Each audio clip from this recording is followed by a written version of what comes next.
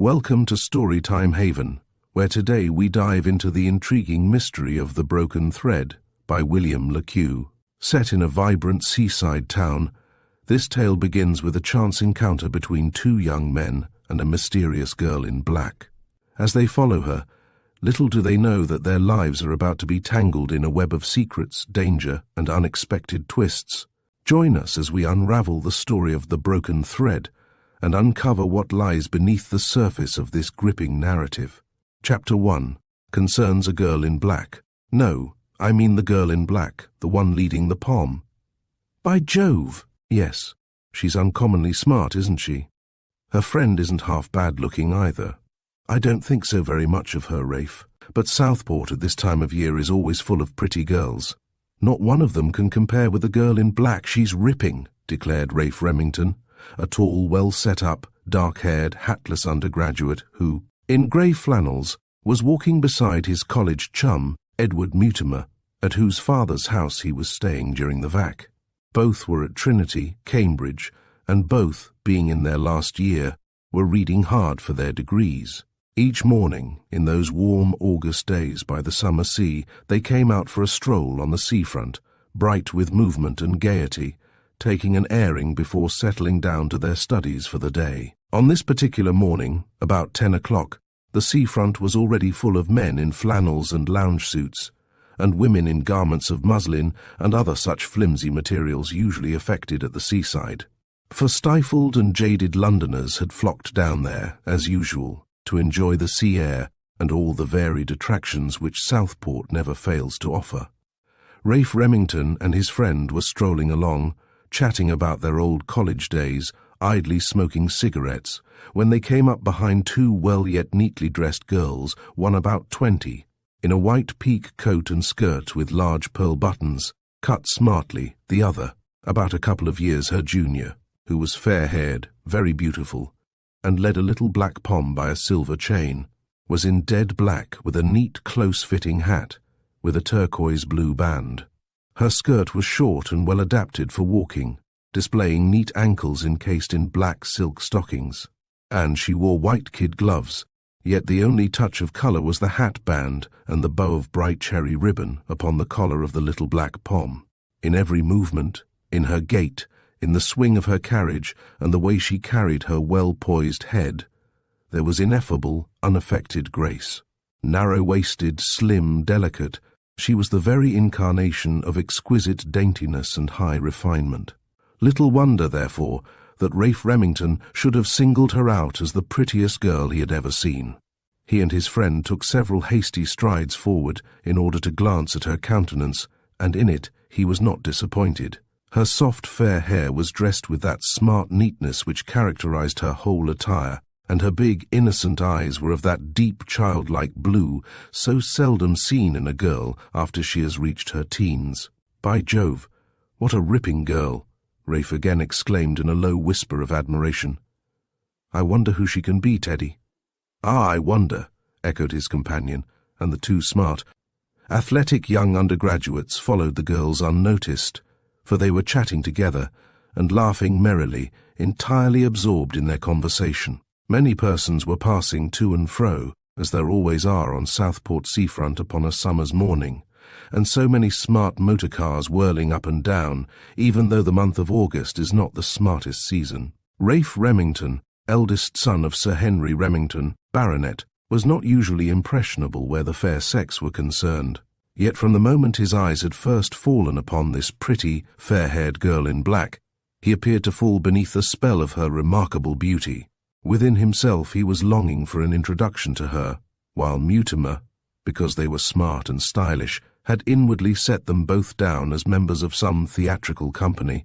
Yet their clothes and shoes were of palpably better quality than those worn by members of musical companies which visited Cambridge. Therefore he, like Raife, was much puzzled.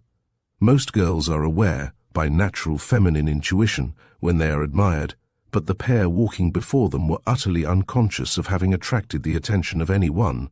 Mutimer noticed this and argued that they certainly could not be actresses. I wonder where they're going, remarked Raife in a whisper. But scarcely had the words left his mouth when a black and tan fox terrier suddenly darted out from behind a man and, without provocation, attacked the dainty little pom and rolled it over ere anyone was aware of it. The tiny dog's mistress screamed, and bending cried in alarm and appeal, "Snooky! Oh, my poor little Snooks!" In an instant Raife was on the spot, and with his cane beat off the savage terrier. Then, picking up the little pom which lay on the ground more frightened than hurt, he restored it to the arms of its frantic mistress. "He's not injured, I think," Raife exclaimed. For the first time, the fair-haired girl raised her blue eyes to his, startled and confused. I'm so very much obliged to you," she stammered. "That man really ought to keep his horrid dog under control." "He ought, the brute," chimed in Teddy Mutimer. "What a darling little dog," he added admiringly, stroking the fluffy little animal admiringly. "Poor little Snooky," exclaimed his mistress, stroking her pet's head, while the little animal wagged his bushy tail and turned up the whites of his big round eyes with an expression so pitiful as to cause all four to laugh. The owner of the terrier, an overdressed, caddish-looking man, had strolled on in utter unconcern, though well aware of what had happened. "That fellow must be a fearful outsider," declared Raife, "or he would apologize. He looks like a rat-catcher, or perhaps a dog-stealer. All dog-stealers wear straw hats and yellow boots like his," whereat the three others laughed. Snooky, duly examined by his dainty little mistress, was declared to have suffered no damage. Therefore, after Raife had asked permission to walk with them, as they were going in the same direction, they all four found themselves chatting merrily as they strolled along, Raife at the side of the pom's mistress, and his chum with her foreign-looking companion. Already Raife and his fair unknown, to whom his introduction had come about so suddenly and unusually, were chatting without reserve, for, as an undergraduate, he had the habit of contracting quick friendships, and his careless, easy-going manner she found attractive. In the pleasant morning sunshine, they sat for about half an hour, when at last Mutimer and the other girl rose from their chairs to walk together, leaving Raife, to his evident satisfaction, alone with his divinity in black. "Do you live here?" Raife inquired, after they had been gossiping for some time. "Oh dear, no," was his companion's reply, in that voice he found so refined and musical. "We're staying at the Queen's. Do you live here?" she inquired in turn. "No, I'm staying with my friend. He's up at Cambridge with me, so I'm spending part of the vac with his people." "Oh, you're at Cambridge," she exclaimed. "I was at the University Arms with my uncle about 2 months ago. We went round and saw the colleges. I was delighted with them." "Where do you generally live?" he asked, after she had told him that her name was Gilda Tempest. "My uncle and I live a great deal abroad," was her reply. "Indeed, more than I care to be frank. I love England. But my uncle travels so much that we have no home nowadays, and live nearly all the year round in hotels. I get horribly tired of the eternal table d'hote, the music and the chatter. Rather pleasant, I should fancy." "I love travelling," remarked the young man. "I grow sick to death of it," she declared, with a sigh. "We wander all over Europe. My uncle is a wanderer, ever on the move and most erratic." "Are you staying in Southport long?" he inquired eagerly. "I really don't know. We may stay for a day or for a month. I never know where we're going. I have not been home for nearly 2 years now." "Home? Where do you live?" "Father has a house in France in a quaint little village called on the edge of the forest of Fontainebleau. Do you know Fontainebleau?" "Oh, yes," he replied. "I went there from Paris once with the governor. We stayed at the Hôtel de France, I think it was, at Fontainebleau. We went over the old palace and drove out to Barbizon and to Marlotte. Awfully charming places." "Ah, Barbizon.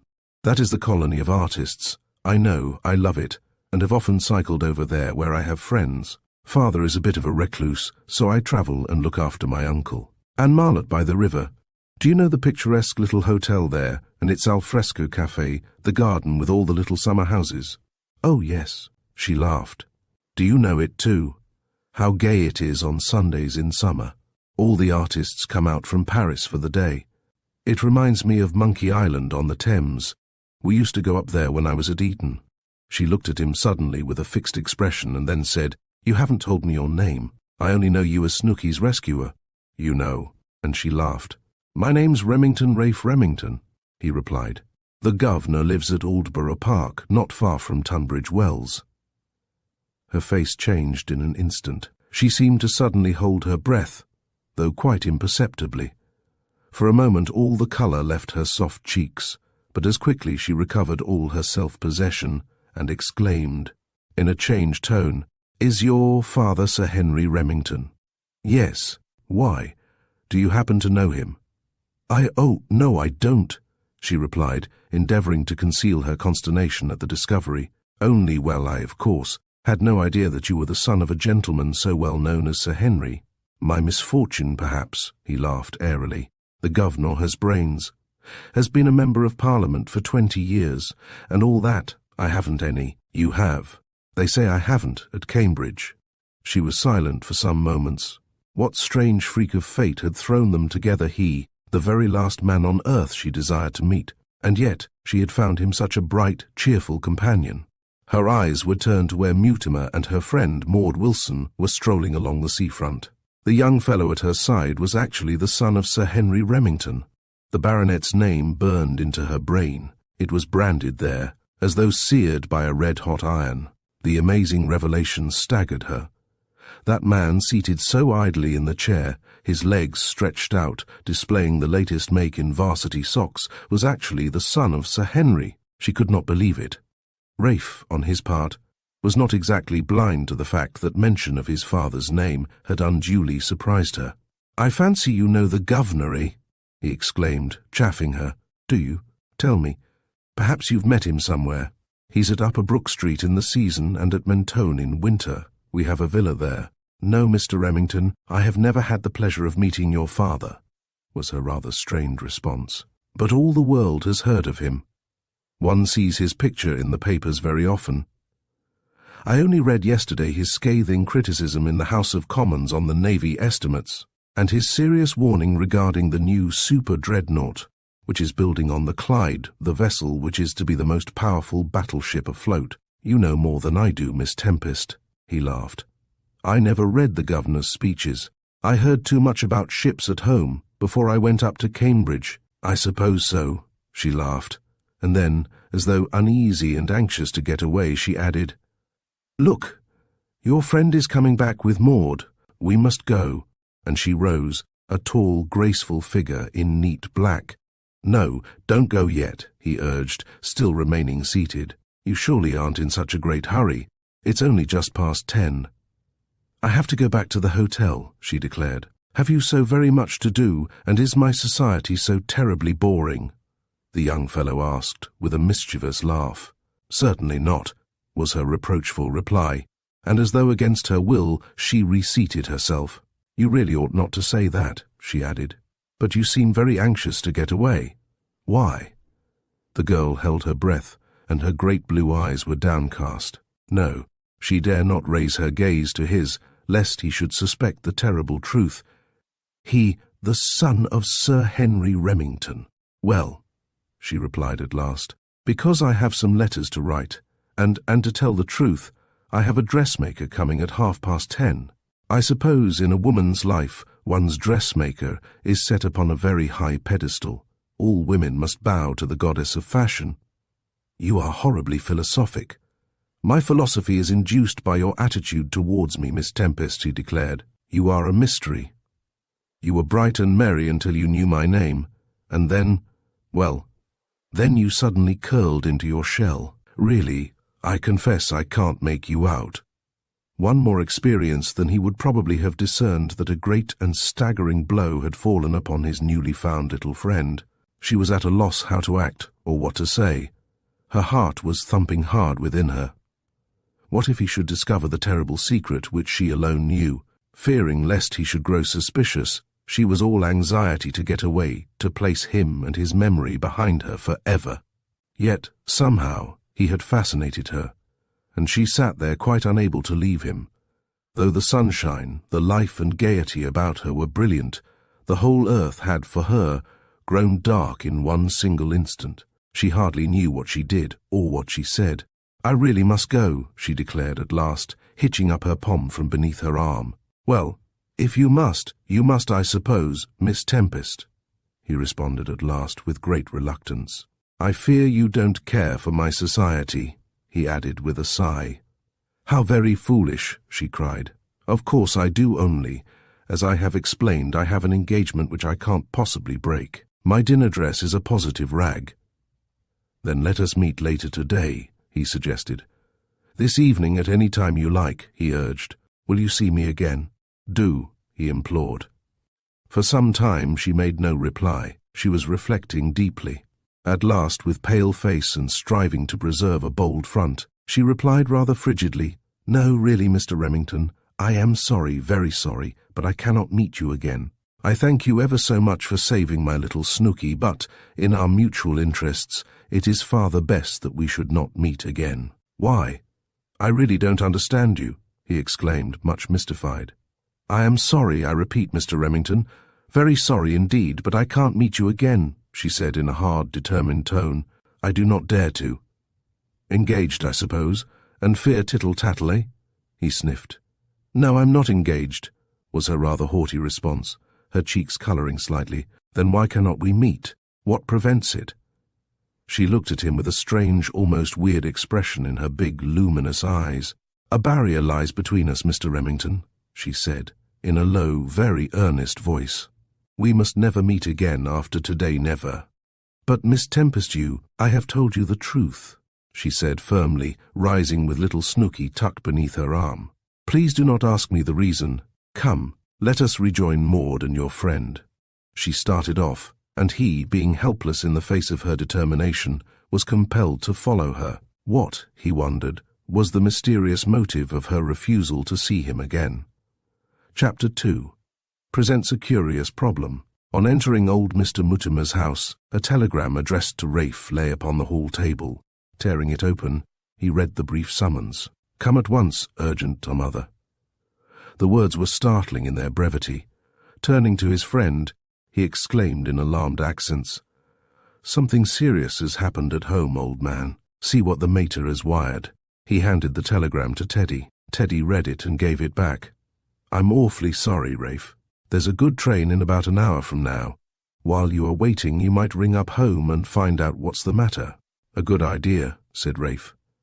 And at once he entered the study and, taking up the telephone receiver, got a trunk call. In less than 5 minutes he was speaking with Edson, the old butler at Aldborough Park, his father's fine place near Tunbridge Wells. "Is Lady Remington there?" asked Raife eagerly. "Tell her I want to speak to her." "Oh, it's you, Master Raife, sir. I'm sorry, sir. Her ladyship's not well, sir." "Not well? What's the matter?" asked the young fellow, speaking eagerly into the mouthpiece. "Oh, sir, I can't tell you over the phone," replied the old servant. "Her ladyship has forbidden us to say anything at all." "But Edson, surely I may know," cried the young man frantically. "We thought you were on your way home, sir," the butler replied. "Can't you come, Master Raife?" "Yes, of course, I'm leaving now, at once. But I'm anxious to know what has happened. Come home, sir, and her ladyship will tell you." "Go at once, and say that I'm at the phone," Raife ordered angrily. "I'm very sorry, sir, but I can't," was the response. "I have very strict orders from her ladyship, but I'm sorry to have to disobey you, sir. Can't you tell me anything? Can't you give me an inkling of what's the matter?" urged Raife. "I'm very sorry, sir, I can't," replied the old man quietly but very firmly. Raife knew Edson of old. With him the word of either master or mistress was law. Edson had been in his father's service ever since his earliest recollection, and though fond of a glass of good port, as his ruddy nose betrayed, he was the most trusted servant of all the staff. He would give no explanation of what had occurred. Therefore Raife, furiously angry with the old man, rang off. The train journey from Southport seemed interminable. His mind was in a whirl. The brief words of the telegram, "Come home at once, urgent," kept ringing in his ears above the roar of the carriage wheels. He had the sensations of a man in a nightmare. What could have happened, and to whom? His mother had sent the wire, and therefore it most probably concerned his father. And ever and again, at the back of his mind, racked with this horrible suspense and uncertainty, was the image of the mysterious girl whose acquaintance he had made on the Southport front. He could hear the low, sweet tones of her musical voice. He could see the grace of her dainty figure. Should he ever meet her again? Would she ever be to him more than a fascinating acquaintance? When at length he got into London, he felt he could not bear the slow torture of another railway journey. He went to a garage close to the station and hired a motor car. From there to Tunbridge Wells seemed but a short distance. At any rate, there was action in the movement of the throbbing car, as opposed to the monotony of the train. But even though the speed limit was exceeded many times in the course of that journey, it seemed hours to his impatient mood before they reached the lodge gates and raced up the stately avenue. The avenue was 3/4 of a mile long, but at last Raife Remington, at a bend in the drive, came in view of his home, a great old ivy-covered Tudor mansion with quaint gables, high twisted chimneys, and 2 pointed towers. At one end was the tall stained-glass window of the private chapel, while at the other were domestic offices of later date and in other forms of architecture. Passing the inner gate and between the lawns, where the flower beds were gay with geraniums, the car entered the great open gateway and drew up in the ancient courtyard, around which the grand old place was built, that same quiet courtyard where the horse's hoofs of King Henry VII had so often echoed upon the uneven cobbles, where Sir Henry Remington, Chancellor to Elizabeth, had bowed low and made his obeisance to his capricious royal mistress, and where Charles II in later days had idled, surrounded by his elegant silk-coated sycophants. The Remingtons had, ever since the 14th century, played their part in England's government, once a great and powerful family, and even today a notable and honourable house. As the car drew up at the door, Raife sprang out, and rushing through the great stone hall, the flags of which were worn hollow by the tread of generations, and where stood the stands of armour of dead Remingtons, he came face to face with old Edgson, grave and white-haired. "Ah, Master Raife," cried the old man, "I'm so glad you've come, sir. Her ladyship is in the boudoir awaiting you." "What's happened, Edgson?" demanded the young man. "Please don't ask me, sir. Her ladyship will tell you," was the old servant's response in a half-choked voice, and he turned away. A few moments later, Raife entered the small, cosy little room with the high diamond-pane windows, whereon were stained glass escutcheons. 2 women were there, his mother seated with her face buried in her hands, sobbing bitterly, and beside her, her faithful companion, an elderly spinster named Miss Holt, who had been in the family for many years and had, indeed, been at school with Lady Remington. Miss Holt, who was on her knees trying to comfort Raife's mother, rose as the son entered. "Mother!" he cried, rushing towards her. "What's the matter? Tell me, for heaven's sake. Edgson will tell me nothing." But all the response from the agonized woman was a long, low groan. "Miss Holt," he said, turning to her companion, "tell me, what has happened?" The angular woman, whose face was pale and thin, raised a warning finger and pointed in silence to the sobbing lady. Then she whispered, "Come into the next room and I will tell you." Both passed into the inner room, and when Miss Holt had closed the door, she said, "I am sorry to have to break the awful news to you, Mr. Raife, but a most remarkable and terrible affair occurred here, early this morning. From what I am able to gather, your father, who, as you know, sleeps over the library, was awakened about 3 o'clock by an unusual noise, and, listening, came to the conclusion that a slow, sawing process was in progress in the library, that someone was below." "Burglars," ejaculated Raife. "Your father took his revolver and the little electric flash lamp which he always has in his room, and preferring to investigate before ringing and alarming the household, crept downstairs and noiselessly opened the library door. Inside, he saw a small light moving. In an instant, a man who had already opened the safe drew a revolver and fired point-blank at your father." "Shot my father?" gasped Raife, staring at her. "Yes. Unfortunately, the bullet struck Sir Henry. He fell, but while on the ground, and before the burglar could escape, he fired and shot him dead. We were all alarmed by the shots, and for the rest, well, you had better ask Edgson. He will tell you. I must go back to your poor mother."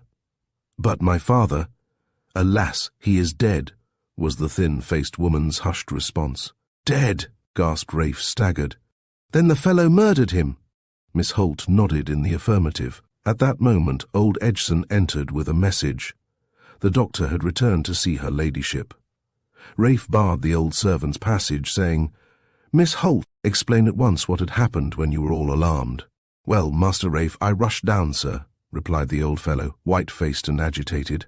"Burton, the footman, got down first, and when I rushed into the library, I found the poor master lying on the carpet, doubled up, with blood all over his pyjama jacket. He recognized me, sir, and declared in a low, weak voice that the thief had shot him. At first I was so scared that I couldn't act or think, but, on switching on the lights, I saw the body of a stranger, an elderly man, wearing thin india-rubber gloves lying near the French window. Then my father was still conscious?" "Quite. I sent Burton to the telephone to ring up Dr. Grant in Tunbridge Wells, while I did all I could to restore the poor master. He was then quite sensible. With Burton's aid, I managed to get him onto the couch in the bedroom, and then he spoke several disjointed sentences while we waited for the doctor's arrival. He asked for you, sir, and told me to give you a message." "A message, Edgson? What message did he leave for me?" asked the son eagerly. "His words were these, sir. Tell Master Raife that the blackguard deliberately shot me. Tell him to be careful, to be wary of the trap." I hesitated to tell the boy the truth. But now, Edgson, alas, it is too late.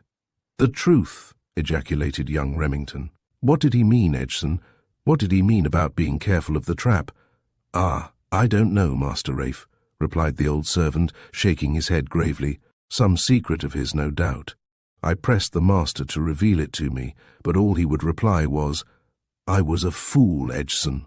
I ought to have told my boy from the first. Every man has a skeleton in his cupboard, Edgson.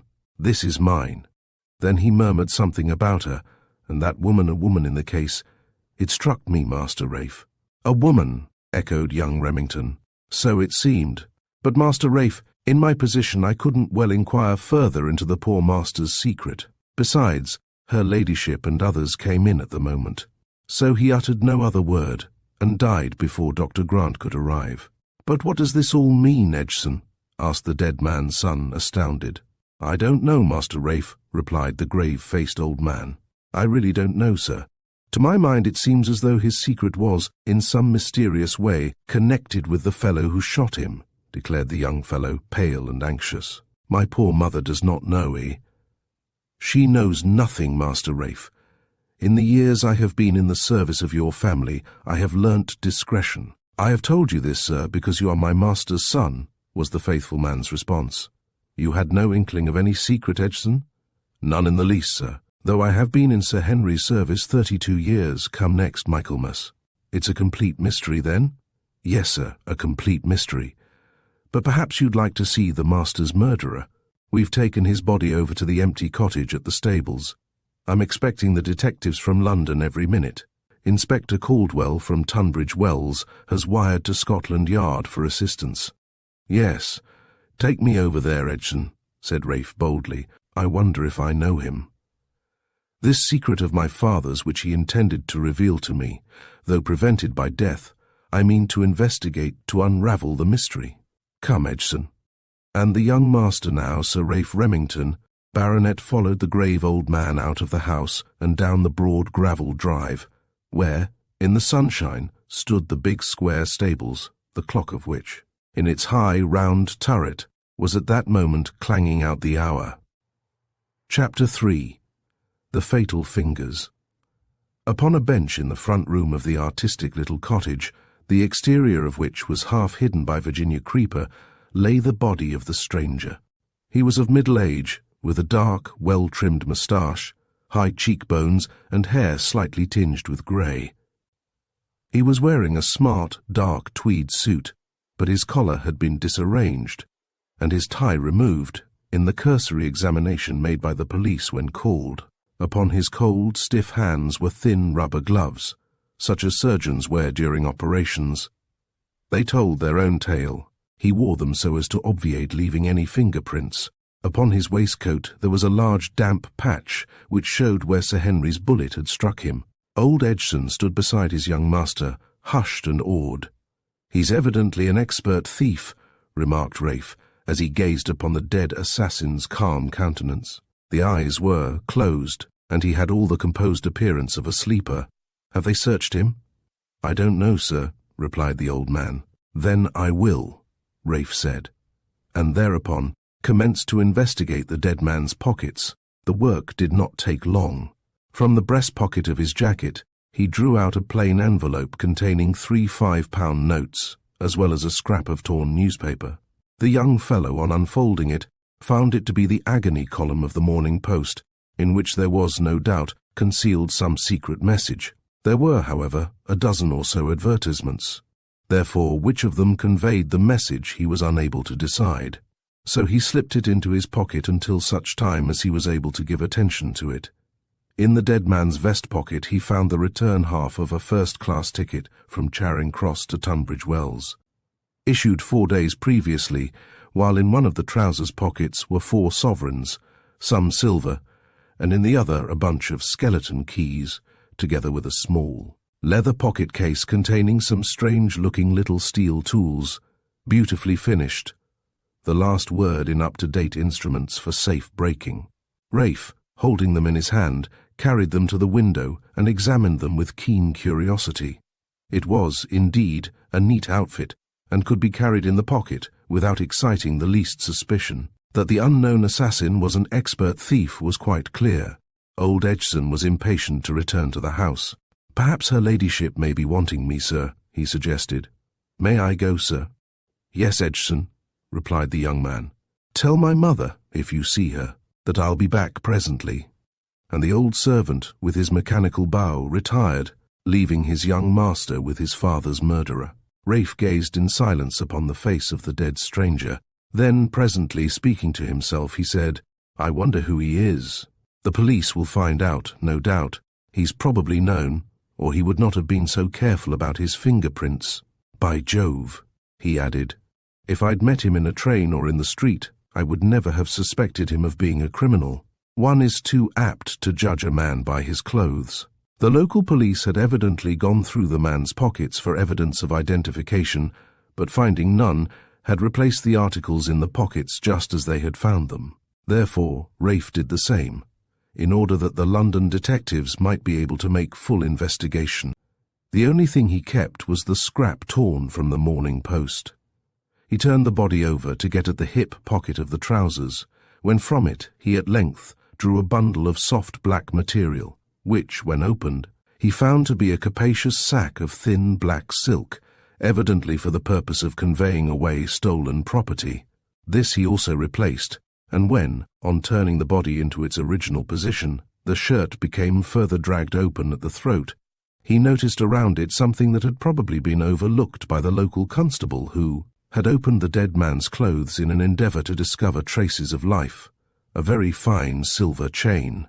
Suspended from the chain was a tiny little ancient Egyptian charm, in the form of a statuette of the goddess Isis, wearing on her head the royal sign, the orb of the sun, supported by cobras on either side. He removed it from the neck of the unknown, and, holding it in his palm, examined it. The modelling was perfect as a work of ancient art. It was cut in chameleon about 1.25 inches long, and no doubt 5,000 or 6,000 years old. Up the back, from head to foot, were inscribed tiny Egyptian hieroglyphics, the circle of the sun, the feather, the sign of truth, a man kneeling in the act of adoration, a beetle and an ibis, the meaning of which were only intelligible to an Egyptologist. "He wore this as a talisman, no doubt," remarked Raife, speaking to himself. "Perhaps it may serve as a clue to his identity. Who knows?" And, gathering the little goddess and its chain into his palm, he transferred it to his pocket. Just as he did so, voices sounded outside the cottage. Edgson, with 3 men in overcoats and bowler hats, were coming up the garden path. They entered the room without ceremony, and old Edgson, who accompanied them, said, "These are the gentlemen from London, Master Raife." 2 of the men respectfully saluted the young baronet, for he had now succeeded to the title, while the third, Raife recognized as Inspector Caldwell from Tunbridge Wells. "Well, Caldwell," he said, "this is a very sad business for us." "Very sad indeed, sir," was the dark-bearded man's reply. "We all sympathize with you and her ladyship very deeply, sir. Sir Henry was highly respected everywhere, sir, and there wasn't a more just and yet considerate magistrate on any county bench in England. Is that the popular opinion? Asked Raife thoughtfully. Yes, sir, that's what everybody says. The awful news has created the greatest sensation in Tunbridge Wells. I wonder who this blackguardly individual is, he added. The two detectives from Scotland Yard had crossed to where the dead man was lying, his white face upturned, and were scrutinizing him narrowly. I don't recognize him, declared the elder of the pair. He's done time, no doubt. Look at his gloves. An old hand, that's quite certain. We've got his fingerprints in the department, you bet, remarked the other. We'd better take off his gloves and take some prints as soon as we can. They will, no doubt, establish his identity. Mr. Caldwell, will you please telephone to a printer's somewhere near for a little printing ink? Certainly, replied the inspector. I'll phone back to Tunbridge Wells and have it sent out by a constable on a bicycle. The three officers then proceeded to make a minute examination of the body, but Raife did not remain. He returned to the house, accompanied by Edgson. A few minutes later he stood in the library before the open safe, plunged in thought. The sunshine streamed across the fine old room filled with books from floor to ceiling, for Sir Henry was a student, and his library, being his hobby, was cosily furnished. A pleasant, restful place. The long, stained glass windows of which looked out upon the quaint old Jacobean garden, with its grey, weather-beaten sundial, its level lawns, and high, well-clipped beech hedges. Raife stood gazing at the safe, which, standing open, just as it was when his father had surprised the intruder, revealed a quantity of papers, bundles of which were tied with faded pink tape.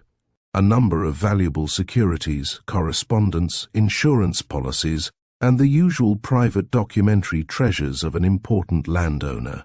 Papers concerning the estate were mostly preserved at the agent's office in Tunbridge Wells. Only those concerning his own private affairs did Sir Henry keep in the library. What had his dead father meant by those dying words uttered to old Edgson? That warning to be careful of the trap? What trap? What could his father fear? What truth was it which his father had hesitated to tell him, the important truth the telling of which had been too late? He recollected his father's words as uttered to the faithful old servant. I was a fool, Edgson. I ought to have told my boy from the first. Every man has a skeleton in his cupboard. This is mine. And further, who was the woman whom he had referred to as her? The young man gazed upon the dark patch on the carpet near the door, soaked by the lifeblood of his unfortunate father. The latter, so suddenly cut off, had carried his secret to the grave. That big, sombre room, wherein the tragedy had taken place, looked pleasant and cheerful with the bright summer sunlight now slanting upon it. The big silver bowl of roses upon the side table shed a sweet fragrance there, while the spacious, old-fashioned mahogany writing table was still littered with the dead man's correspondence. The writing chair he had vacated on the previous night, before going to bed, stood there, the silk cushion still crushed just as he had risen from it. His big briar pipe lay just as he had knocked it out and placed it in the little bowl of beaten brass, which he used as an ashtray. The newspapers which he had read were, as usual, flung upon the floor, while the waste-paper basket had not been emptied that morning. The servants had not dared to enter that room of disaster. Young Raife recrossed the room and again examined the open door of the safe. He saw that it had not been forced, but opened by a duplicate key one that had, no doubt, been cut from a cast secretly taken of the one which his father always carried attached to his watch chain. So well had the false key fitted that the door had yielded instantly. In the darkness in that well-remembered room, the room which he recollected as his father's den ever since he was a child, the two men, the baronet and the burglar, had come face to face. I wonder, Raife exclaimed, speaking to himself softly, scarce above a whisper. I wonder if there was a recognition. The words of the poor governor almost tell me that in that critical moment the pair, bound together in one common secret, met. They hated each other, and they killed each other. Why did the governor admit that he had been a fool? Why did he wish to warn me of a trap? What trap? Surely at my age I'm not likely to fall into any trap. No, he added, with a bitter smile, I fancy I'm a bit too wary to do that. He paced up and down the long, silent, book-lined chamber, much puzzled. As he did so, the sweet, pale, refined face of Gilda Tempest again arose before him. He had only met her casually, a few hours ago, yet, somehow why he could not explain, they had seemed to have already become old friends, and amid all his trouble, anxiety and bewilderment, he found himself wondering how she fared, and whether the dear little black pom, Snooky, was guarding his dainty little mistress. True, a black shadow had fallen upon his home, a tragic event which had rendered him a baronet, and in a few months he would be possessor of great estates. Nevertheless, that thought had not yet occurred to him. His only concern had been for his bereaved mother, to whom he was so devoted, and from whom his father had hidden his strange secret.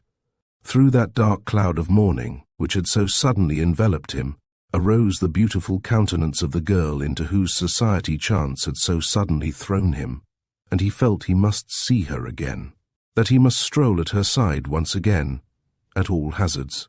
As his father's only son, he had a right to investigate the contents of the open safe, for he knew that one executor was away at Dinard, while the other, an uncle, lived in Perthshire. At present, his father's lawyer had not been communicated with. Therefore, he crossed again to the safe and methodically removed paper after paper to examine it. Most of them were securities, mortgages, bonds, and other such documents, which, at that moment, did not possess much interest for him. One bundle of old and faded letters which he untied were in a handwriting he at once recognized, the letters of his mother before she had become Lady Remington. Another, a batch written 40 years ago, were the letters from his grandfather, while his father was at Oxford. With these were other letters from dead friends and relatives, but, though he spent an hour in searching through them, Raife discovered no clue to the strange secret, which Sir Henry had died without divulging. Then he afterwards replaced the papers, closed the safe, and relocked it with a false key which still remained in it. His mother was still too prostrated to speak with him. Therefore, he again went across to the cottage, where the police were with the dead assassin. As he entered, one of the detectives was carefully applying printer's ink to the tips of the cold, stiff fingers, and afterwards taking impressions of them upon pieces of paper. The secret of the dead thief's identity would, they declared among themselves, very soon be known. Chapter 4 reveals certain confidences. Tell him to be careful, to be wary of the trap. Those dying words of Sir Henry's rang ever in his son's ears. That afternoon, as Raife stood bowed in silence before the body of his beloved father, his mind was full of strange wonderings. What was the nature of the dead man's secret? Who was the woman to whom he had referred a few moments before he expired? The young fellow gazed upon the grey, shrunken face he had loved so well, and his eyes became dimmed by tears. Only a week before they had been in London together, and he had dined with his father at the Carlton Club, and they had afterwards gone to a theatre. The baronet was then in the best of health and spirits. A keen sportsman and an ardent golfer, he had been essentially an outdoor man. Yet he now lay there still and dead, killed by an assassin's bullet. Raife's mother was inconsolable, and he had decided that it was best for him to keep apart from her for the present. To his friend, Mutimer, he had sent a wire announcing the tragic news, and had, by telephone, also informed Mr. Kellaway, the family lawyer, whose offices were in Bedford Row, London.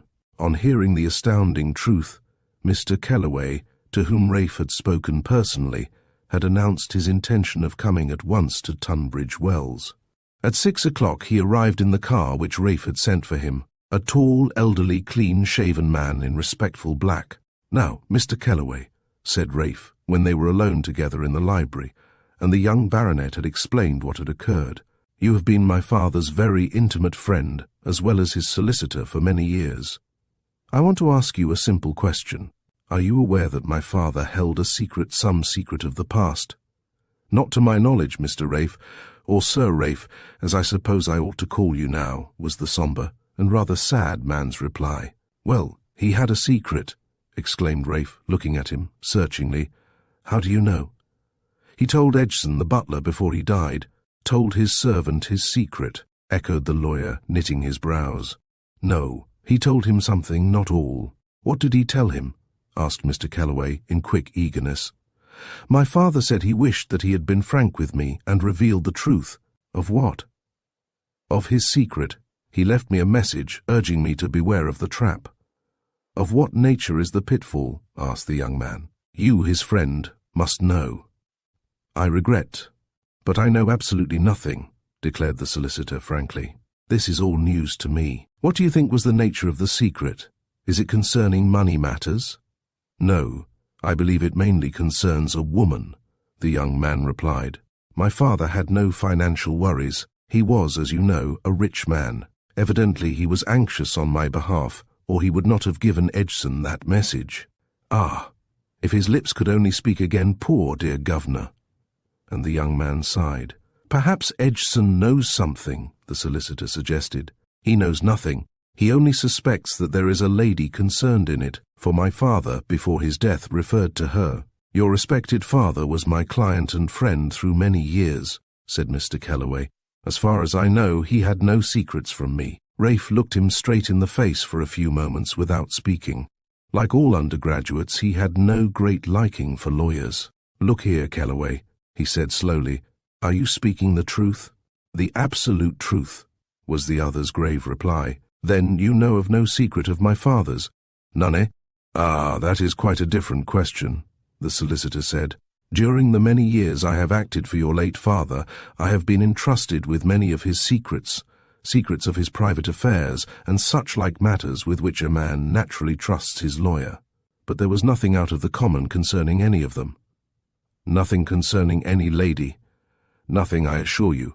"Then what do you surmise regarding the trap, about which my father left me this inexplicable message?" "Edson may be romancing," the lawyer suggested. "In every case of a sudden and tragic death, the servant, male or female, always has some curious theory concerning the affair, some gossip or some scandal concerning their employer.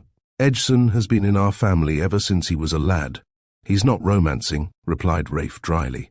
Mr. Kellaway was a hard, level-headed, pessimistic person who judged all men as lawbreakers and criminals. He was one of those smug, old-fashioned Bedford Row solicitors who had a dozen peers as clients, who transacted only family business, and whose firm was an eminently respectable one. "I have always thought Edson a most reliable servant," he admitted, crossing to the safe, the key of which Raife had handed to him. "So he is. And when he tells me that my father possessed a secret which he has carried to his grave, then I believe him. I have never yet known Edson to tell a lie. Neither has my father. He was only saying so at dinner one night 3 months ago." "I have no personal knowledge of any secret of the late Sir Henry's," responded the elder man, speaking quite openly. "If I knew of any, I would tell you frankly." "No, you wouldn't, Kellaway. You know you wouldn't betray a client's confidence," said Raife with a grim, bitter smile, as he stood by the ancient window gazing across the old Jacobean garden. "Ah, perhaps you're right. Perhaps you're right," replied the man addressed. "But at any rate I repeat that I am ignorant of any facts concerning your father's past that he had sought to hide." "You mean that you will not betray my dead father's confidence?" "I mean what I say, Sir Raife, that I am in entire ignorance of anything which might be construed into a scandal." "I did not suggest scandal, Mr. Kellaway," was his rather hard reply. "My father was, I suspect, acquainted with the man who shot him. The two men met in this room, and I believe the recognition was mutual." "Your father knew the assassin?" echoed the lawyer, staring at the young man. "I believe so." "It seems incredible that Sir Henry should have been acquainted with an expert burglar, for such he apparently was. Why should he have left me that warning message? Why should he seek to forewarn me of some mysterious trap?" The old solicitor shrugged his shoulders, but made no reply. The whole tragic affair was a complete and absolute mystery. The London papers that afternoon were full of it, and already a host of eager reporters and press photographers were waiting about on the off chance of obtaining a glimpse of Raife, or any other member of the bereaved family. More than one had had the audacity to send in his card to Raife with a request for an interview, which had promptly been refused, and Edson now had orders that the young master was not at home to anyone. Raife, still unconvinced that Mr. Kellaway was in ignorance of his father's secret, took him across to the cottage where lay the body of the stranger. The police were no longer there, but 2 doctors were making an examination. The inquest had been fixed for the morrow, and the medical men were consulting prior to the post-mortem. The cause of death was only too apparent, but the principles of the law are hidebound, and it was necessary that a post-mortem should be made, in order that the coroner's jury should arrive at their verdict. Later, Raife assisted the family solicitor to gather out the contents of the safe and make them into bundles, which they sealed up carefully and counted. "Of course," Kellaway said, "I am not aware of the contents of your lamented father's will, and I frankly confess I was rather disappointed at not being asked to make it. I think it was made by some solicitors in Edinburgh," was Raife's reply. "Gordon and Gordon, I believe, is the name of the firm. It is deposited at Barclays Bank in London." "The executors will no doubt know. You have wired to them, you say?" Then, after a pause, Kellaway added, "The fact that Sir Henry engaged a strange solicitor to draw up his will would rather lead to the assumption that he had something to hide from me, wouldn't it?" "By Jove, yes," was the young man's response. "I had never thought of that. He wished to preserve his secret until his death. I wonder if the will reveals anything. Perhaps, who knows?" Raife remained silent. He was still carefully removing the papers from the steel inner drawer of the safer drawer, which had been overlooked when he had made his investigation. The papers were mostly memoranda regarding financial transactions, sales and purchases of land, and other matters. Among them were a number of old letters, mostly signed by George Mountjoy, who had been member for South Gloucestershire and his father's particular crony. He had died a year ago, and Sir Henry had keenly felt the loss of his lifelong friend. They had been as brothers, and old Mr. Mountjoy was frequently a guest at Aldborough for months at a stretch, and treated quite as one of the family. Letter after letter he turned over aimlessly, reading scraps here and there. They were strange letters, which showed a great bond of friendship existing between the 2 men. In some, Mountjoy asked Sir Henry's advice regarding his most intimate and private affairs, and in others he gave the baronet his aid, and made suggestions regarding his line of action in many matters. One struck him as very strange. Dated from the Hotel Angst in Bordighera over 3 years ago, it contained the following passage: "As you have asked my advice upon the most secret page of our history, my dear Henry, I am most decidedly and emphatically of opinion that it will be best to allow them to remain in entire ignorance. He should, however, be diplomatically warned, lest the pitfall you fear be placed in his path, as no doubt it will be sooner or later. Under no circumstances whatever would I alarm your wife by revealing to her the truth. Remember, the state of her health is delicate, and undue anxiety would most probably shatter her nerves. No, remain silent. Only you and I know the truth, and that it is our duty to keep it strictly to ourselves. I know how it must gall you, and how helpless you must feel in the strange, unheard-of circumstances, but I beg of you to regard the threats as idle ones. For your safety I fear nothing, but for Raife it is different. He should be warned, but not in a way to cause him undue anxiety, only to impress upon him the need of shrewd precaution against his enemies. I shall never divulge the truth, and you, my dear Henry, should still preserve a calm and smiling face. Too well I know the extreme difficulty of doing this, but remember, there is not the least suspicion of the truth abroad, and that most men in every walk of life have ugly secrets which they would not care to expose to the light of day. Your son, Raife, is in ignorance. Let him remain so, I beg of you. The truth, if told, will only bring unhappiness upon you both. He is young and fearless.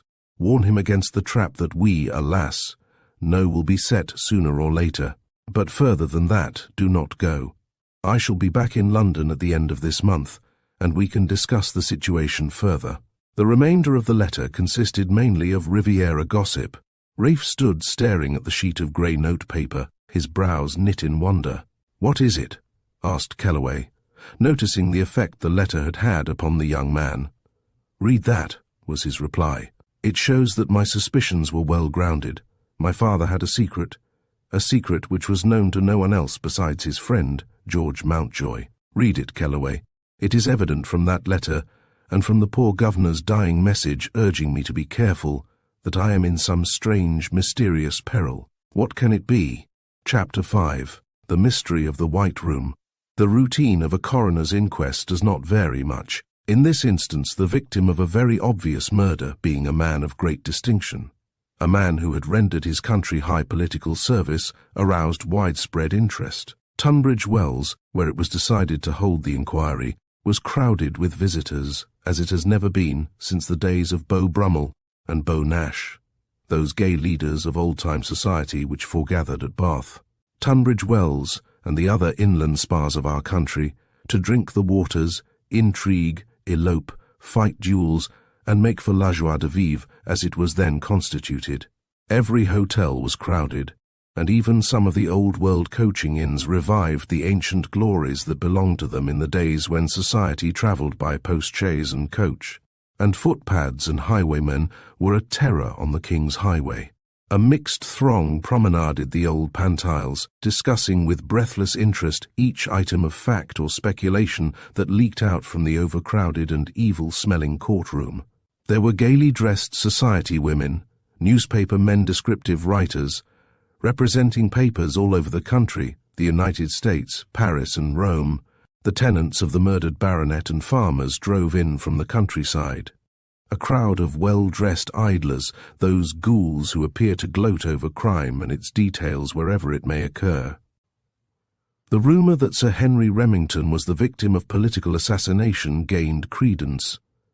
The newsboys shouted the startling headlines, and sold more evening newspapers than if it had been the result of a football cup tie. Lady Remington, as became her position, the wife of an aristocrat, nerved herself for the occasion and gave her evidence calmly and in a low, musical voice. The old butler, Edgson, an aristocrat of his craft, repeated the story we already know. The police had failed to identify the body of the dead assassin. Raife's evidence threw no light on the subject. The verdict of murder by a person unknown was returned. The foreman asked permission, as representing the tenants, tradesmen, and residents of the country around, to express their sympathy with the family of the late Sir Henry. With the indulgence of the coroner, he supplemented the testimony that Inspector Caldwell had given in the death chamber, when Raife met him there with the detectives from London. The courthouse was soon cleared. The unwanted crowd of visitors scattered, returning to their destinations, and Tunbridge Wells resumed its normal state, leaving the tragic mystery still unsolved. Lady Remington, with Miss Hope and a maid, had returned in the car to Aldborough Park. When her ladyship reached her boudoir, she collapsed, after the strain of the proceedings of the coroner's court. The vulgar stare of the mixed crowd in the close room, the fetid atmosphere, the printed impertinences of some of the newspaper reporters, all had served to shatter her nerves.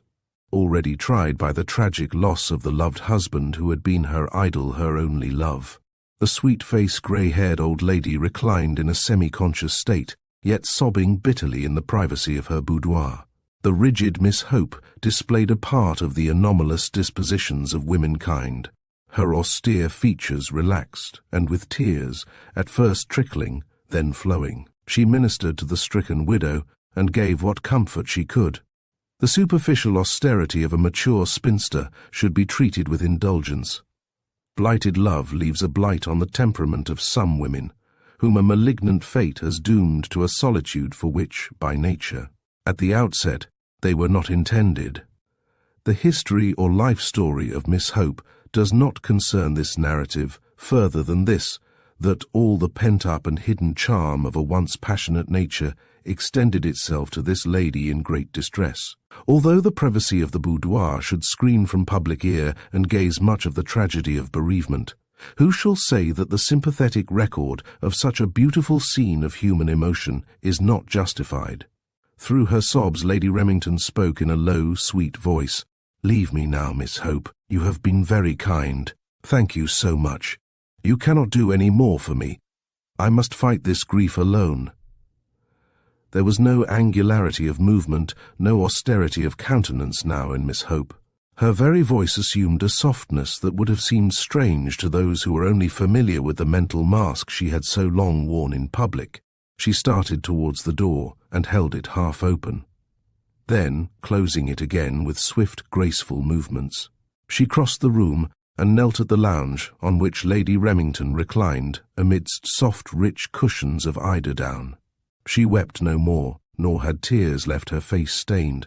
Instead, a radiance suffused her cheeks, and her eyes glistened, betraying a beauty that had long been hidden by the set expression of that mask, assumed at first, habitual by long use. Lady Remington. Oh, Lady Remington, let me speak, let me tell you. I too have suffered. Don't stop me.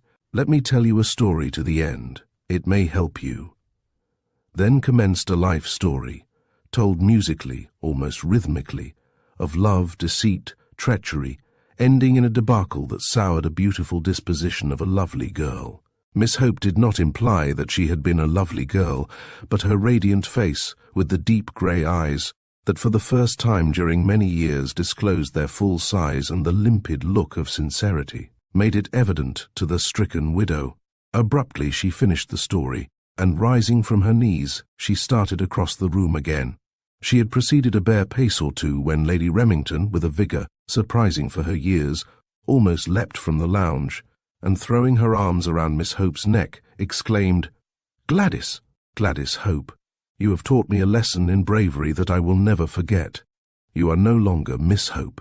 You are, if you will let me, Gladys, a dear, dear friend to me. As long as I am spared, I will endeavour to be more than a friend to you." They embraced again and again, until the arrival of the maid with tea afforded the opportunity of a closing scene that had been tense and affecting to both women. The new baronet left the coroner's court, and walking down a long stable yard of one of the hotels, escaped from the inquisitive crowd that pursued him. By entering a coach-house with a side door that led to the scullery and kitchen of the hotel, quickly he made for a door in the narrow passage that led to the coffee-room and main entrance. Unbolting the door, which was seldom used in these latex days, he slipped into a narrow alleyway. With rapid strides he found himself, unobserved, in one of the old post-houses in a side street.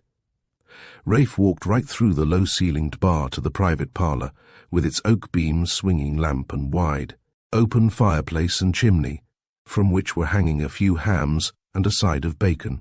In a wooden armchair with high back, without cushions, sat an elderly man, pink-cheeked and clean-shaven, except for 2 tufts of close-cropped side whiskers. He was smoking a long churchwarden pipe, and the air was redolent with the perfume of a Virginian tobacco, which, if too pungent in excess, possessed an aroma which, by indulgence, is, by some at least, considered not nauseating. He was smoking shag tobacco. At his side, on a deal table which had been scrubbed once a day at least for some 70 years, was an old brown toby of Kentish ale. Kent is the garden of England, and Kentish hops are responsible for much that has been good in English manhood. Mr. Tweezygood was born in Kent of a long line of Kentish ancestry, and Kentish hops had formed a substantial portion of his and their daily fare. Rising from his chair as Raife entered, he displayed a portly and robust frame. "Good afternoon, Master Raife," he said. "I'm very sorry to hear all this here bad news about your father, Master Raife. I beg your pardon, Master Raife. I suppose as ours I ought to call you Sir Raife now, sir. Beg your pardon, Master Raife. I mean Sir Raife, sir." In spite of the heavy load on his mind, Raife smiled, and laying his hand on the old man's shoulders said cheerily, "No, Twizygood, I hope I shall always be Master Raife to you, and to some others. Yes, Twizygood, it's a sad case, and I'm much troubled. I've come to you to help me." "Ludda mussy, sir, helpy. What can I do to help the likes of you?" "I'll help, sure enough, if I can help. Now tell me, Master Raife, what can I do for 'ee?" When Raife was a lad, and a mischievous lad, there were many scrapes out of which he had been lifted by old Twizygood. Before the old man inherited the public house that had been a post-house, he had worked, as many of his ancestors had, on the Remington estates. There still remains, in spite of the spirit of unrest and agitation, which, rightly or wrongly, pervades the land, a strong sympathy between the old families and their tenants and retainers. Twizygood was of the type that made true knighthood, when knight-errantry was in a cause that they felt to be good. The Twizygoods had been retainers of the Remingtons since the Tudors, and the spirit of loyalty was strong within him when the young master had said, "I've come to you to help me." Raife smiled again and said, "I don't want much, Twisagood. I want you to let me have the long white room overlooking the stable yard. I want you to see that the shutters will bolt firmly from within, and see to it that when the lamp is lit, no light can be seen from without. Is that all you want?" "Master Raife, I'll see to that sure enough. When do you want the room, sir?" Raife replied, "I want to go up there now, but you can see to the other things later." "Yes, sir. I don't know whether the room be tidy or no, but come along o' me."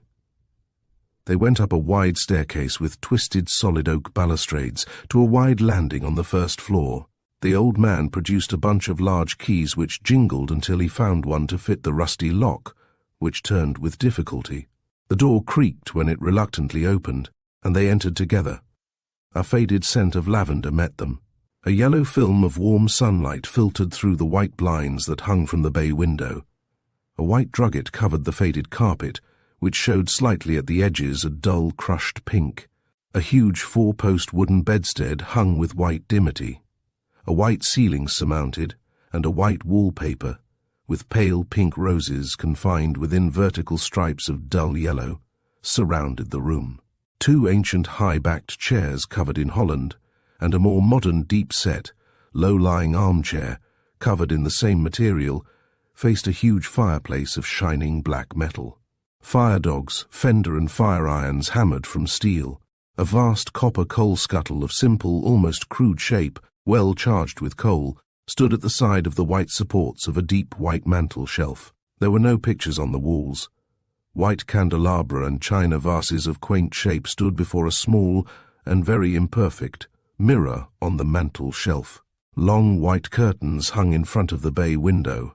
The whole effect of this big white room, bathed in a warm glow of filtered sunlight, was startling. To Raife it was soothing. Twisagood crossed to pull up the blinds. "Don't do that," Raife said, as he walked to yet another white curtain which screened a small door. The key was in the door. He opened it. It led to a narrow winding stairway with a strong oak door at the bottom. He called to Twisagood for the key. The stairs creaked as the burly old man descended and placed the key in the lock and turned it. "That will do. Give me the key. Have the lock oiled and buy some soft carpet and put it on this stairway. This leads into the loose box, doesn't it? Or have you altered the stalls lately?" "No, sir. They be just the same as when you stayed here last, sir." They ascended the crooked stairway, returning to the white room. Raife stood in front of the fireplace, gazing at a small miniature on the mantel shelf. At a glance it appeared to be the only pictorial ornament in the room. Neatly framed in a thin ebony oval was the most beautiful enamel of a woman's face in high powdered headdress, and an exquisitely modelled bust. Raife picked it up and, looking at the back of the frame, read this inscription pasted on: "To William Twisagood for a brave service rendered." "How did you get this, Twisagood?" asked Raife. "Why, sir, that be a long time ago, sir, when I were not more'n a lad.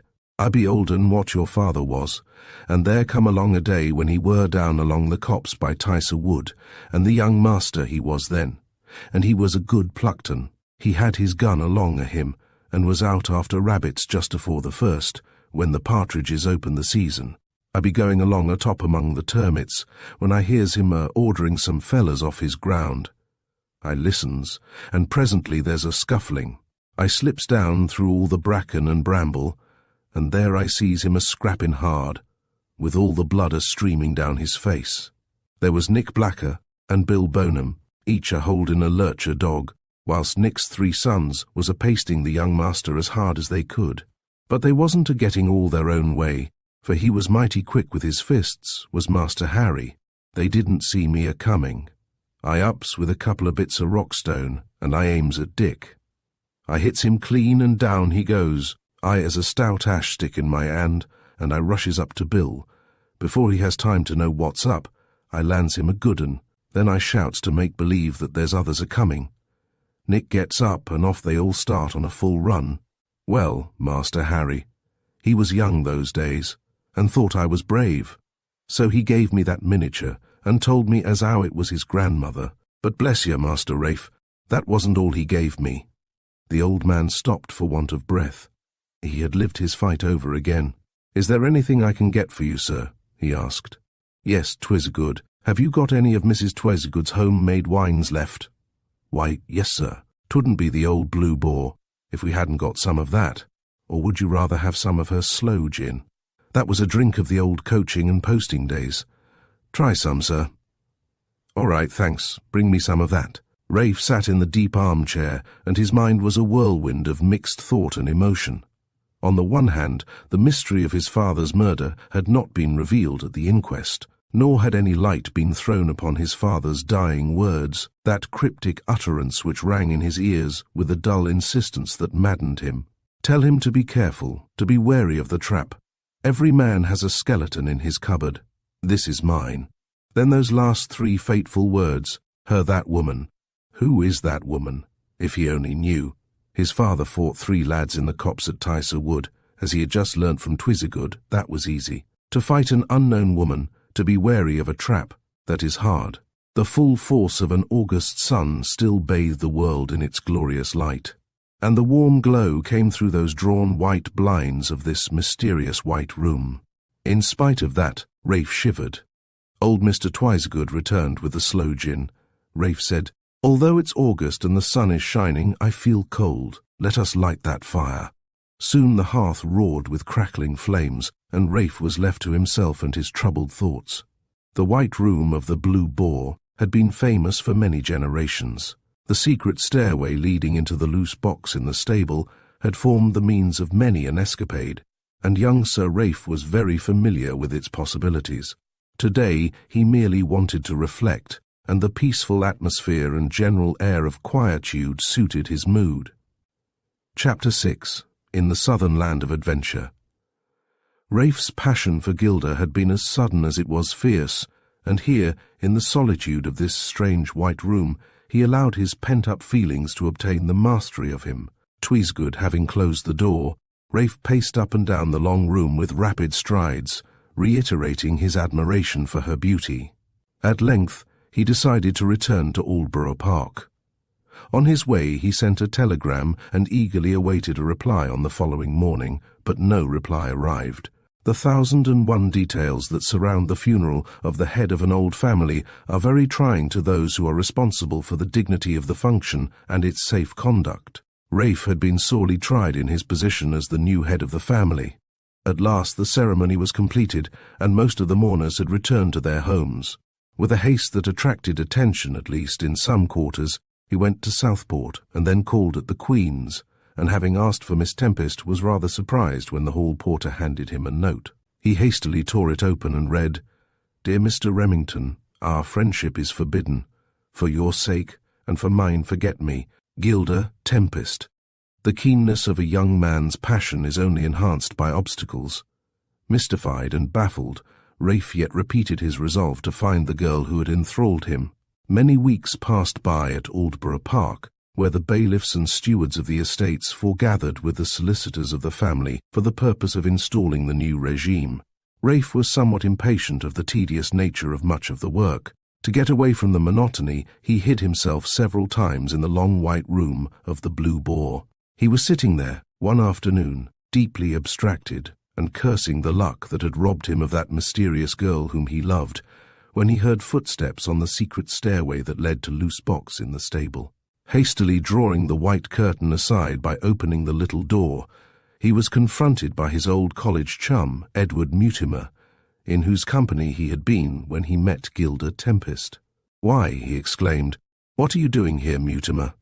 Mutimer laughed and said, "Well, I went up to the park, and no one knew where to find you. I guessed you were a bit tired of parchments and documents, so I took my chance of finding you here. I asked old Twizzgood, but he wouldn't give you away. But somehow I thought his manner was a bit strange, so I thought of the loose box and the old stairway, and here I am." "Good. I'm glad to see you, Mutimer. You were quite right. I'm tired to death of parchments, leases, and settlements, and I've been coming here lately to get away from them. We've had some fun in this old room when we were kids, haven't we? Twizzgood's a rare good sort, too. He never gave us away. Well, I say, Raife, I didn't altogether come here to disturb you for nothing," said Mutimer. "I think I've got some news for you." I couldn't help noticing how keen you were on that girl we met one day at Southport." "Yes, yes, go on. Gilda Tempest is her name. Where is she?" almost shouted Raife as he leapt from his chair, grasping Mutimer's arms with a grip that made his friend wince. "Easy all, old chap. A little bit softer. I think I know where she is. You know she was staying with her uncle at the Queen's. Well, they left there quite suddenly just after your governor died. I was at the railway station and saw her and her uncle. They had not much luggage. As I was at the booking office window, I heard the old man whisper to her, 'When we get to town we must wire for rooms. Nice is a busy place, and the Hotel Royal is liable to be crowded. Thanks for what you've told me, Mutimer. I'm just crazy over that girl. I'll follow her to the ends of the earth, but she shall be mine. Yes, by Jove, Gilda Tempest shall be mine. Mutimer. I'm not a murderer by nature, but I could slay the man who gets between me and that woman. By the by, Raife," said his friend, apparently disregarding the confession of love, "did anything come to light over your governor's dying words? It was something about a trap, and there was a woman in it, wasn't there?" "No, nothing came to light. It looks as though I've got a very first-class family skeleton in my cupboard." Raife said this reflectively, rather sadly. Then, bracing himself up, he exclaimed, "It'll take several skeletons to scare me, however.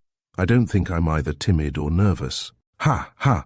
Well, now for a trip to Nice," he added, with a don't-care-a-hang air, "and be bothered to the lawyers for a time. I'll find Gilda Tempest.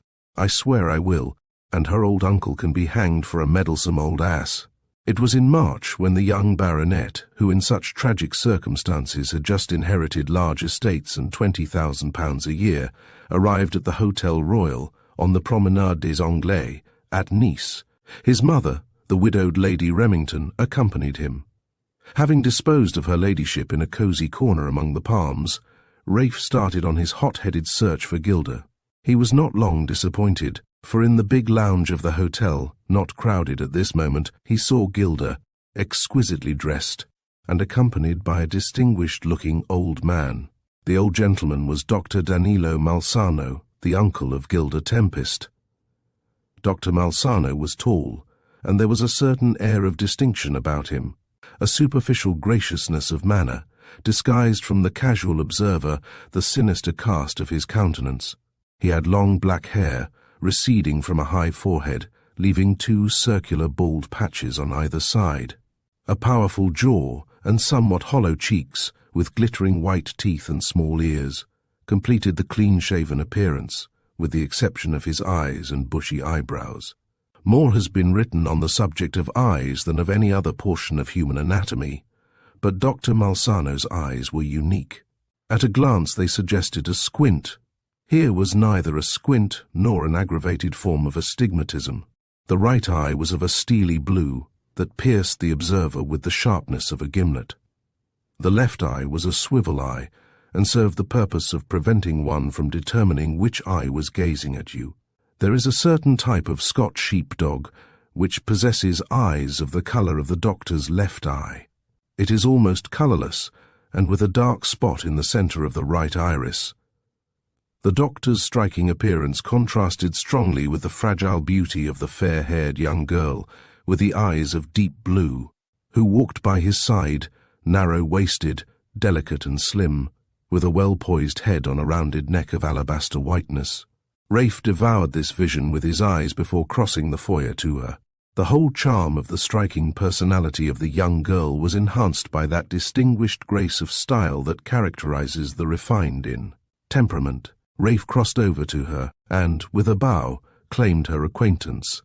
Gilda politely but frigidly declined the acquaintance, informing Raife that he was mistaken. Raife was astounded, staggered, accepting the situation that had just been dealt to him, and with flaming cheeks smarting from the blow, so sudden and unexpected, he left the hotel by the main entrance and joined the throng of promenaders.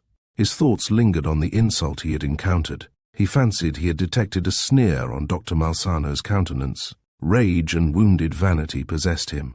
At the table d'hôte he was distrait, and sorely puzzled Lady Remington with his absent-minded attentions and disjointed conversation. Seeking the first opportunity of escaping his mother's over-anxious regard for his health and spirits, he again found his way into the open air and avoided the crowd. Finding a secluded bench under a group of palms and surrounded by brilliant blossom, he sat down and sought repose in the solace of a choice Havana cigar. It was a secluded spot, and the depths of shadow from foliage were rendered more mysterious by the vivid yet luscious moonlight that flooded the countryside. Long he gazed in front of him, still smarting under that stinging snub that had, at the same time, wounded him sorely and enraged him. The latest heir of the Remingtons of Aldborough was not of the stuff to court a snub or endure it. Rage alternated with crumpled dignity, and he fumed, puffing his Havana viciously the while. He had sat there a long time, until the few strollers who had found themselves near this secluded corner seemed to have returned to the warmth of house or hotel. Raife threw the end of his cigar far in front of him and, rising from the bench, crossed the promenade and leant against a railing. He shivered slightly, for a March night in Nice may be chilly, even treacherously so. Thus musing, he glanced at one of those daintily illustrated little pamphlets that advertised the resorts of the Riviera. A thought flashed through his mind. His father's last words as he lay dying from the assassin's revolver came to him. "I was a fool, Edgson. I ought to have told my boy from the first. Every man has a skeleton in his cupboard. This is mine." And the last haunting words of all came to him. Beware of the trap she that woman. Why had this beautiful young girl come into his life at such a tragic time? Could it be possible? No. Perish the thought.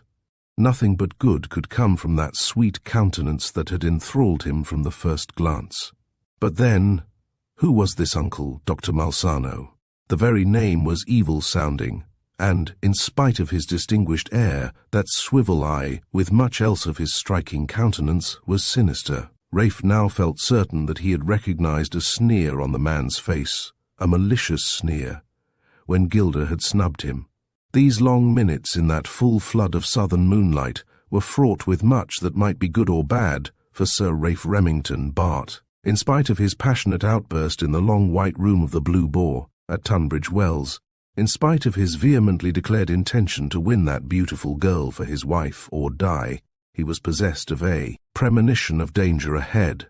Again his father's dying words rang in his ears, and the blood-stained chamber, the scene in his ancestral hall of his father's cruel murder, came vividly before him, and he was tempted to beware of the trap. In such mood he turned on his heel and sauntered yet a little farther from the Hotel Royal, where he was staying with his bereaved mother. The southern lands are the lands of intrigue and mystery. They are the lands of deepest nights and brightest days, and that alternating intensity enters into the characters of the peoples who inhabit them. As Raife was lighting a second cigar, he was vaguely conscious of a young boy or girl who dodged in the shadows behind him. The strongest man likes to meet his friends face to face, but a potential foe lurking in shadows on a moonlight night in a southern land is disconcerting. Watching an opportunity, therefore, Raife wheeled suddenly around, and making a dash for the youngster secured him. The young girl, who appeared to be about 13 years of age, did not seem alarmed, but smiled seductively, saying, "Signor Raife, meet a pretty signora. Mia take you there." At the same time the girl handed Raife a piece of paper on which was written, "Quite safe. Follow the girl." Again those words of warning from his dying father. Was this the trap? In his present mood he did not care, and welcomed an adventure even if it should be dangerous. He followed the little girl. Chapter 7. Who was the Apache? Raife Remington followed the mysterious little girl, she dodging her way through the patches of silver light and gloomy shade. He strode in a gloomy, almost defiant manner, which implied that there was trouble ahead, and he was determined to meet it. As they approached the Hotel Royal, they passed a group of men who appeared to regard Raife with more than the ordinary interest that an obviously English or perhaps American visitor should attract. Now in the full light of the moon, enhanced by the brilliant street lamps and the lights of the town glistening here and there, they dived into a side street. The little girl beckoned to Raife, and he approached her. Then, pointing to a cafe, she said, "Signora, meet you there." The child disappeared, and Raife sauntered in the direction indicated. With an air of nonchalance, he relit the cigar which had gone out. There seemed to be an air of mystery about the transaction. He waited for a minute or two, but no one appeared, until he felt a sense of impatience mixed with irritation. The event of the afternoon still rankled within him, and he was simmering with a stifled rage and indignation. The suggestion of a trap appeared evident, and he determined to enter the rather dimly lit café and call for a cognac. He approached the entrance, and his hand was upon the handle of the door, when, from apparently nowhere, the figure of a man appeared. He was dressed in a long coat, loose at the neck, displaying a flowing necktie or cravat of black. His wide-brimmed black hat covered his countenance, and his general appearance suggested a denizen of the Latin Quarter of Paris. In a soft undertone he lisped, "Pardon, monsieur, mademoiselle," or as he pronounced it, "Mademoiselle arrivera tout à l'heure. Vous voulez attendre, monsieur?" Raife's knowledge of French was superior to his knowledge of Italian, and he turned to talk to this person who seemed to have sprung from nowhere. His movement must have been leisurely, for when he looked around the stranger had disappeared. The message was simple enough. "Mademoiselle will arrive presently. Will you wait, sir?" What did all this mystery mean? Why was a little Italian girl sent to lead him to a place of appointment with a lady who sent a cryptic message written without a signature? Who was the person, apparently an Apache, or from the Latin Quarter of Paris, who sprang from nowhere and disappeared into space? As Raife contemplated these matters, the cloaked figure of a woman came round the corner of the street. "Ah, Sir Raife, I hope I have not kept you waiting long. I could not get here quicker." She was out of breath, and her words came quickly. Raife at once recognized the voice and form of Gilda. Her form was disguised in the long, rich cloak that she wore, and her face was hidden by a large hat, from which a deep veil was draped around her face, but her rich, low, contralto voice was evident, especially to Raife. All there was of mistrust, of suspicion, indignation, or resentment disappeared as she placed her hand upon his arm, looking up at him through the folds of her deep veil. Her eyes appealed to him. "I tried to get here before, but they wouldn't let me get away. Of course you got my message." In spite of her extraordinary behavior that afternoon, a few hours ago only, everything seemed quite right and natural to Raife now he heard her voice, and saw those eyes, and felt the soft touch upon his arm. In an absent-minded way he said, "Oh yes, I got your message and I came at once. Where shall we go? I do want to talk to you." Then, collecting his scattered senses, he asked a dozen questions rapidly. Who was the Apache fellow?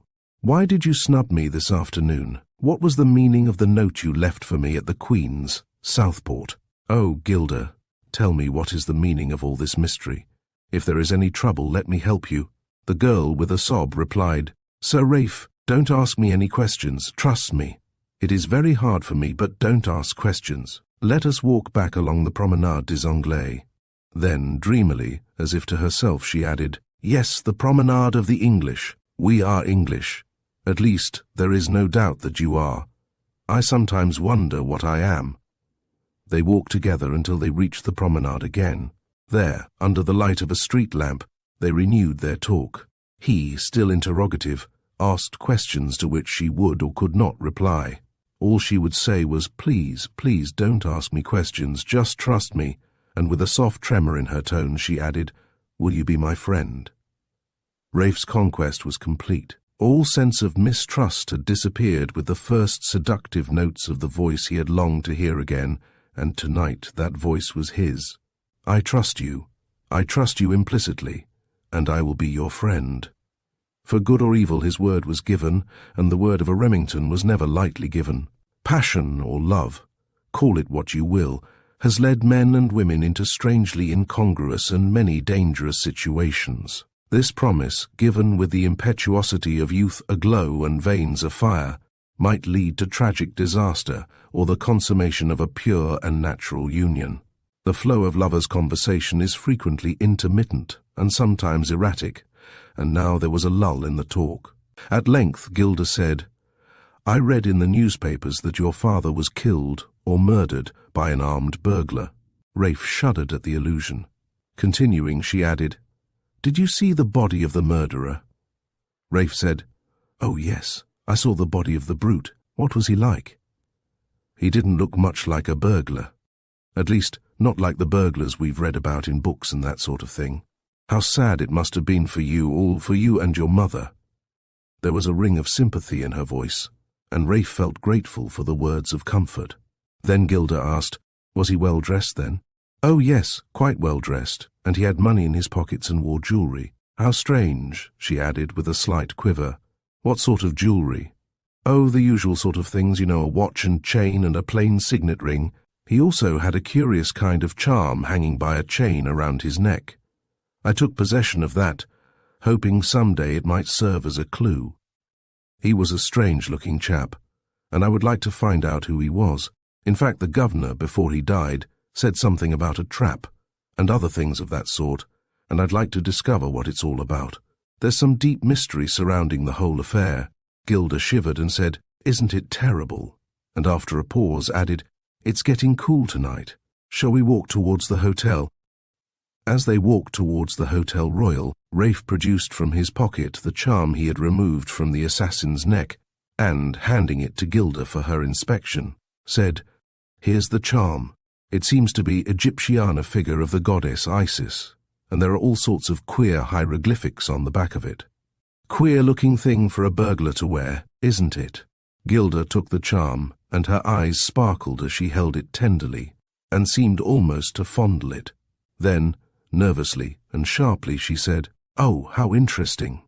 I love anything Egyptian, and I have quite a lot of scarabs. Do give this to me as a token of your friendship. It will bring me luck. Fancy it having been worn by a murderer. I shall go to the tables at Monte Carlo, and if you give it to me, it will be my mascot." Raife was very much in love with Gilda, and he would give his life willingly to serve her. The spirit of mystery seemed to enshroud this delicate, fragile girl. Why should she be fascinated by this gruesome relic of his father's murder? He did not reply for a minute or so. Gilda handed back the charm, saying, "No, you don't want to give it to me. And yet, how I feel I would like to own it. I don't know why, but it fascinates me. Take it, Gilda," he eventually said, fondly calling her by her Christian name, "and I hope it will bring you a lot of luck." Gilda placed the quaint little charm with the thin gold chain in her reticule. They had now reached the entrance of the Hotel Royal, and together they entered. Raife cast an eager glance around. To his great relief, Lady Remington, for it was late, had retired to rest. Gilda whispered, "Let's go up the staircase. There's a quiet alcove there, and my uncle has gone to his room." In the brilliantly lit foyer of the hotel, an orchestra was discoursing music to a crowd of visitors, who lounged or promenaded at their sweet will. Many eyes were turned to the handsome couple as they ascended the richly carpeted staircase in search of that quiet alcove which promised much to Raife, and perhaps some pleasure to the mysterious young girl who accompanied him. The south of Europe belongs, in a sense, to no country. It is cosmopolitan. There is a charm in the pleasure land of Cosmopolis, for it discourages speculation as to the lineage of your neighbour. One handsome couple merges into another, and the shrewdest guesses as to nationality are liable to be miscalculated. Therefore, the glances that were directed towards Raife and Gilda were less inquisitive than they were of admiration. At the top of the staircase, Raife assisted in the removal of the long cloak, which had effectively hidden the dainty figure underneath. Hat and veil being also laid aside, Gilda's beauty revealed itself and dazzled the young man, further enmeshing him in the net of her mysterious charm. She had, to a large extent, prevented a flow of conversation by extracting his promise, after those appealing requests. "Please don't ask me questions. Just trust me. Will you be my friend?" The aromatic fumes of oriental tobaccos, blending with the scents of rare exotic blossoms and the variety of perfumes with which women associate themselves, rose in a seductive, almost vaporous column to the broad landing which overlooked the throng in the foyer below. Raife Remington and Gilda Tempest had risen from their seat in the alcove and leant over the marble balustrade. Each gazed on this scene of artificial gaiety with mixed emotions. For some minutes neither spoke. The languorous tones of violin and cello in subdued concert died away. The orchestra rose from their seats, to rest after the ordeal of the prolonged musical medley of alternated rhapsody, tango, and serenade. The movement became general, and the hum of conversation in a babble of talk swelled upwards. At last Gilda spoke. "I must go now. Tell me again that you have forgiven me and that you trust me." "Gilda, I tell you again that I trust you. If you are in trouble, send for me, and I will endeavor to help you. Good night, Raife." And she started up the next flight of stairs. Halfway up she stopped, and looking round, beckoned him. When he approached, she whispered, "What is the number of your room? One never knows in these foreign hotels. I might need you." "My number is 26, he said. Again they parted, he wondering what she meant by placing so sudden a confidence in him. As he descended to the foyer for a final smoke, and that refreshment we have christened a nightcap, he glanced upstairs again, hoping to gain a final glimpse of his beloved. Instead, he saw, or was it fancy, a tall figure looking down on him with a sardonic smile. For a moment, only the sense of mistrust pervaded him. Then, with an impatient gesture, he muttered, "What's the matter with you, Raife Remington? You're all nerves tonight. It's time you had that whiskey and soda." Chapter 8. The Doctor's Double Personality. Raife Remington finished his cigar and returned rather lazily to his room, thinking all the while of the vision of loveliness that had so entranced him, his mind, his soul, his very being. The little Yale key opened his door, and the lock yielded gracefully to its turn. Even on the Riviera, the wide expanse of beautiful country which begins on the northern shore of the Mediterranean Sea and extends northward somewhere towards the Alps, there are Yale keys. Yale keys may come from anywhere. They do not all arrive from the United States, the land of their invention. Wherever they are found, or wherever they may come from, they serve a useful purpose. They are small and flat, and it is possible to get more Yale keys into a given space on a ring than any other keys with a reputation for security. The other keys that Raife Remington carried were not of this nature. The key of the White Room at the Old Blue Boar in Tunbridge Wells was much more ponderous. Those of Aldborough Park were invented before the days of Yale and Harvard. The locksmiths who forged and hammered the keys of Aldborough preceded the foundation of American universities. They were cumbersome, and they lay heavily in the pockets of the light suit of clothes which is customary on a spring night at Nice. Raife also sat heavily in the chair which faced the fire in his room in the Hotel Royal after his last cigar and nightcap below. He dreamt of the events which had crowded a long day. His mind was obsessed. 1,000 recollections of mysterious occurrences attacked him from without and within. The sleep, which is a half-sleep bordering on a doze, gave him no rest. He awoke from this state of semi-somnolence. There was a tap, a very distinct tap or rap at the door. Half-clad and yawning, he rose from his chair and opened the door. A neatly clad chambermaid stood without, and with an accent which is charming to us of the north, said, "Sir Raife, Miss Tempest send me to you. She say, she lose her keys. Perhaps, Sir Raife, your keys will open her valise. Will you, Sir Raife, lend your keys for the occasion?" Most young men are human, and the obvious is natural to humanity. Raife promptly replied to this neatly clad, soft-voiced young woman, "Yes, to be sure. Tell Miss Tempest I am sorry if she has suffered any inconvenience from her loss. If any of my keys will open her valise, I am glad to have been of service." The maid retired. Sir Raife lazily went to bed, now to sleep, for a short while, that tired sleep that comes to youth which is only in love, and has no greater anxiety than a torn heart recently healed. The maid returned to Gilda's room, and handed the bunch of keys to her, saying, "The signor send you his keys with ze great pleasure, signorina." The southern man and matron smile so often that one cannot always separate the smiles and decide which is cynical and which is gracious or friendly. The maid retired, smiling. Gilda took the keys and gazed at them. Then, with a fondling grasp, she handled them, murmuring the while, "These are Raife's keys, the keys of Aldborough Park." Gazing into space, with a glazed expression, she sank upon the lounge at the foot of her bed and gasped, "Why must I do these hateful things?" A soft knock at the door awakened her from the lapse which had ended in this momentary display of despair. Gilda went to the door, expecting that the maid had returned for some trivial purpose.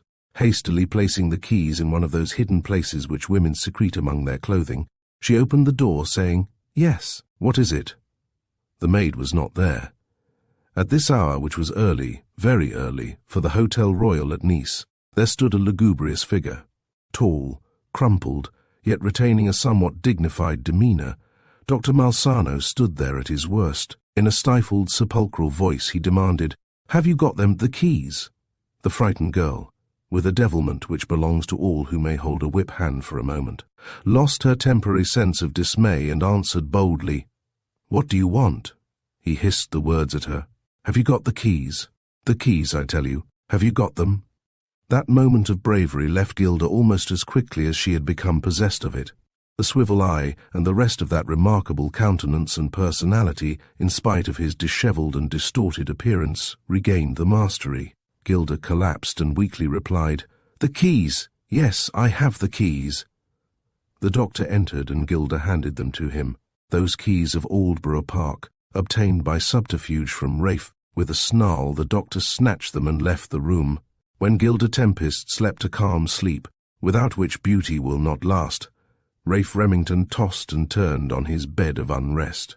The excitement of the renewed meeting with Gilda had, to an extent, subsided, and in the feverish hours that followed, his mind coursed through all the dramatic events of the last few months. His sense of reason strove hard to rescue him from a mad passion, a passion that every worldly instinct told him would lead to ruin worse than ruin death. Yes, death. An inglorious, profitless death. Dr. Danilo Malsano sat in his room at the Hotel Royal. A small file was on the table that faced him. He picked it up and swallowed the contents. His convulsed face presently resumed a more normal, a more peaceful expression. It was a soothing drug that he had taken, one to which he was well accustomed. The soft rays of the red-shaded electric lamp suffused the room. The oval mirror on the dressing table reflected a saturnine, yet smiling countenance. The doctor spoke in a whisper to himself. Each short sentence was succeeded by a chortle, a subdued chuckle. The arm of coincidence is long. The cursed Anglo-Saxon is proud, very proud, but he is a very simple fool. One of them is dead. It may be this young fool's turn next. Gilda loves him too. That is a pity. Yet it must be. These soft-spoken reflections, with the drug, seemed to pacify the perturbed mind of this extraordinary man, and he appeared to doze for a while. Presently he sprang to his feet, and his frame displayed surprising activity. Taking Raife's keys in one hand, he opened a valise, from which it was evident that he had travelled much. Yet the labels of hotels, cities, and townships had been so cleverly manipulated that they were hard to decipher. Opening the valise, he produced some wax, on which, with the dexterity of a practised hand, he took the impressions of the keys of Aldborough Park. It was late when the doctor had completed his task. The first grey streaks of dawn crept through the long curtained windows as he stealthily opened the door of his room. Surveying the silent corridor with care, he stole stealthily to Gilda's room and tapped gently. The frightened girl, accustomed to the strange demands of her uncanny uncle, replied with surprising promptitude. He hastily thrust Raife's keys into her hand, muttering, "Give these back to the young fool, and see to it you don't lose your head. I will meet you in the coffee room at 10 o'clock, and you can introduce him to me." At 10 o'clock on the morning following these occurrences, which appeared of such evil portent, Gilda Tempest, daintily clad in a light gown of soft material in which chiffon seemed to predominate, walked into the coffee room of the hotel and took her seat at a table, laid for 3, next to a window which commanded a view of the Promenade des Anglais. The doctor had planned the arrangement of this table with that prescience which characterized all his movements. She had not been seated many minutes and was sipping some coffee, the coffee that, in spite of modern facilities, seems to be only obtainable on the continent of Europe, when Sir Raife Remington entered the room. He crossed to the table at which Gilda was seated and greeted her. To his pleasure and astonishment she said heartily, "Good morning, Sir Raife. Won't you take a seat at our table? I expect my uncle presently, and he will be very pleased to see you. First of all, let me thank you for the loan of your keys. It was so distressing, I could not find my keys anywhere, and, in desperation, I thought of your kind offer to help me if I needed it." Raife laughed heartily, and taking a seat opposite to her said, "Please don't thank me for a small thing like that. I meant, more especially, I would like to help you in something big, as the Americans would say, something real large, should the occasion arise." Gilda appeared positively radiant on this bright sunny morning, and her soft, pleasing voice thrilled him as she said, "Did you get the keys back? I sent them to your room by the chambermaid, and do you know, one of them just fitted the little trunk I wanted to open. It contained this gown I'm wearing, and I've put it on in recognition of your kindness to me in my distress." Again he laughed, saying, "Oh yes, I got the keys all right." Then with a strange, strained tone in her voice, she said, "Here comes my uncle." Wherever Dr. Danilo Malsano entered, people turned to look. His striking personality was of such a nature that it seemed more than ever strange that he could move about so easily, unobserved, when he was carrying out his nefarious schemes. Raife rose from his chair as the doctor approached the table, and gracefully Gilda introduced, "My uncle, Dr. Malsano Sir Raife Remington." With Saxon rigidity, Raife bowed, but the older man with a warmth and graciousness extended his hand, compelling acceptance. Raife took the old man's hand, and the contact caused him to shudder. They took their seats at the table, and the incongruous trio indulged in the vague generalities that are frequently associated with a breakfast table. This was not a déjeuner à la fourchette. By common consent, coffee and dainty Vienna bread, with perfect butter, constituted the meal. Raife could not fail to notice that Gilda's radiance had subsided, and, in the presence of her uncle, a subdued conventionalism had superseded.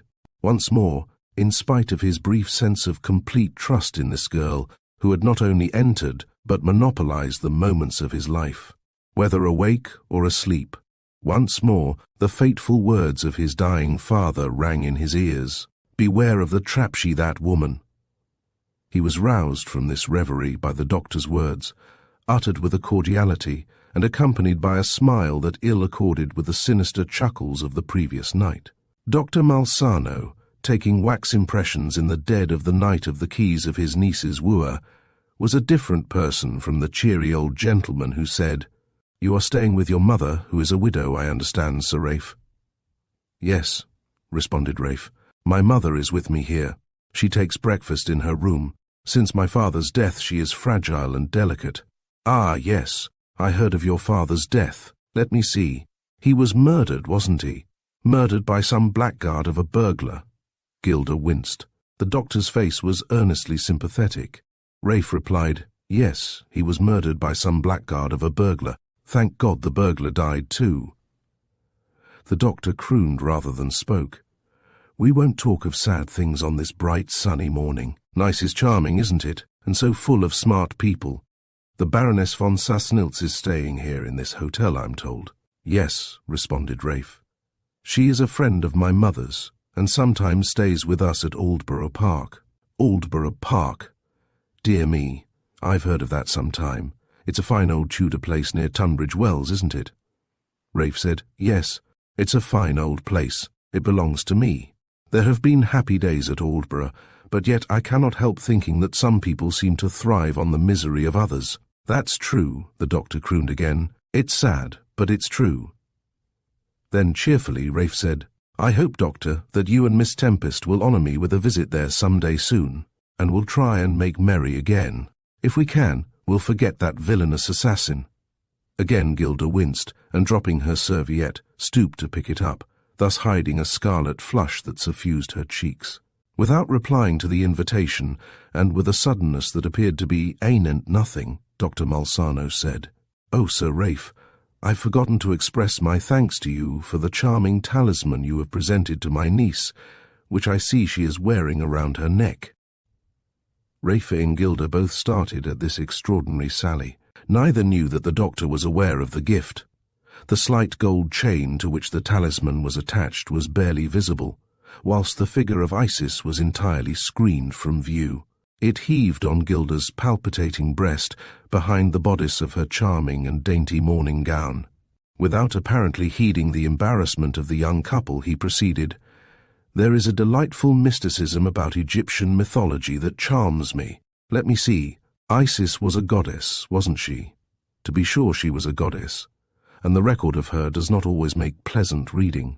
Raife gazed steadfastly at this mysterious man, and marvelled at the meaning of his cryptic utterances, which came from him graciously, and with a smile that was bland, until the swivel eye destroyed the illusion. Gilda was trained to the startling nature of her uncle's methods, and collected her senses rapidly, remarking, "Yes, wasn't it kind of Raife, Sir Raife I mean, to give it to me? I told him you would be pleased." Raife was more mystified than ever. She had not said anything of the kind to him. And what was the meaning of that lapse, the omission of the title in speaking before her uncle? Truly, the depths of these personalities were unfathomable. In spite of it all, he had sworn to trust Gilda and remain her friend. He was a Remington, and he would keep his word. Apart from that, he loved her, and love remains as blind today as when Cupid became fully fledged and wore wings. The revolutions of an excited mentality are rapid, and a thought flashed through Sir Raife Remington's mind. Who was that mysterious-looking, slouch-hatted and cloaked Apache type of person who bade him wait for Gilda when she was late for her appointment? Was he a secret agent of Dr. Malsano? What would be the outcome of this hotbed of mystery? It mattered not. Only one thing mattered. He loved this frail, beautiful young girl. He had sworn to trust her and to be her friend. Chapter 9. Foiled by the work of a modern detective. The sunlit day that followed the breakfast at the little table laid for three was full of happiness for Raife. He rapidly planned a motor-car ride. There were many details to be arranged. Lady Remington must be propitiated. The conventionalities of the South are less exacting than those of the North, but some of them must be observed. Lady Remington accepted the specious circumstances invented by Raife, and Dr. Malsano and his niece, Gilda Tempest, were duly introduced to her ladyship. The presentation was a characteristic presentment of difficulties overcome by an astuteness that youth can assume when love is the guide to the occasion. Il Dottore displayed a suavity that was charming to Lady Remington, and Raife snatched the opportunity for those small attentions that accompany a youthful courtship. All that had savoured of mystery disappeared when the car bounded over the white roads that clamber over the hill and mountain sides of the sunny Mediterranean shore. To those two young hearts, it was Elysium. A discreet Italian chauffeur paid those few attentions necessary to the well-ordered mechanism of a modern motor car, and smiled once or twice when it occurred to him that so much happiness could not exist without a tragedy, somewhere, sometime. A bend in the steep road, a precipitous declivity with a loose stone wall on either side, and a glorious prospect of blue sea and rich-coloured landscape, brought the happy party to one of those meeting grounds, where perfectly trained waiters and caterers for human comfort assort themselves. Joyously they alighted, and Raife proceeded to plan the arrangements for an alfresco entertainment. Happiness was the keynote of the pleasure jaunt, and the stately Lady Remington seemed pleased with the companionship of the dignified doctor. The details of an entertainment are rendered easy in a land where men, women, and children are trained through the centuries to the refinements of pleasure. Raife and Gilda found themselves wandering alone in a grove of trees, those dark-hued olives with leaf and branch in silhouette against a cerulean sky. This was the first occasion when opportunity had served for the display of a pent-up passion, with a fierceness that belongs to the madness of a love that has been controlled, almost discomforted. By circumstances, Raife caught Gilda in his arms. Love may be blind, but love is alert. Crumpling leaves and a footstep brought Raife to his more complete sense. Turning, he saw the uncanny form of the Apache person, the forbidding creature who had spoken to him outside the café, on the night when Gilda had sent the little Italian girl to fetch him to her. With a gesture of impatience that expressed thwarted opportunity, he said, "Who is that fellow, Gilda? Why is he here? How did he get here?" Gilda trembled and held her head between her hands. "I don't know," she stammered. "Don't ask me. I don't know." Brief is the life of golden opportunity, and Raife's happiness had been broken by this phantom person of the forbidding aspect. A Saxon can love, but a Saxon can sulk. All that was Saxon in Sir Raife Remington induced him to sulk at this moment. They returned to where the tables were laid with that tempting display of napery and polished silver which is so well understood by the continental caterers. Lady Remington and Dr. Malsano were conversing agreeably. Gilda was evidently distressed, and Raife remained sulky. As they met again, the doctor was saying, "Your son was telling me, Lady Remington, that the Baroness von Sassnilz is a friend of yours. She is staying, I understand, at the same hotel with us." "Oh yes, Dr. Malsano, I know the Baroness. She visits us at Aldborough Park, my son's place, you know, near Tunbridge Wells." "How very interesting. I have often felt I would like to meet the Baroness. They tell me she is a very brilliant lady." This was said with much unction. The day that had opened so brightly, and with so much pleasure to Raife, was no longer pleasing to him. He was haunted by that Apache-looking fellow, whose hateful appearance in the olive grove had robbed him of the gratification that he felt should have been his. The course of true love is rarely smooth. It is often very rough. The weird happenings, since Raife and Gilda had met and talked, the brief love way into their souls on the front at Southport, had crowded their lives with mixed joy and sorrow. In these charming al fresco surroundings, where the daintiness of human service blended with nature's choicest gifts, there should have been peace and quietude of spirit.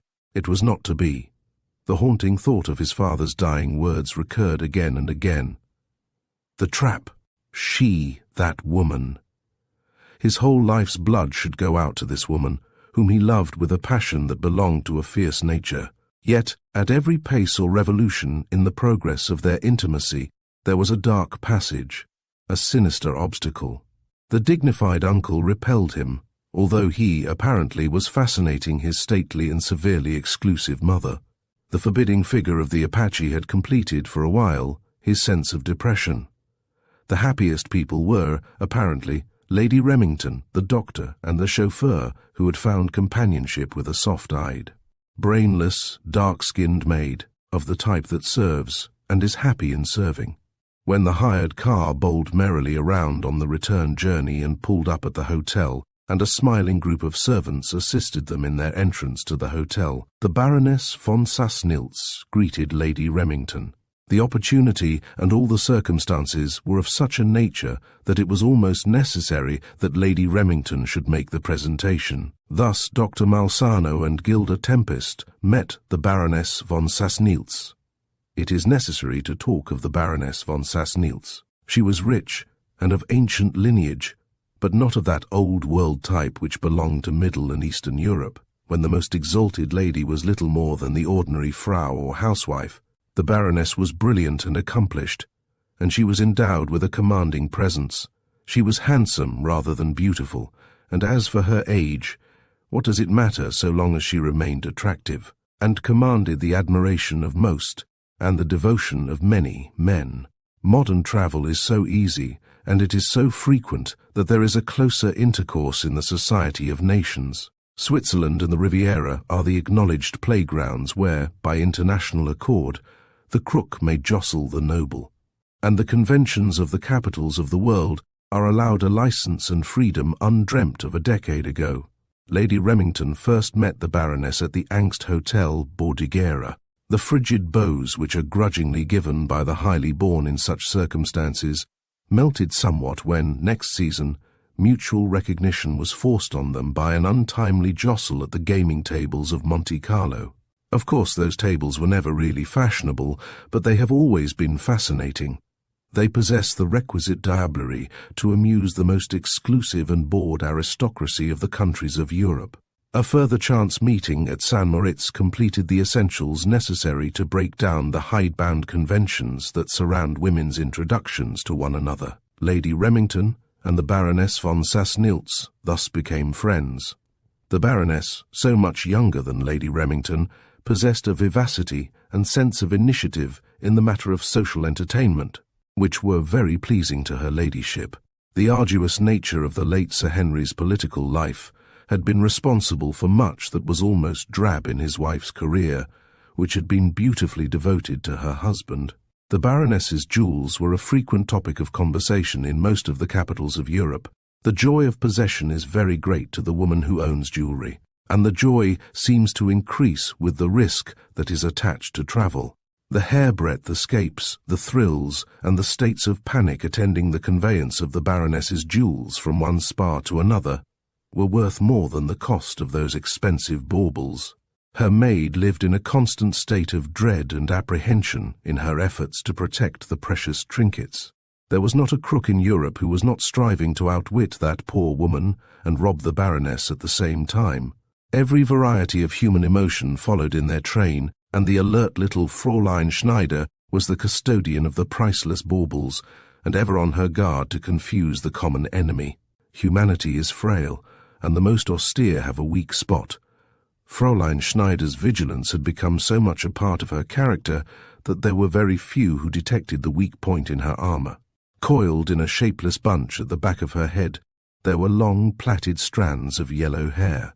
No one ever knew just how much of that hair there was, but the strands seemed interminable. This yellow hair was the one weak spot through which she could be approached. It was combed and pomaded, and plaited with scrupulous care. Everything about Fräulein Schneider was characterized by extreme care, from the guarding of the Baroness's jewels to the setting of the miniature black-and-white bonnet that surrounded the mighty monument of yellow hair. "What beautiful hair, Fräulein," was sufficient to extract a gratified smile, which was the first step towards relaxed vigilance. Dr. Malsano knew this weakness, and he watched and waited for the opportunity to apply the knowledge for his profit. A polished criminal is liable to take long chances when a big haul of booty appears probable. The doctor had shown himself rather indiscreet these last few days. Crossing the foyer of the hotel, after a long chat with the charming Lady Remington, he stumbled and almost fell into the arms of a little Englishman, who protested in such a ludicrous voice that the incident raised a titter among the guests at the hotel. There was no desire for laughter on the doctor's part. In that brief short while he had recognized Detective Inspector Herrion of Scotland Yard. This immaculate little gentleman, with his fair hair parted in the middle, and a waxed moustache, was none other than the famous Herrion. A detective today, to be successful on the continent of Europe, must combine the qualities of an admirable Crichton with the cunning of a Stoat. Detective Inspector Herrion excelled these attributes, and, under alternating masks that varied from the superficial inanity of a scarlet pimpernel to the repellence of a viper, he did society much daring service. The apparent young sprig of aristocracy, with the deliciously insipid drawl and the grotesque monocle, was none other than Herrion, the one man of all others whom Dr. Malsano dreaded. This dainty little gentleman presented a very different appearance a few minutes later. As he stripped before the mirror of the hotel washstand, he revealed to himself the sinewy and fibrous muscles of the well-trained athlete. Herrion was an athlete trained in that lithe school that embodies every active form of sport, from football to fencing, from la savate to the modern savage form of fighting and boxing, equally deadly with a Browning revolver, a rifle at 800 yards, or a right and left among the birds in stubble or turnips. This was the form and frame hidden behind such a mask of bored manner and faultless attire as could only be assumed by a Scarlet Pimpernel in his leisure moments. He was truly a man to be feared, and Dr. Malsano had learnt by bitter experience to run when his little astute enemy loomed on the horizon. The recognition had been mutual at the time of the stumble, and Herrion knew the doctor was not staying in the Hotel Royal for the cause of philanthropy. When the incident that produced the recognition had ceased to attract attention, the detective dodged through a service door used by the staff, and making his way along corridors, knocked at an office door. Responding to the invitation to enter, he said to the rotund, bald-headed little man, ensconced in a big chair and surrounded by a maze of books and papers, "Forgive me, signor, for my brusque intrusion. Have you the Baroness von Sassnilt staying in your hotel?" "Ah, Inspector, it is you. I thought it was what you call the greased lightning. I don't know whether the Baroness you speak of is staying in the hotel, but I will inquire." And ringing a bell, the jovial little manager continued, "You see, at Nice we have so many barons, counts, the English lords and people with titles, and at the Royal this he said with a whimsical smile, 'You see, Mr. Inspector, we have the crème de la crème of what you call the haut ton, the best society. In response to a bell, a man in livery entered, and, with the deference of an inferior, asked for instructions. The manager, with an austere manner that contrasted with his previous geniality, ordered, "Go to the bureau and ask whether the Baroness, what is the name? Mr. Herrion." The man started and looked surreptitiously at the detective. Herrion frowned and said, "The Baroness von Sassnilz, signor." As the man closed the door to go on his errand, the inspector said, "I'm sorry you disclosed my identity to that man. Who is he? Has he been long in the service of the hotel?" "Ah, I'm very sorry, Mr. Herrion. I did not think it would matter down here in this old office of mine. Again, Mr. Herrion, I see my mistake. I am sorry." The messenger returned and said, "The Baroness von Sassnilz is staying in the hotel, signor, with her maid, Fräulein Schneider. Thank you." And as the man glared at the detective again, the manager repeated, "You can go." Herrion followed him to the door and proceeded to talk to the manager. Suddenly wheeling, the officer opened the door and hauled from without the messenger. "You were listening to our talk outside," he said to the man, and turning to the manager asked, "Do you know this man, signor? I don't think you will find him a very good servant for such an aristocratic hotel as the Royal." The little manager rose from his chair and said furiously, "Go! Go at once. This hotel is no place for a man like you. Go! I tell you, go, and I will see to it that you do not stay in Nice." The man attempted to explain, but the manager of a Riviera hotel is a despot in such matters, and the good name of a hotel must not be smirched by an inferior servant. When the man had gone, Herrion continued his talk. "The Baroness von Sassnilz is very wealthy, signor, and she carries with her jewelry that is almost priceless. These people who will carry jewelry around with them are a great trouble to us. Before I intruded in your office, I saw a man in the foyer who is one of the most accomplished thieves in Europe. He is not here for a good purpose. That messenger whom I hauled, sans ceremony, into the room is, I have reason to believe, in league with this other criminal. I have seen a man skulking around at night in the costume of what might be the courtier Latin of Paris, but he looks more like an Apache, and I strongly suspect this is the same man. Ma foi, Mr. Herrion, but if that is so, I and my proprietors are profoundly grateful to you. Well, it is in some sense my duty to prevent crime as well as to hunt down criminals and bring them to justice. I am not in Nice for this particular piece of work, but I saw a chance of nipping this man's plans, and I hope I have done it. The rest of the work I leave to you. Good day, signor." When Herrion had left, the rotund little man leant back in his chair and laughed to himself. Ma foi! But when I was in London, the crooks of Soho, Hatton Garden, and the other quarters used to laugh at the English detectives, with their big boots, pipe, and what they call a skull cap. But this man Herrion, he's what they call in another class. Chapter 10. The Mystery of Some Disappearances. The doctor, after his encounter with Herrion, hastily ascended the main staircase and made his way to his room. Gilda was in the foyer talking to Sir Raife Remington. With a surprising agility, the doctor flung his belongings into his valises and then scribbled a note. Ringing the bell, he called for his bill, at the same time instructing the waiter to hand the note to Miss Tempest, whom he would find in the foyer. "Call Miss Tempest," he added, "by saying that I wish to speak to her. Don't hand her the note in the presence of Sir Raife." The waiter, with a profound bow, withdrew to obey the instructions, slightly elevating his eyebrows. A few more instructions and Dr. Malsano left the hotel, ostensibly for a stroll along the Promenade des Anglais. He soon doubled his tracks and secured a motor car. Seated in this, he donned motor goggles of the mask type, attached to a jaunty-looking cap, a gaily coloured silk muffler from his overcoat pocket, with the other alterations he had effected in his room, completed a transformation that had converted the sombre personality into a somewhat flashy-looking tourist. The modest luggage was easily negotiated, and a trail of white dust was all that remained of the courtly old doctor. Gilda's conversation with Raife was interrupted by the arrival of the discreet waiter, who invited Miss Tempest to meet Dr. Malsano upstairs. Raife looked lovingly at her retreating figure.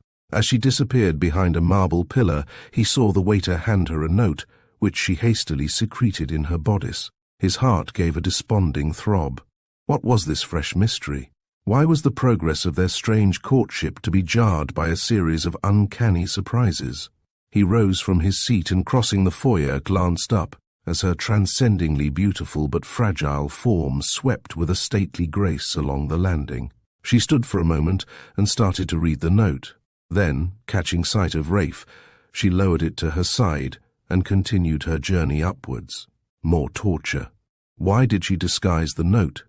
What can have been the cryptic contents? Raife was enthralled with the subtle charms of this wonderful woman creature. Yet all his judgment kept telling him that their course could only lead to tragedy. A score of times a day he tore his soul in shreds by asking himself fatuous questions to which he could find no answer. He was impelled with the fascination of a will-o'-the-wisp, and Gilda was the spirit that danced before him night and day. Gilda reached the retirement of her room and then read the note which said, "H of S.Y. is here. I have gone. Join me as soon as you can at C if we fail to meet there, or at B, meet L in a week or two." Haunted and hunted, deprived of all real companionship save that of this conspirator criminal who called himself her uncle, Gilda's courage failed for a brief while. Falling onto the lounge, covered with dainty dimity, which was at the foot of the bed she must soon vacate, this fragile girl, whose nerves had stood her in good stead so many times, sobbed. Yes, hunted from place to place, hunted by fear of a nemesis that pursued unrelentingly. When the entrance hall was practically deserted and the dining halls were crowded, a tall figure, cloaked and shrouded in a motor veil, crept down the stairs and entered a car in waiting. Into the mysterious night, quite slowly and silently, the car forged its way. Gilda did not know where she was going and had merely said to the chauffeur, "Drive on slowly until I tell you to turn." The fiendish malignity of an accomplished criminal has formed the subject of much moralizing. Criminals of the type of Dr. Danilo Malsano are, fortunately, rare. Their astounding gifts, which they use in a distorted form, make detection difficult and escape easy. To his mind, it did not appear brutal to involve a beautiful young girl in a nest of criminal intrigue. A day or two after the sudden disappearance of uncle and niece, the quiet little town of Bordighera was made more attractive by the figure of a wistful-looking girl who gazed across the deep blue sea. Bordighera does not possess the fashionable and extravagantly gowned appearance of Nice. There is less of glitter, less of glare than in most of the towns of the Riviera. Gilda had come here hoping to attract no attention by reason of the comparative obscurity of the place. Instead of staying at an hotel, she had found lodgings in an obscure street. For the first time she felt a sense of peace in her life, and away from her uncle's baneful influence. A restored freshness was entering her very being. She sat gazing across that beautiful sea with its blue surface flecked by rippling streaks of turquoise or purple or deep emerald, as its wondrous depths were affected by a brilliant sun. Distant smoke trailed in the wake of some steamer that may have tramped the world around, or of an Orient liner that was conveying white rulers to the faraway portions of our Eastern Empire. Gilda thought of Raife and his mad passion for her. She wished to tell him all, at least all she knew. She felt that she could hardly tell how much she knew, nor did she know how much she could tell. She did realize that she had treated him badly, but why had he followed and discovered her? Should she put an end to her perplexities by a short, sharp road to death? Rousing herself from this reverie, Gilda left the seat with the wonderful view and sauntered along a winding path embowered with foliage. As she turned the bend of the pathway she saw in front of her, on a jutting headland, an elderly lady and a young man. They, in turn, were gazing seaward. The young man of today is more daring in his costume and displays more individuality than those of a generation ago. It was not hard, even at this distance of a few hundred yards, for Gilda to recognize Raife Remington standing on the jutting rock with his mother. This young man, who had just inherited large estates and a handsome income in tragic circumstances, was easy to identify, with a lineage dating from Henry VII, and the later period when Sir Henry Remington was Chancellor to Queen Elizabeth, and men's fashions rivaled in costliness those of the women. It was natural that Raife should possess judgment in such matters. Queen Elizabeth has been counted the most extravagantly dressed woman of all time, unless it may be believed that the Queen of Sheba affected a similar extravagance. The pictorial souvenirs of the costumes of Elizabeth are more reliable than those of the days of Sheba, but it is not an important point to decide. The centuries that have elapsed since the brave days of Drake, Frobisher and Hawkins, and the other bold admirals who founded the British Empire, have induced a comparative drabness in men's clothing, and a severity in style. Much of this has been altered in these later years by imaginative young Americans who have learnt to deck themselves out more elaborately in cravattery, hosiery and general lingerie, whilst newspapers devote columns to the cut of suitings and the latest form of shoestring, or the brim and feathered tuft that should rule the form of an alpine hat. These despised and minor considerations now concern the youth of Britain and the continent of Europe. Sir Raife Remington, Bart, possessed always the correct judgment in such matters. He allowed his tailor, hatter, hosier, bootmaker and what not just the correct latitude. They should, and did, only supply him with clothing that conformed sufficiently with the fashion of the moment, without displaying an ultra taste. If coloured socks were de rigueur, and a variety of tints in shirts and cravats were the order of the day, the general effect should be conformable to the fiat of his tradesman, without being conspicuous. In short, Raife Remington was a well-dressed man, and his fine, athletic figure displayed to perfection the clothes he adorned. Gilda Tempest saw Raife's form in the distance, and the old spirit of dread and unrest returned to her with an added fury. Where should she go? How could she leave Bordighera without being discovered by Raife or his mother? Where also was the dreaded H of S.Y.? Turning in the beautiful pathway, she hastened, with drooping form, back over the cliffs, and sought the seclusion of her obscure lodgings in the back part of the quaint and quiet old town. Long she schemed and planned for a way out of the difficulty. All the soothing reflections of the afternoon had gone, and in place was the renewal of trouble, unrest and danger. The darkest hours of night and trouble precede the dawn. Gilda, in the throes of her anxiety, gazed into space. She was awakened from her half-dazed thoughts by a discreet tap at the door. Her buxom, beaming-faced landlady entered and asked the young Mies the signorina. Would she like an automobile ride in the beautiful evening time? The signorina looked pale and tired, and it might do her good. The chauffeur of the Count Leonesse had invited her and her husband for a ride, and if the young Mies would accompany them, all would be well. The Count had gone away for a week, and all was safe.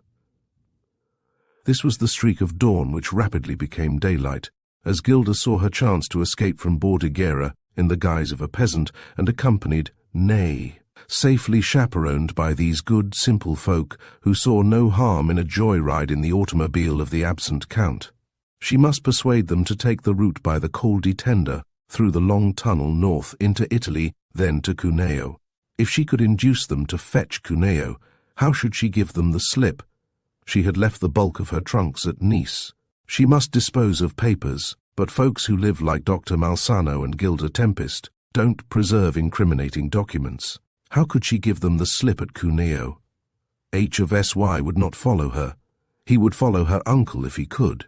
Chapter: The Tragedy of a Fateful Joyride. When Dr. Malsano and Gilda Tempest had so mysteriously and suddenly disappeared from the Hotel Royal at Nice, Raife Remington received a note on the following morning. It was a characteristic note and quite unsatisfactory. It merely served to add to the state of his mental perturbation. He could not, and would not, believe aught that was ill of the beautiful girl, whom he loved with all the fire of his strong nature. The note ran, "My uncle and I have been called away on business suddenly. Will you present our regrets and apologies to Lady Remington?" Cold, terse, and quite inexplicable. It did not state where they had gone, or whether they would return. This extraordinary creature who fascinated him had left his life again as strangely as she had entered into it. The circumstances were difficult to explain to his mother. Her training left more to be desired in such matters than was offered here by this strange young woman and her mysterious uncle. Lady Remington spoke with a maternal austerity to her son. "It all seems very strange. They seem to come from nowhere, and with an even greater rapidity they return nowhere. The doctor, Dr. Malsano, I mean, is very interesting sometimes when he talks. At other times, those curious eyes of his do not inspire confidence. Miss Tempest is a beautiful girl, my dear, but are you sure she is the right kind of girl for a Remington to associate with? Raife stammered. Yes, mother. Gilda, I mean Miss Tempest, is quite all right. She, or he, will write and explain later. Lady Remington continued. I think I was rather premature in introducing them to the Baroness. That was all right, mother. We shall hear soon, and all will be explained, replied the son. At heart he felt little more than his mother that all was right, and he was wondering very hard as to what was the meaning of these renewed mysteries. To change the subject and gain an excuse for time, he added, By the by, shall we spend a few days at Bordighera before returning to Aldborough? His mother readily concurred, feeling it would be good to change the scene of action for a while. Then she added, Yes, but I expect there's a good deal for you to do still at Aldborough. The Count's car pulled up in front of the door of the quaint little house in the side street, on the evening of the day when fortune seemed to have snatched Gilda Tempest from the jaws of danger. She had dressed with an assumed jauntiness, hoping to match the costume of the benign and buxom landlady who had so generously extended the invitation. Before the party were comfortably seated, a small basket containing light refreshment and some flasks of Chianti were placed aboard. Then the car started on its journey. Gilda, with a tact that came from the training of many emergencies, easily persuaded the chauffeur, who was already charmed by his fair passenger, to take the road up the Roya Valley to the French frontier, thence along the broad, straight military road with the snow-clad Alps already lilac-tinted to the Col di Tenda. As they were gaily speeding, with merry laughter, a figure sprang from the roadside and waved to them. The road here was deserted, save for the Count's car with its merry human freight. The chauffeur applied brakes and rapidly stopped. Gilda shuddered and hid her face as well as possible, for the wayfarer, who had adopted this drastic means of attracting attention to his needs on the wayside, was none other than the ex-messenger of the Hotel Royal at Nice. Here was that forbidding person, with the air of an Apache and the costume of the courtier Latin, the man who had acted as her uncle's agent in the criminal plots that he was evolving during their stay there. With the rapidity of thought and action that came to her of the hunted, haunted life, Gilda obscured her face and became engrossed in some quickly planned operation that kept her from the man's view. He spoke Italian, but with a French accent. He first asked the way to the Col di Tenda. Then, as Gilda's landlady smiled at him, he emboldened himself to ask for a lift. The cheery old landlord and landlady cried, Yes, jump in. Both were slightly flushed with the wine and contents of the basket they had brought with them. Gilda, as she realized that this horrible person was actually sitting in the tonneau of the car behind her, almost shrieked with fear. The landlord poured out more wine, and the merriment soon bordered on excess, as the car bounded upward and swung around corners with a reckless, devilish swing. Gilda, trembling, yet with the well-feigned assumption of one of those mysterious ailments familiar to women who want to be left alone, waved aside the offers of wine, but the chauffeur appeared to enjoy it. With one hand on the wheel, he drank copiously as each glass was handed to him with a merry camaraderie. Now and then, a lunge or jolt made even the merrymakers behind exclaim, "Oh!" The chauffeur seemed to want the fair occupant of the seat next to him to admire his deeds of derring-do at the wheel. With a muffled roar, they entered the long tunnel through the mountain. All but Gilda sang merrily as they bounded through the cavernous depths of this giant undertaking. On they sped with a recklessness that fascinated Gilda and at last alarmed the landlady. With a final plunge, they were out again into the open. But Gilda's mind was distracted in spite of the devilish excitement of this mad joy-ride. How could she get rid of that hated Apache man seated behind? He was so near to her. Had he recognized her yet?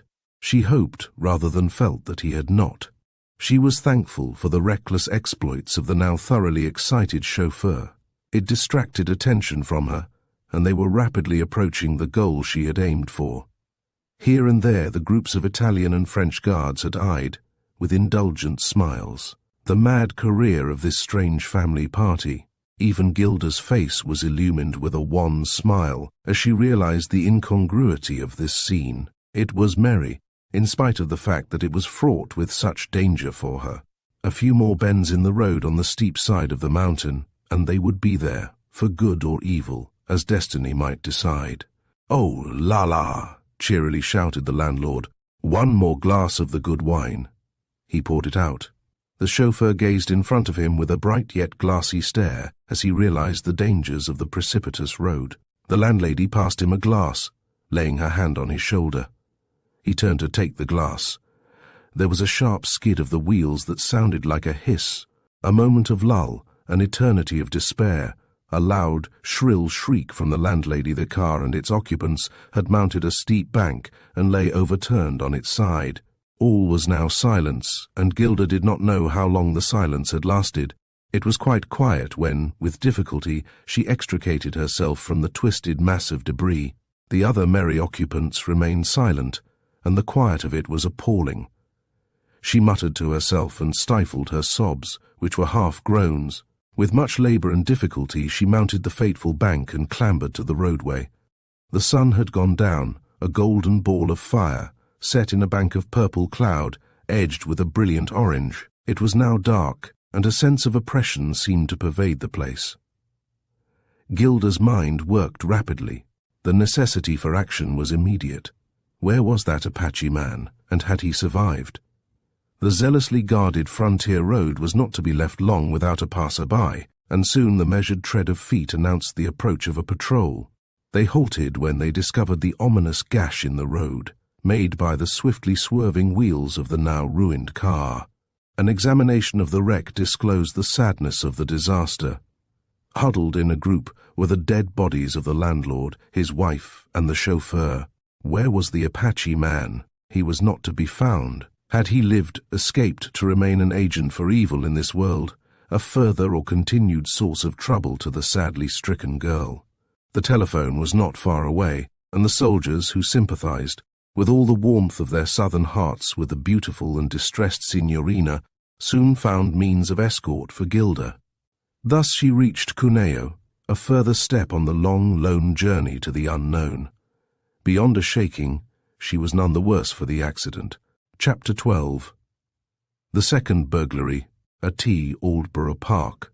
Stewards, bailiffs, solicitors, and the men of affairs who were called in on the occasion of the death of the head of the family had finished their work at Aldborough Park. Life had resumed its normal state. The new baronet had taken possession and was entering into the duties of his position with commendable spirit and enterprise. Lady Remington witnessed her son's interest in the affairs of the estates with much pleasure. Her mind was greatly relieved that they had seen the last of the mysterious Gilda Tempest and the forbidding Dr. Malsano. She was satisfied that Raife had overcome his mad infatuation for the woman, and as for the doctor, no possible good could come from such an association. She sincerely hoped they would forget the impulsive invitation extended to them whilst they were at Nice. The Baroness von Sassnilz was staying at the park. She had brought the inevitable jewels, without which, and their attendant anxiety, her otherwise placid life was incomplete. Fräulein Schneider, the Baroness's maid and the faithful custodian of the priceless trinkets, was there. Alert as ever, she wore the importance of her trust, as she wore those multitudinous coils of yellow hair. They were all a part of the institution that she represented. Edgson, the faithful old butler, ruled the servants' hall with a firm but genial sway. The yellow coils were the subject of much discussion among the other servants, but Edgson had ruled, with a fine decision, that it was both unladylike and ungentlemanly to discuss a lady's back hair in the servants' hall. The Fräulein Schneider, herself, maintained an austerity becoming the importance of her position, and the subject was therefore not discussed directly with that lady. Only one person was believed to have dared to a direct allusion to the crowning piece of the Fräulein's headgear. One James Gibson, called Jim by his intimates, was possessed of a manly frame, well set off by Melton corduroys and leather gaiters. His curly beard was black and well trimmed, whilst his sparkling black eyes, that twinkled above his round, rosy cheeks, were counted irresistible by the lasses of that Kentish countryside. Report had it that Jim met the Fraulein in the town of Lewes, 9 miles away, and there purchased a fancy comb, which he induced her to wear for a brief while. Unwittingly, the comb was in position when the Fraulein responded to a sudden summons from the Baroness. Not even the Fraulein Schneider could stand the withering stare, assisted by a jewelled lorgnette, of an indignant Baroness, whose maid had dared to wear a comb in her well-coiled and oiled hair. The comb was never seen again. For safe-keeping, the Baroness's jewels were placed in the strong safe in the wall of the library during her stay at Aldborough Park. The shooting season was near at hand, and Raife had invited his old college friend, Edward Mutimer, preparatory to the opening of the 1st of September, when the party would be increased. Perhaps no festival was treated with greater respect and ceremony than that of St. Partridge. On the 1st of September, through the centuries, the line of shooters with the dogs and gamekeepers have set forth in search of the birds that until this day had been so jealously guarded. The Aldborough estates have always been strictly preserved and famed for partridge and pheasant alike. At eventime, when the shooters had returned from the prolonged and sometimes tiring sport, the fine old Tudor mansion, snug and warm within its ivy-covered walls, rang with the merriment that accompanied the hospitable festivities of such occasions. The privileged dogs did take their place before the fire. There were Grouse, the setter, Joe, the pointer, Nellie and Judy, the 2 spaniels, Prince, the black retriever, whilst 3 or 4 less useful, less trained, but generally more pampered and self-assertive, were grouped around. The toast of St. Partridge was given with the brevity that most good toasts deserve.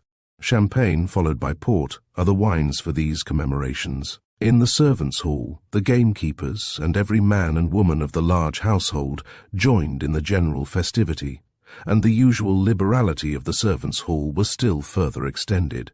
On such nights the genial old butler was at his best, for the task fell to him to propose the toast of St. Partridge and do the honours generally. His well-studied and hoary witticisms came with such a hearty burst of his own laughter that the infection spread around the depleted board, until joy was on every countenance. On such a night sleep would be heavier than usual. By general consent, the potations that followed dinner were not excessive, but a little more liberal, as became the occasion. One by one the household, in its many varying branches, retired, each in his or her direction, up one of the many winding staircases and along corridors to their respective rooms with stifling yawns, and walking with a respectful silence until the last of the doors opened and closed. The guests also lingered longer than usual in billiard-room or library, and they, in turn, having received the ministrations of the servants allotted to them, retired up the wide oak staircase, over the soft, deep carpet. The most astute criminal, even burglars, will choose sometimes a wrongly timed occasion for his offence against society. It was a few nights after the first, when Sir Raife and the rest of the household had sought the sleep that follows sweetly on a long day's shooting. Lazily knocking the contents of his pipe into the fire, he climbed into the 4-posted bed with its pale blue curtains hanging around. The old-fashioned, and even the mediaeval, survived in many directions at Aldborough Park, and this bed was one of the survivals. Although fatigued beyond the ordinary point, even after a long tramp over stubble and turnips, up hill and down dale, Raife did not sleep. His mind was too active, and his thoughts trended in directions which left him sleepless and troubled. The recollection of his father's murder, and the dying words which, in spite of the intervening months and the exciting events that had transpired, still, on such an occasion as this, caused him anxiety. Insomnia may not be a disease, but it is a very serious complaint at the moment of suffering. There are some people who possess mentality of a caliber that permits them to lie awake during long and dark nights. Others, of a higher-strung fibre, cast bedclothes and resolution to the corners of the room, and rise to smoke, to read or do anything, rather than endure the torture of wakefulness caused by a troubled mind. Raife rose from the high, old-fashioned bed and proceeded for a light and his dressing-gown, when he heard sounds that arrested his movement and attention. Premonition of danger displays a very high sense in animals. The later stages of civilization have made matters so safe for human beings that the premonitive sense is becoming rare. Environment undoubtedly affects such a sense, and the proximity of the library to Raife's bedroom may have affected his alertness and kept him awake. Certainly there was somebody moving, and the noise was in the direction of the library, the room of sad, tragic association. Nerves do not imply timidity, and Raife of the Remingtons was hardly likely to be a timid man. At the moment he was possessed of a strong spirit of revenge. His father had been cruelly shot by a burglar in that very library where those stealthy sounds were proceeding from. He did not wait to don a dressing gown. Hastily snatching his Browning revolver from under his pillow, he proceeded along the dark oak-panelled corridor. Gloomy old helmets, empty shells of armor that had protected his ancestors in many a fray, frowned upon him.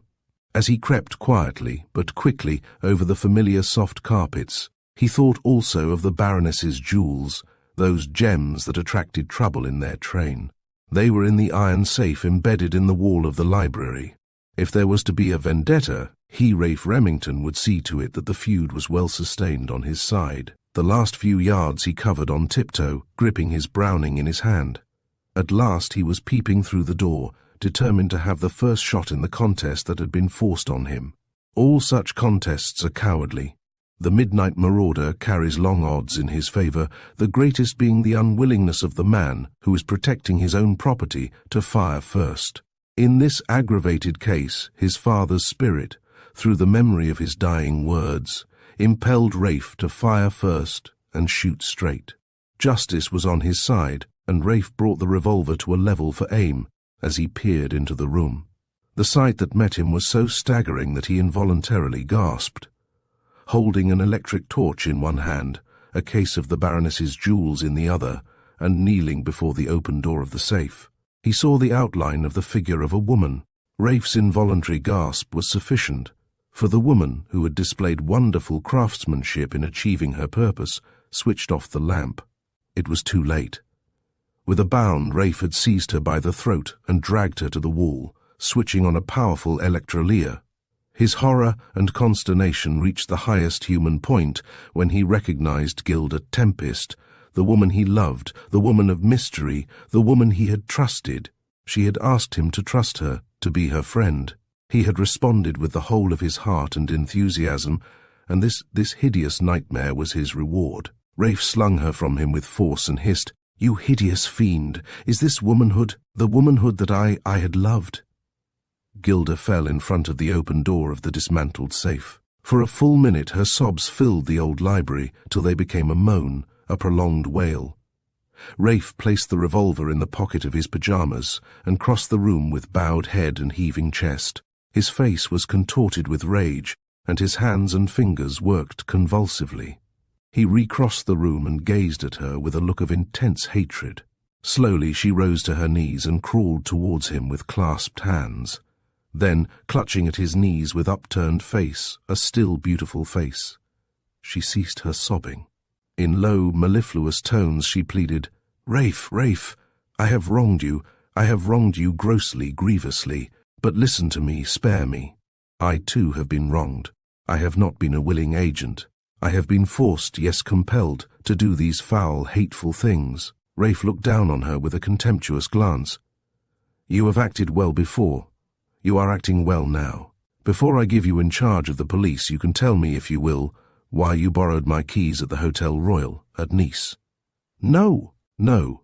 Raife, Sir Raife, believe me, I am not naturally bad. My uncle, at least, he tells me he is my uncle, forces me to do these things. When he looks at me and tells me what to do, I am afraid, but I must obey. I simply must. I can't help it. He made me get your keys and told me the story to tell you. He is clever, so clever." Here Gilda shuddered and then trembled violently all over. Passionately she raised her voice a trifle, saying, "He is horrid. He is hateful, yes, awful." Then, relapsing almost into a state of coma, she continued, "I must obey. Yes, I must obey." At this moment there was a violent knock on the door, and Raife almost dragged Gilda to a curtain and, hastily thrusting her behind, crossed to the door and said lazily, in a tired key, "Yes, who is there?" Edgson's, the old butler's voice, came from without in trembling tones. Ludda Mussy. Is that you, Sir Raife? You have given us a fright. I saw a light in the library and thought there was burglars again, and I've got all the men and the gardeners and we've surrounded the house. Sir Raife laughed a forced, hearty laugh, exclaiming, "Well done, Edgson. You were quite right. But there aren't any burglars this time. No, I'm just at work on some of my papers, that's all." Then, turning the key and holding the door slightly ajar, he added, "Give them all a drink and send them to bed again. I shan't be long myself now." The old man replied respectfully, "Very good, Sir Raife." As he walked down the long corridor behind the other servants who had accompanied him on his well-planned police expedition, Edgson laughed softly to himself. He remembered some of the stories told to him of Master Raife's escapades in the long white room at the Blue Boar. It was not a very good explanation, but it served at the moment. When the sound of the last footsteps had died away, Raife returned to Gilda and beckoned her from the curtains, saying, "Now, Gilda, tell me all that happened after you disappeared from the hotel at Nice. Tell me some of the worst of this man Malsano's crimes." Gilda told how she had seen Raife and Lady Remington at Bordighera, of her flight from there in the motor car, of the accident and her escape, and the long journey by a circuitous route to England where she met her uncle.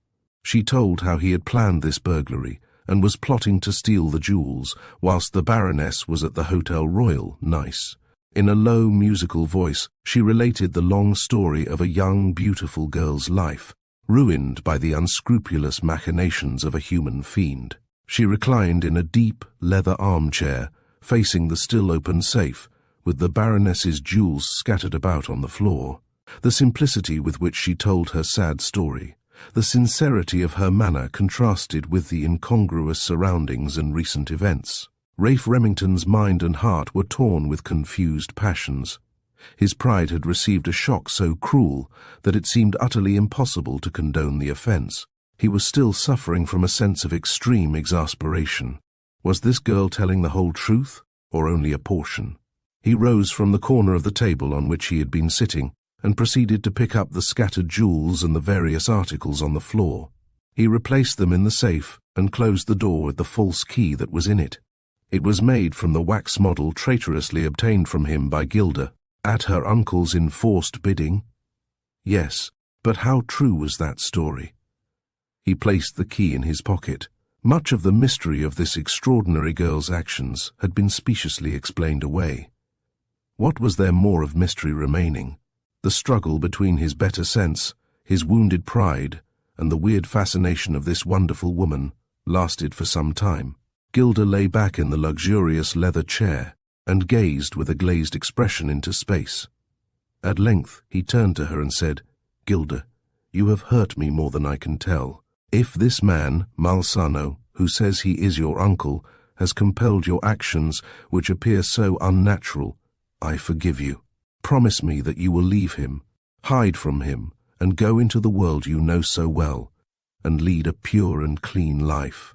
You have shown yourself to be clever enough. Promise me, Gilda, and come to me if you want help. I will help." He held out his hand. She sprang from the deep recesses of the chair. Clutching his hand, she smothered it in passionate kisses. Then gazing at him, she said, I promise, Raife. May I go now?" Mechanically, Raife said, "Yes." In 2 seconds, the dainty figure of the young girl was sliding down a silken rope from the library window to the ground below. Amazed at the rapidity of the action, Raife watched her disappearing form as it glided sinuously into a bunch of rhododendron bushes. Chapter: Into a Trap and Out of It. When Gilda Tempest had disappeared in the dead of night among the rhododendron bushes, Raife stood at the open latticed window of the old library, which had so nearly been the scene of a second tragedy. He was amazed at the squirrel-like movements of this wonderful girl, who had just played the part of burglar with the dexterity of a practiced hand. Yet she had told the tragedy of a life story with a restrained, dramatic power that was convincing, at least to him. Again she had taken possession of him, and all his thoughts, his love and passion were for her. On the morning following these extraordinary occurrences, there was seated an old gentleman, wearing blue spectacles, on a secluded seat on the parade at Brighton. He appeared to be immersed in a book that he held close to his face. An observant onlooker would have noticed that his attention was less engrossed in the book than in the passers-by, of whom, at this point of the parade, there were not many. A neatly uniformed nursemaid, with her 2 young children, approached the seat and appeared to show intention of taking possession of the scant amount of room that was left vacant. The old gentleman uttered a snarl and glared through his blue spectacles so ferociously that, by common consent, the children refused this particular seat at that particular moment. The old gentleman was again left in sole possession. In spite of the book, impatience seemed to characterize his gestures. At last, with a grunt of satisfaction, he observed, in the distance, the person for whom he had waited. An elderly lady shuffled her way along the front. As she approached this secluded spot, after looking round warily, she took her place at one end of the seat. The old gentleman raised his hat courteously and said, "Well, where are they? Have you got them?" In a beautiful voice, but in tremulous tones, the old lady said, "No, I have not got them." With a half-suppressed howl, he said, "What? You have not got them? You lie. You are deceiving me." Still tremulously but quite restrained, she replied, "No, I have not got them, and I am not deceiving you. Let me tell you what happened." In spite of the blue glasses, the old man's face assumed a contorted expression of anger that was hateful to behold. Grasping her arm with a vicious grip, he almost shrieked, "Again I tell you, you lie. Where are they? You dare not tell me you have bungled after all the care I took." "Hush," she whispered. "You will be heard. Yes, I bungled." Then this innocent-looking old lady told the events of the previous night at Aldborough Park, for it was Gilda Tempest disguised with consummate craft. The old man writhed and fumed as each incident of that eventful night was narrated to him in the soft and musical tones of this young criminal of the beauteous countenance. The crime of a burglar is at all times contemptible. This story of an attempted burglary was peculiarly repellent, coming from the lips of a young girl who was so dearly loved by the intended victim. To have stolen any property belonging to Raife Remington would have been discreditable, but to attempt, with all the skilled burglar's art, to steal those valuable jewels of the Baroness, which had been entrusted to Raife for safekeeping, that was to place him in the most invidious position. It sounded hateful in the hearing. Yet this old reprobate of the deepest dye was the cause of this young girl's downfall, and he was furious at her failure. With a resumption of his usual self-control, he hissed, "Those jewels are worth £30,000. You were clumsy to miss such a prize. Now listen to me. That young fool's father killed your father." Gilda shuddered, and tears trickled down the cheeks, which had been skillfully lined to disguise their youthful beauty. Again, stooping towards her, his words were reduced almost to a whisper as he said, "Look at me straight in the eyes, Gilda, and listen. You must make love to that man. He cannot and shall not resist you. He must marry you, and you must ruin him. That shall be your revenge. It shall be my revenge, and your father's revenge." Then, springing to his feet with extraordinary vigor, he added, "Come now, remember what I have said. It must be. It shall be." People turned to look at this peaceful and distinguished-looking old couple sauntering down the front of their hotel. There is an unscrupulous type of villain in this world, whose power for harm is unbounded, even as the weasel, the stoat, and certain of her types of ferocious animals kill for the lust of killing. So these evil-minded people pursue their depredations. The worst of this type exercise a curious fascination over women. It is not essential to discuss the possibilities of hypnotism, mesmerism, or any other forms of mind influence or thought transference. A perusal of the newspapers, and even a general observation of those around us, is sufficient to satisfy us of the existence of this power. Curiously, it would more generally seem to be exercised for evil rather than good. Dr. Danilo Malsano exercised his malicious influence over Gilda Tempest, with all the malignancy of the type of predatory blood-sucking animals to which allusion has been made. It was easy, therefore, for plans to be made to encompass the downfall and ruin of Raife Remington. Subterfuge brought clandestine meetings between the young couple. The clandestine element is that which appeals most strongly to the ordinary lover. Raife Remington loved Gilda Tempest with a fierce passion, which he could not control, but in many senses he was an ordinary lover. He was now well aware of Gilda's skill as a thief or burglar. The thought rankled in his mind, but still he could not stave off the desire for her company. A smile from her chased away the hateful reminiscence of the night in the library at Aldborough Park, when she was fully revealed as a thief. There were other mysterious circumstances that in his ordinary mood he could not explain away, but when Gilda smiled and looked at him with her appealing eyes, all doubt vanished. He was certain of one thing: Dr. Malsano was a blackguard, and he hated him. Again, his sense of reason, nay of duty, impelled him to give information to the police that would lead to the arrest and conviction of this arch-criminal. A criminal who used his uncanny powers to employ as a dupe a sweet, beautiful girl whom he called his niece. His influence appeared almost supernatural, and yet his cowardice was evident in the fact that he adopted such foul methods. So, in spite of all this, when Gilda smiled, that baneful person, her uncle, was safe from arrest as far as Raife was concerned. There were many incongruities in this courtship. Their first meeting, and each subsequent meeting, had been quite unconventional. Yet there was naught but pure thought as far as this couple were concerned when they met. The baleful influence of the doctor at other times alone made for trouble. In all these circumstances, then, it is not surprising that the quaint old-world, white room of the Blue Boar at Tunbridge Wells should have become the rendezvous when it was the only opportunity that served. Raife Remington's sense of proportion had restrained him for a week or two, and he had not met Gilda.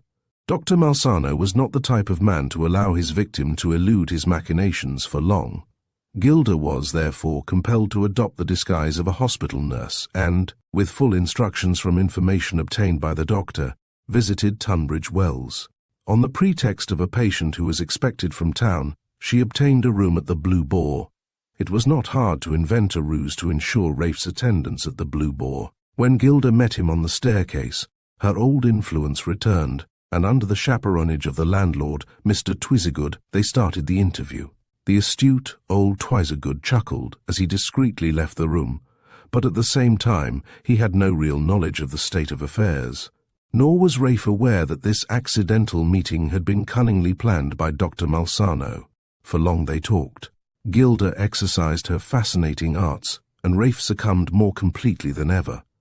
The conquest was complete, and Raife arranged to meet her in town, where they should run less risk of observation, and each should enjoy their own society unmolested by the inquisitive. During all this strange courtship, the ordinary caresses, in which lovers freely indulge, had been few indeed. Now, today, when fate seemed propitious, their caresses were less restrained, and, for the first time, Raife kissed Gilda passionately. The fire of youthful kisses will destroy discretion. The sight of a neatly costumed nurse being passionately embraced by the youthful owner of Aldborough Park would have made an interesting film for a cinema. In real life, the casual or accidental witness of such a scene is liable to be shocked. In this instance, the genial old landlord of the Blue Boar was ascending the stairs and saw sufficient of the impassioned incident through a mirror to encourage him to give a loud and friendly cough. The process of disentanglement was instant and complete. Most of us are familiar with it.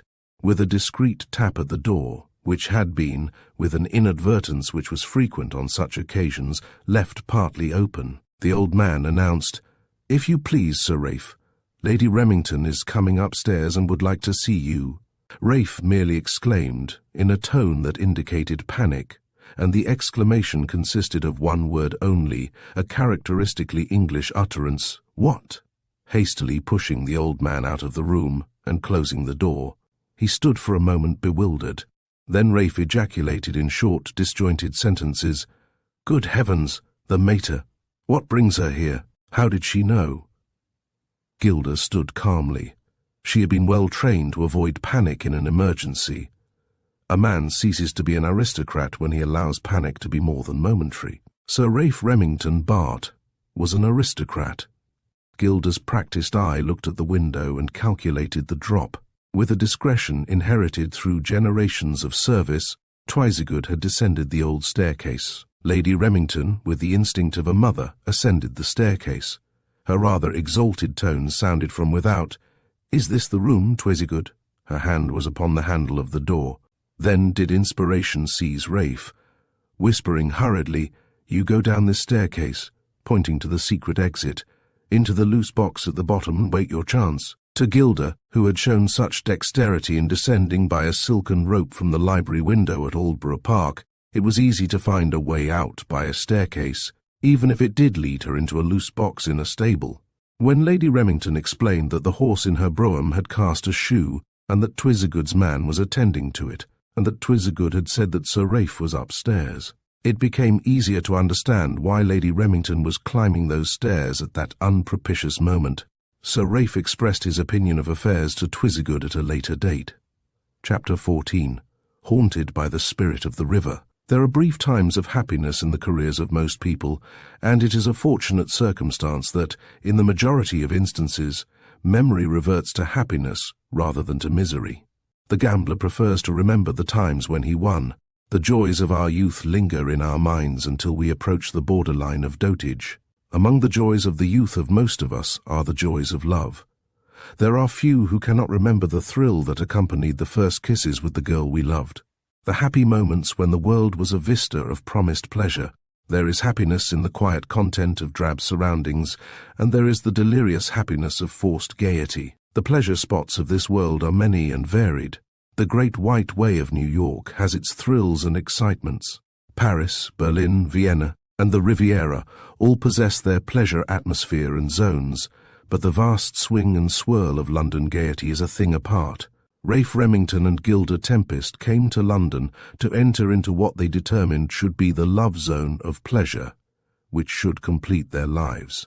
By a tacit understanding, now that the first and most important stages of conquest had been acquired, the doctor did not appear more than necessary. Raife was rich enough for a full indulgence in the round of gaiety that London offers, especially to those who are to the manner born.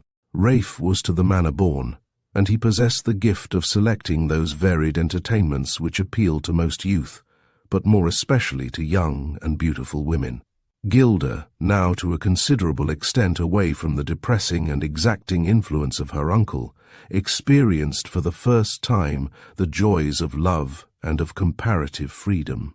Her lightest whims were gratified, and together, light-heartedly, they joined the gay whirl of entertainment. Dressed in the richest attire and bejewelled, she was the observed of all, and envied by most women. By men she was admired. By the man to whom she had given her heart she was adored, and Raife had acquired a wonderful skill in courtly admiration. He was living in his old-world suite of rooms in Duke Street, St. James's, and Gilda and her uncle occupied a suite in a new Bloomsbury hotel. September, and even October, are frequently the most kindly months in England in the matter of genial climate, and ain't more suggestive of perfect summer weather than that afforded by July. On a night in September, Raife and Gilda were dining at the Savoy Hotel. He had chosen a table, and prior to dinner, they were overlooking the river and the embankment, with the long sweep of lights that lead mysteriously into gloom, whilst the flickering reflections of the murky Surrey side sparkled in the swiftly moving stream at high tide. He was supremely happy. She appeared to be, but it was not possible to fathom the depths of a heart and mind that had been subordinated to the sinister workings of a hard and cruel disposition. There are few who have looked upon that ancient waterway who have not been influenced by its fascination. Tonight its mystery entered into the spirit of Raife, and for a brief while he was affected by the outlook. His had been a great happiness for 2 weeks now, and he had chased away every grim thought in connection with Dr. Malsano and Gilda. They whispered a brief love talk, and then entered the salon and crossed to the table which was awaiting them. The waiters performed those mystic evolutions which indicate the relative rank of the diners who are to occupy their tables. It appeared evident that Raife was a person of importance. Apart from this testimony from the waiters, he and she were evidently the cynosure of the rest of the richly clad diners. With a gay laugh, he spoke softly across the table.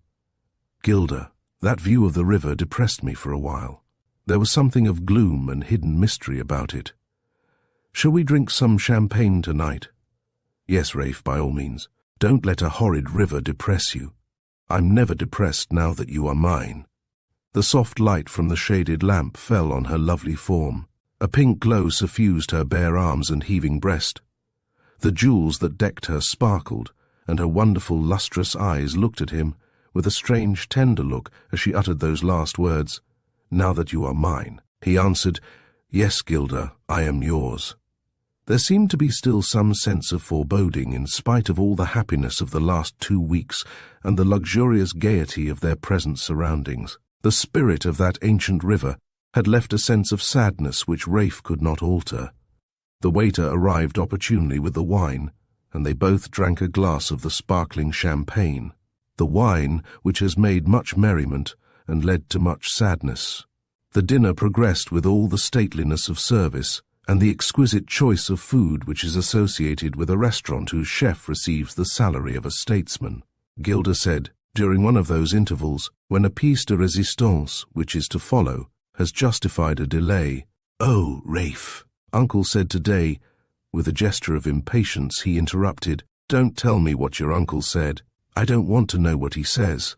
I only want to know what you say."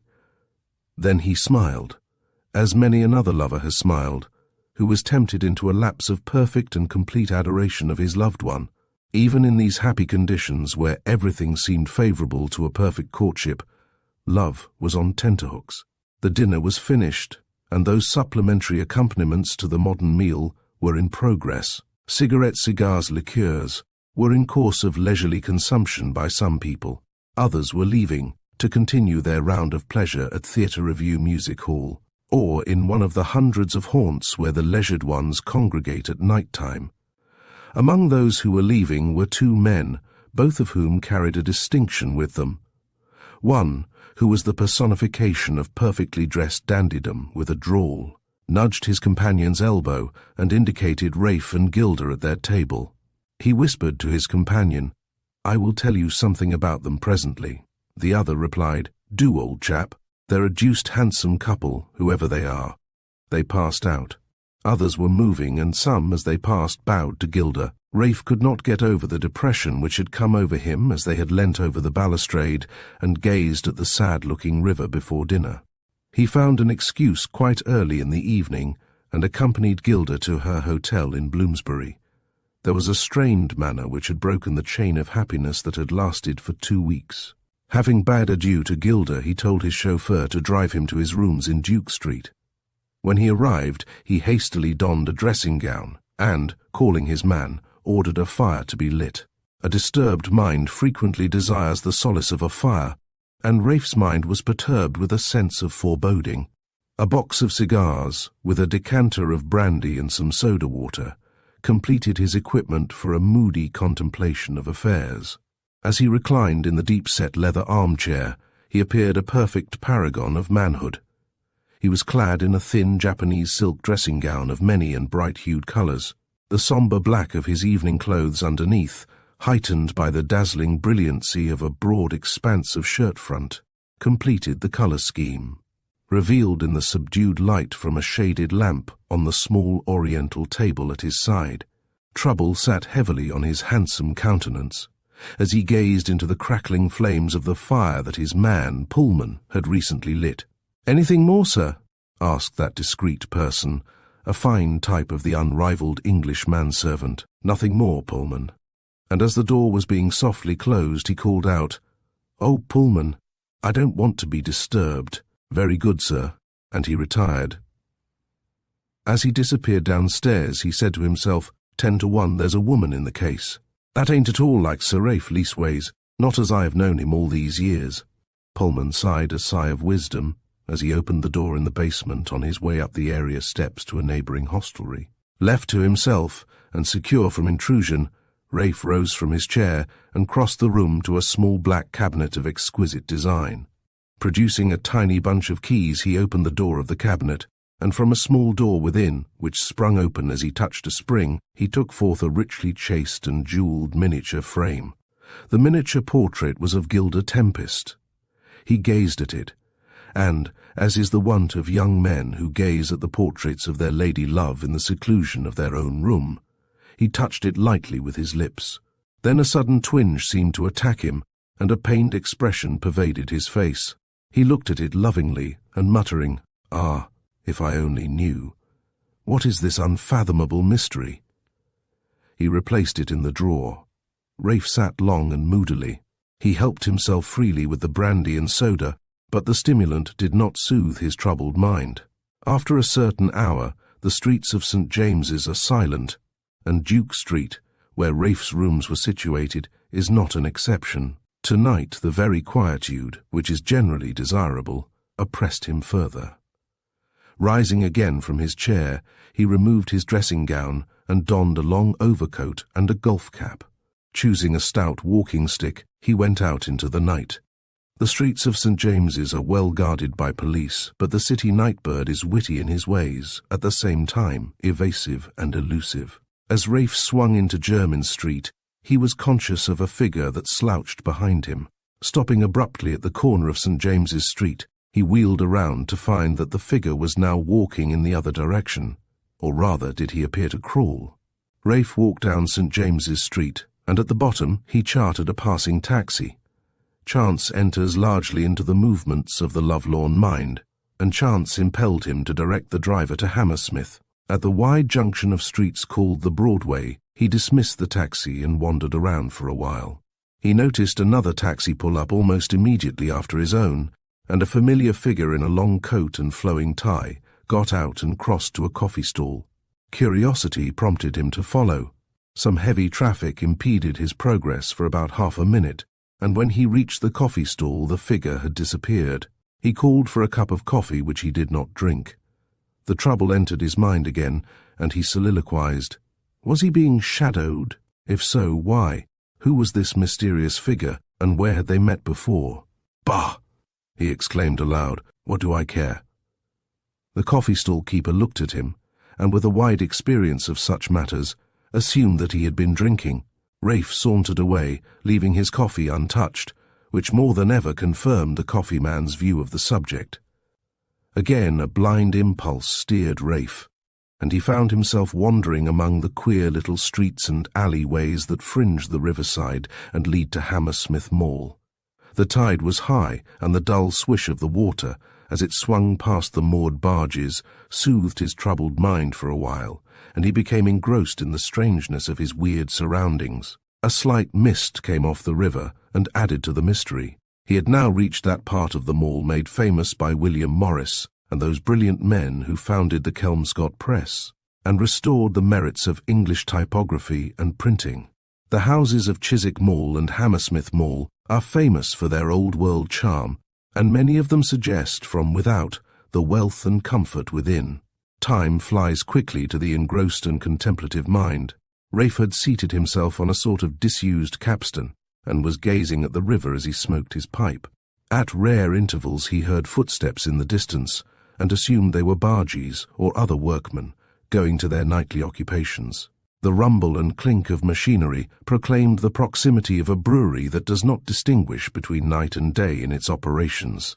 Once, looking round, as he imagined footsteps that were too stealthy for those of a British workman, he fancied he saw the mysterious figure of Jermyn Street and the Broadway. He chased away the thought as merely fanciful and the result of his perturbed brain. The incident trended in his thoughts, however, towards that persistent person. Presently, it flashed through his mind and brought a crowd of recollections to him. The curious meeting with Gilda at Nice, the message conveyed by the little Italian girl among the orange groves by moonlight, the message delivered at the entrance of the café. Yes, he was sure now. It was that Apache fellow, who looked as though he might be from the Latin Quarter of Paris, and yet was not. But had not Gilda told him that he was killed in the motor smash outside Cuneo? Again he said, "Bah! What does it matter? Or what do I care?"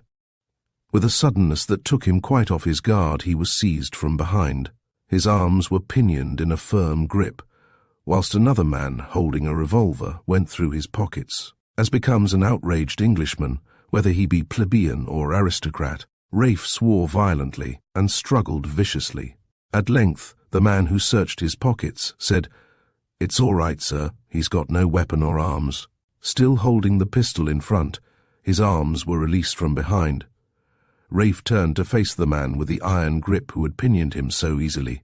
Both men gave a start and an exclamation of surprise. "Good heavens! Herrion, Inspector, what's the meaning of this?" demanded Raife. "Well," said Inspector Herrion, for it was he, the immaculate Scarlet Pimpernel of Scotland Yard. "We hardly expected, Sir Raife, to find you here at this hour of the night." Raife laughed and said, "I couldn't sleep, so I took a stroll." "Rather a long stroll, Sir Raife, from St. James's to the Mall, Hammersmith, in the middle of the night," said Herrion with a curious smile. "May I call on you in the morning, sir?" he added. "Why, to be sure, I'll be delighted to see you. But leave that infernal grip of yours behind," and they both laughed. At this moment there was a trampling of bushes in the garden behind, the swinging and slamming of a heavy iron gate, and then a shout. "Stop him!"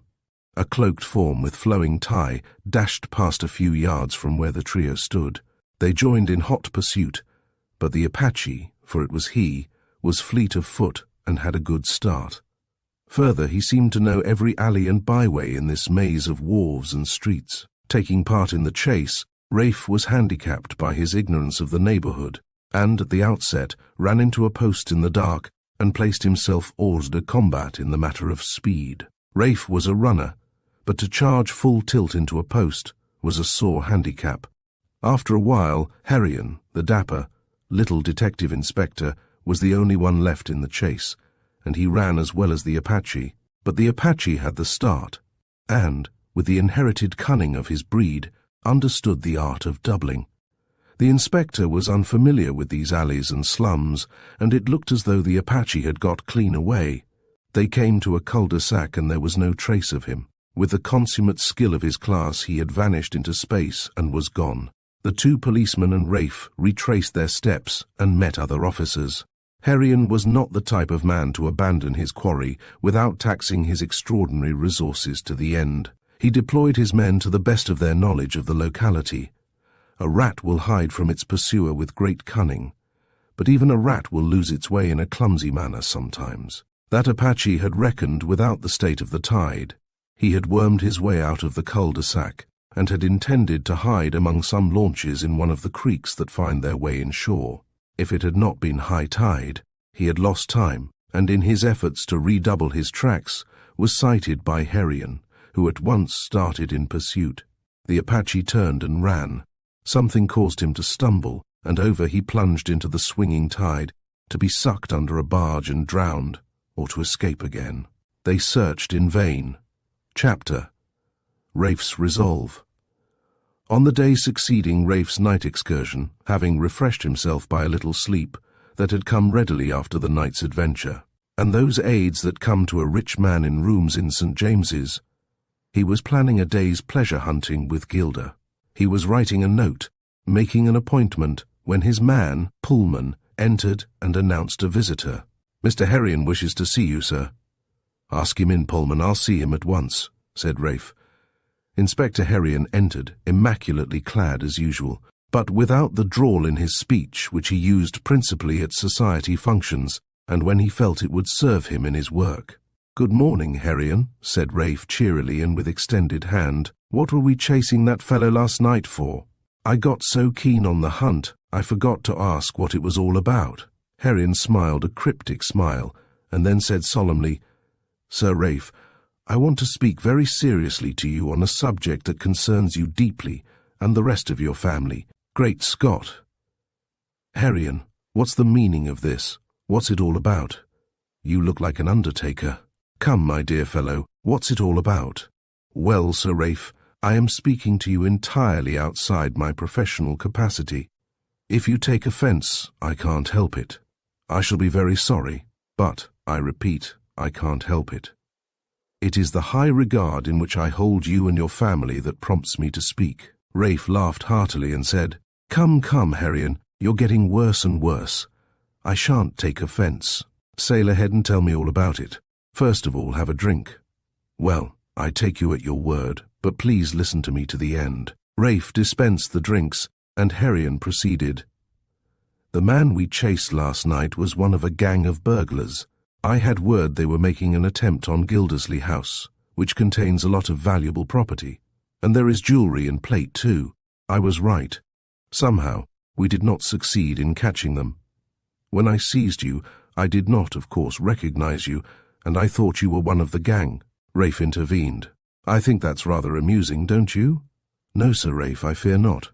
That Apache-looking fellow is practically in the employ of a certain Dr. Malsano. Raife started, and his expression became engrossed. The important part of what I want to say is, proceeded the detective, that, although it is merely a coincidence that you should have been in the middle of the night on the scene of an attempted burglary, I saw you earlier in the evening dining at the Savoy with a Miss Gilda Tempest, who is supposed to be the niece of this Dr. Malsano. Raife sprang from his seat and said, Come, Herion. I can't hear a word against Miss Tempest. I ask you to keep cool, Sir Raife, until I explain to you how serious is the situation. It is incredible to feel that your good name, Sir Raife Remington, should be associated with a gang of continental swindlers, of whom this lady is the decoy. Again, Raife hotly intervened. I must ask you, Herion, not to drag Miss Tempest's name into the dust. It is true, I think you will agree, that my professional position entitles me to speak. Raife winced, but his was not the nature to give in easily.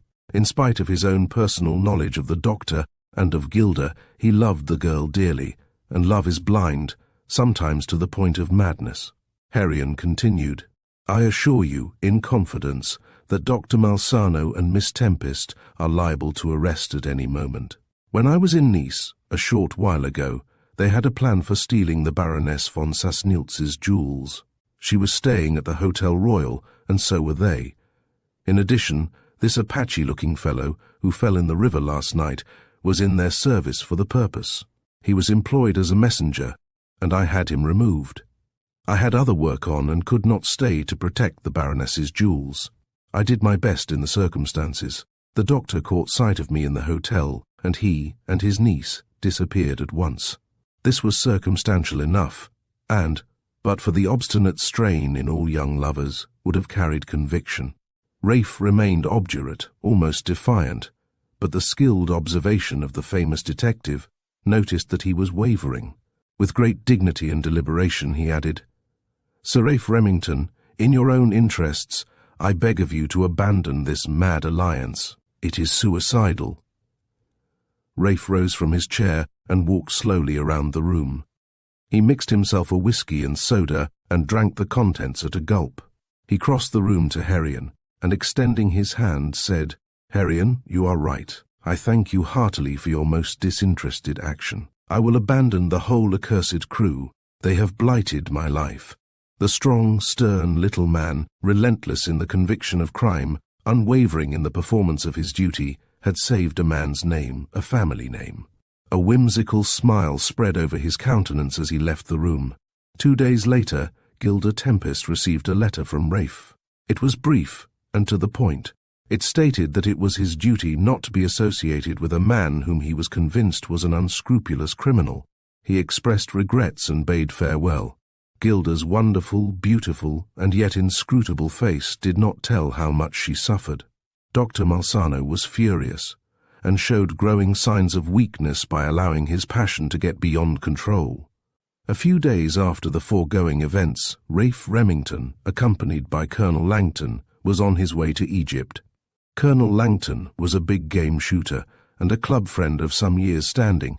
Their intention was to make for Khartoum and thence up the Blue Nile, the Nile-guarded city, the desert-bound city, the city of Gordon's doom, the womanless city, cradleless city, the city of men Khartoum. This was to be the goal of Raife Remington, who had emerged from a great crisis, the crisis of a dangerous passion for a woman, a passion for a beautiful woman, but a woman whose very presence seemed to herald trouble.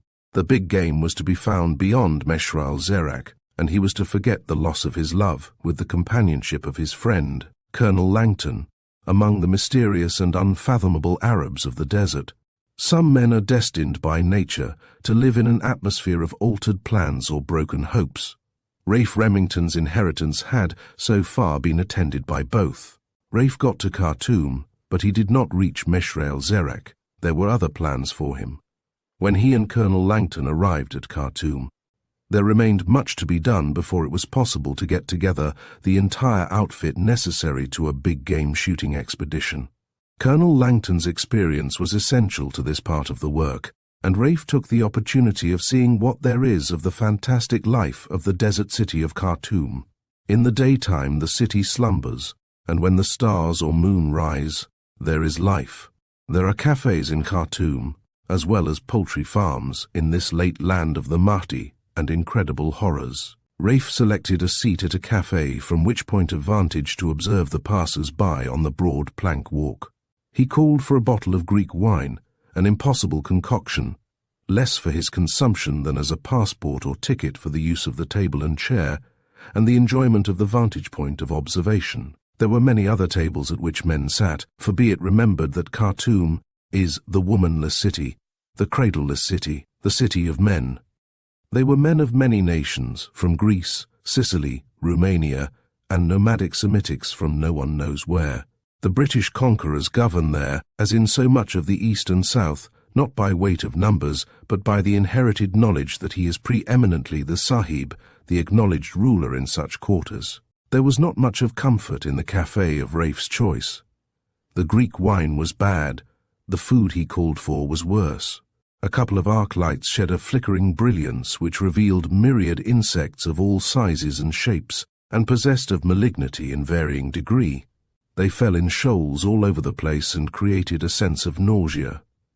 In spite of all this, overhead was the deep blue vault of the unfathomable skies flecked by a million stars. The stolid, sulky silence of the dusky Arabs in every variety of costumes, which include the turban, the tarbouch, loose, flapping drawers, and the coarse woven jibba, added to a melancholy sense. If it were possible to supplement Raife's dejection, that was achieved by the snuffling dogs who sought garbage under chair and table, and a certain smell which belongs to much of the East. Raife tired of the cafe, the plank walk, and his neighbours. He rose from the table, paid his addition, and sauntered away. He was passing a narrow, evil-smelling street of the native quarter when he heard blows and cries. Raife, being unfamiliar with Oriental methods, sought a reason for the disturbance. Imagining that a good row would cause a diversion and relieve the monotony of the last few hours, he proceeded down the street and discovered that there was a woman in Khartoum, and she was being beaten by a big, dusky Nubian. The woman seemed to look appealingly at Raife, and he, with all the proper, but, in the circumstances, unwise impulse of a normal man of the West, sailed in and hit that Nubian many blows with his useful fists. He should then have beaten a hasty retreat, but he did not. The result of this later indiscretion was that he received from somebody, from somewhere, a stab in the shoulder, which taught him some of the wisdom necessary in the Orient. He found his way back to his hotel, and the regimental surgeon, being sent for, treated the wound, which, though not very serious, would take a long time to heal in a place like Khartoum. When Colonel Langton returned from purchasing water bags, sacks, girths for camels, and many of the articles necessary for a well-equipped caravan, he discovered Raife bound up in bandages, and the regimental surgeon putting on the finishing touches to a very neat job of surgery. Having learnt the cause of things, the colonel swore, in a characteristic fashion, at the prospect of his plans for big game shooting being at least altered, if not indefinitely postponed. The news of the occurrence spread, and a few of the officers called on Raife to learn about it, the story having been repeated several times, headed by Colonel Langton, the regimental surgeon, and each visitor, in turn, talked interminable lectures on the folly of Raife's action. Raife's pride, as well as his shoulder, was sorely hurt. He felt he had made an ass of himself, and that these fellows, with their experience, were inwardly laughing at him. He cursed the fact that, for the second time, a woman had landed him in trouble. His days at Khartoum were very miserable. His wound would not heal, and he saw that he would be a drag on the expedition if he started. He decided to return to Cairo and try and patch himself up there. Chapter: The Mysterious Stab in the Dark. A few weeks after Raife's unfortunate interference in a Nubian's domestic affairs at Khartoum, he was reclining amid soft cushions on the piazza of Shepherd's Hotel at Cairo. There may be no women in Khartoum, at least there was one, who, being in trouble herself, made trouble for Raife. But there are women at Cairo. Just what the attraction is, no one really knows. It is hot and dusty. There are flies, mosquitoes, and plenty of other irritating little things in Cairo. But Shepherd's Hotel is generally full of visitors, and there is a predominance of gaily and richly dressed women. They come from all countries and speak many languages. The language that one hears more than any is that of the United States of America. Americans do not individually stay longer, but there are more of them, therefore the supply is greater. Further, the American woman is a good talker, that is, she talks quickly and talks quite a good deal. There are several of them who talk very well. Exclusiveness used to be the prerogative of the English to a greater extent than most other countries. As the English are becoming less exclusive, so American women are cultivating the habit. The new generation of American women have cultivated, almost inherited, a score or more of little habits, mannerisms, perhaps affectations, which are quite charming to the impressionable young English person. There is a certain gaucherie about the English which, in turn, retains a charm for the American woman. They would openly hate one another if it were not for these peculiarities, which make the one interesting to the other. The limelight of publicity has always been turned on to the American boy and girl from infancy. For that reason, they have never suffered from shyness. Until recently, there has been an excess of privacy in the lives of the English of most ages. That has been altered, and now there are English girls who can rock a chair level with any girl from Kentucky to California. Of course, the voice question had almost as much vogue as the color question. That, in turn, has been altered. There are as many soft contraltos, or at least mezzo-sopranos, coming from the United States as from England nowadays. Altogether, there is less need for antagonism and more need for good fellowship between the United States and Great Britain than at any period since the great misunderstanding of 100 years ago. This helps to explain the circumstances of the very rapid friendship that had sprung up between Sir Raife Remington, Bart, of Aldborough Park, and Miss Hilda Muirhead, the daughter of Reginald Pomeroy Muirhead, Esquire, President of the Fifth State Bank of Illinois, USA. In writing of Americans, it has ever been customary to allude to their wealth, of which many people possess an exaggerated estimate. The successful American is frequently very generous, and it is from that freedom and generosity that the exaggerated notion springs. Mr. Reginald Pomeroy Muirhead was not a very wealthy man, but he was a prosperous man, and a generous man, a fine and courtly type of the American banker. His daughter, Hilda, who had formed such a rapid friendship with Raife Remington, on the piazza, the balcony, in the drawing-room, on the staircase, in the foyer, or any of those places where friendships are made abroad, calls for more description. Hilda Muirhead was not more than 20. In some respects, she had the knowledge and experience of a woman of 30. In other respects, she was a simple ingenue, with the attractive grace of a gazelle-like child. The latter was her natural mood and attitude. The former had been acquired and thrust upon her by the bitterness of cruel experience at an immature period of her life. She had a gift of talk, and the charm of her conversation won for her the attention which invariably ended in admiration. Many girls of any nationality do not realize the value of natural and intellectual conversation. Her father had seen to it that Hilda did. Hilda's mother died in her infancy, leaving Hilda an only child of a devoted and gentle parent. Hilda's appearance was striking in the extreme, and if she had been of the abounding type who flaunt themselves for admiration, she would have, in an obsolete vernacular, swept the board. Her restraint and lack of self-consciousness were an addition to her charm. Her hair was a glory to behold. Few had seen the full extent of that glory of her womanhood. Her old mammy was almost the only one who had seen it in its full maturity. Her face had an indefinable irregularity of contour, and showed the southern blood in her veins. Her eyes were only large when she opened them under some strong emotion. They were not of that pertinacious, staring type that are aggressively anxious to attract on all occasions. Her eyes were grey and constructed for the purpose of normal sight and restrained emotion, but they were beautiful eyes. The form of her lips had not been moulded into beauty by an assumed pout, nor were they distorted by youthful grimace. They were just wholesome lips that helped her to talk and laugh and sing, The rest of her face was in perfect harmony. It was not classical on the lines of a Grecian statue, nor an Italian Madonna. It was a modern, fascinating yet dignified face. A broken arm or a bandaged wound invariably attract attention and sympathy, especially from women. Raife's bandaged shoulder, which necessitated that the right sleeve should remain empty, attracted the attention of the women at Shepherd's Hotel. His Apollo-like appearance added to the effect when he arrived. In addition to the side glances in his direction, as he reclined on a long wicker chair, shaded from the hot sun which streamed from above, he had to endure the bold stares of the more brazen-faced. At this time, Raife had suffered from 2 women, and he was, for the present at least, a woman-hater. He, therefore, refused to notice any of the glances that he received, whatever their nature might be. The balcony, piazza, and foyer of an hotel are very like the deck of an ocean steamer, and it is not possible for an invalid to resist the advances of those who wish to be polite and render aid. Raife and Gilda Muirhead met in such a manner. The foyer was almost deserted, and Raife dropped his book just out of reach. Gilda Muirhead and her father were passing. Gilda darted forward and restored the book to Raife, who thanked her.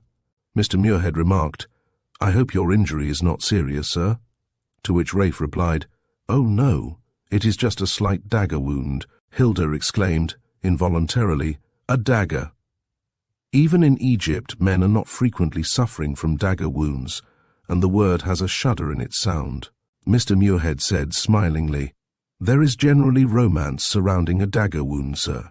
If it would not bore or distress you, perhaps some time later you might feel inclined to tell us as much as you care." Raife thought to himself, "Oh, hang these people. Why don't they go away? She's a charming girl, though." As he thought, Mr. Muirhead, with a promptitude characteristic of Americans, produced his card, and proffering it, said, "Here is my card, sir. I am a very humble American citizen. My daughter and I occupy the suite on the first floor facing north. I shall take it as a compliment, if you should have a dull few minutes to spare, that you should honor us with a visit. We shall be here or hereabouts for a week or 2. Even in Cairo, the warmth of the old gentleman's invitation appeared rather sudden to Raife. However, he had not been in the United States, and had met few Americans. He certainly had not met one who combined so much courtliness of manner and dignity as Mr. Reginald Pomeroy Muirhead, of the Fifth State Bank of Illinois, and father of a charming daughter with a musical voice. Raife forgot he was a woman-hater. He replied, "I'm sorry I haven't got a card with me, and if I had, I couldn't get at it with this confounded shoulder. My name is Remington, sir, and I'm an Englishman. I will try to avail myself of your very kind invitation." As they departed, Raife, for the first time, saw those lips that helped Gilda Muirhead to talk and laugh and to sing. He also encountered her eyes that were for the purpose of normal sight and restrained emotion. On this occasion it was a sympathetic emotion, when they had gone out into the hot sun for one of those expeditions on donkeys that are such an attraction to visitors to Egypt. Raife contemplated. In the end, he had determined that he would not accept Mr. Muirhead's invitation to visit them in his suite. He hated the sound of the word suite, anyhow. It is dull work for a strong young man to recline in a wicker chair, to smoke and to read all day in a hotel, whether it be in Cairo or elsewhere, to refuse the advances of 100 eyes of every hue, and to maintain a stoical indifference to everyone around, because one has suffered at the hands of 2 women was a brave endeavour. Raife confined himself to his own rooms, and dined in solitary state for 3 days. At the end of that time, his desire for companionship of some kind was uncontrollable. Raife sat in the foyer once more, and Mr. Muirhead came across to him with an air of urbanity. "Ah, Mr. Remington! We have not seen you during the last few days. I hope your wound has not been troubling you." Raife stood up and, looking straight at the genial old gentleman, said, "No, Mr. Muirhead, not much. But the doctors have told me that if I don't keep quiet, I shall have complications, and I am already tired of keeping quiet, as they call it." "Well, Mr. Remington, if you are tired of keeping quiet by yourself, and you will dine with me tonight, in my room, I promise you quietude, and, at the same time, it may prove a relaxation to you." Raife could not refuse the invitation offered so gracefully, and he accepted. When Raife was announced that evening in Mr. Muirhead's suite of rooms, the first impression he received was that a very ordinary hotel room had been transformed into a bower of flowers and blossom, and that there were many evidences of home life around it in the shape of daintily framed photographs and tiny ornaments representative of many countries. The arrangement of flowers on the dinner table which awaited them showed that an appreciative hand had tended them. Mr. Muirhead received his guest, and after the ordinary interchange of greetings sounded a gong which brought a dusky attendant. "Mr. Remington, may I have the privilege of mixing for you an American cocktail?" said his host. "There are many spurious editions of the cocktail throughout Europe and, indeed, the world, but it is essentially an American drink, and if you will allow me to play the part of bartender, I think I may please you." Mr. Muirhead's cocktail, which he mixed from the ingredients handed to him by the attendant, was a superlative success. Raife said, "Splendid. How do you do it?" At this moment Gilda Muirhead entered. The Oriental atmosphere at night-time is a thing apart. There is a subtle, undefinable charm about an Oriental apartment, which combines with it just sufficient of the modern to add to luxury. Mr. Muirhead's reception room had been adapted as a dining room for Raife's benefit, and was sumptuous. There were rich Oriental draperies and soft divans, with subdued lights in the centre, a perfectly appointed dinner table for three, on which was cream-coloured napery, silver, cutlery and sparkling glass. The whole scene was a wealth of many colours, subdued and harmonised. The sombre black and white of the Western evening dress of men took its place in the soft light and deep shadows. This was the setting and background when Gilda Muirhead entered the room. The introduction was both formal and informal. "Mr. Remington, I present my daughter, my only daughter." Then to Gilda he said, "Are you ready, my dear? Shall dinner be served?" They were, indeed, a handsome trio around the table in the rich apartment of 100 colours, lights and shadows all welded. Skilled were the movements of the attendants which brought the dishes, the plats which Mr. Muirhead had ordered well, as a polished and travelled American. Raife hated women less at that time than for many months past. Gilda Muirhead displayed the well-bred and experienced side of her character and made a charming hostess. Her delicately tinted, clinging gown revealed a neck and bust of daintily tinted alabaster with rounded arms. A pearl necklace was the only article of jewellery that supplemented this confection, which adorned a simple American girl. The environment, the charm of Mr. Muirhead's conversation, and the subdued grace of the fascinating girl who confronted him presented to Raife an aspect of Americanhood that he had not conceived possible. There are many degrees of trippers from the United States and elsewhere. If these were trippers, then they possessed an exalted rank amongst trippers. No, they were not trippers. They were aristocrats of a type that Sir Raife Remington, Bart, had not previously encountered. The dinner was finished and the coffee was served. Gilda had retired and the two men smoked cigarettes. Mr. Muirhead, after a silence of a minute or two, said, "Mr. Remington, I do not wish to intrude on any subject that may be unpleasant to you. Your allusion the other day to the fact that your wound was due to a blow from a dagger interested me very much at the time, and I have thought of it several times since. May I ask, I do not press the question, which may even appear impertinent. May I ask, was it an accident?" Raife smiled as he said, "No, there is no secret about it, although I am rather ashamed of the business. It made me appear such a fool, and has spoilt a big game hunting expedition I had started on. I should be much further south by now, and probably mauled by some big beast I had failed to hit. So perhaps it's just as well." Mr. Muirhead was evidently interested. Big game shooting is known mostly in America by the exploits of an ex-president, whose deeds were, at the same time, exploited and travestied by a press peculiar to the country. He interrupted, "Do you mind if I ask my daughter to join us again? I am sure the story will interest her so much. Do you mind? You are sure you don't mind?" It was impossible for Raife to mind, and he assented. When Mr. Muirhead returned, followed by Gilda Muirhead, every atom of Raife's hatred of women had vanished. She had changed her dinner gown, and was now attired in a long, trailing robe of soft silk, clasped at the waist by an antique metal belt studded with quaint stones. The conventional tight folds of her wonderful hair had been loosened and gave indication of the wealth of that glory of womanhood. Her arms were still half bare, and some Egyptian bangles hung loosely around her wrists. She stood for a moment holding aside a fauteuil of the deepest Whodunit blue mingled with Indian reds. It was a complete picture of human loveliness in a background of oriental splendor.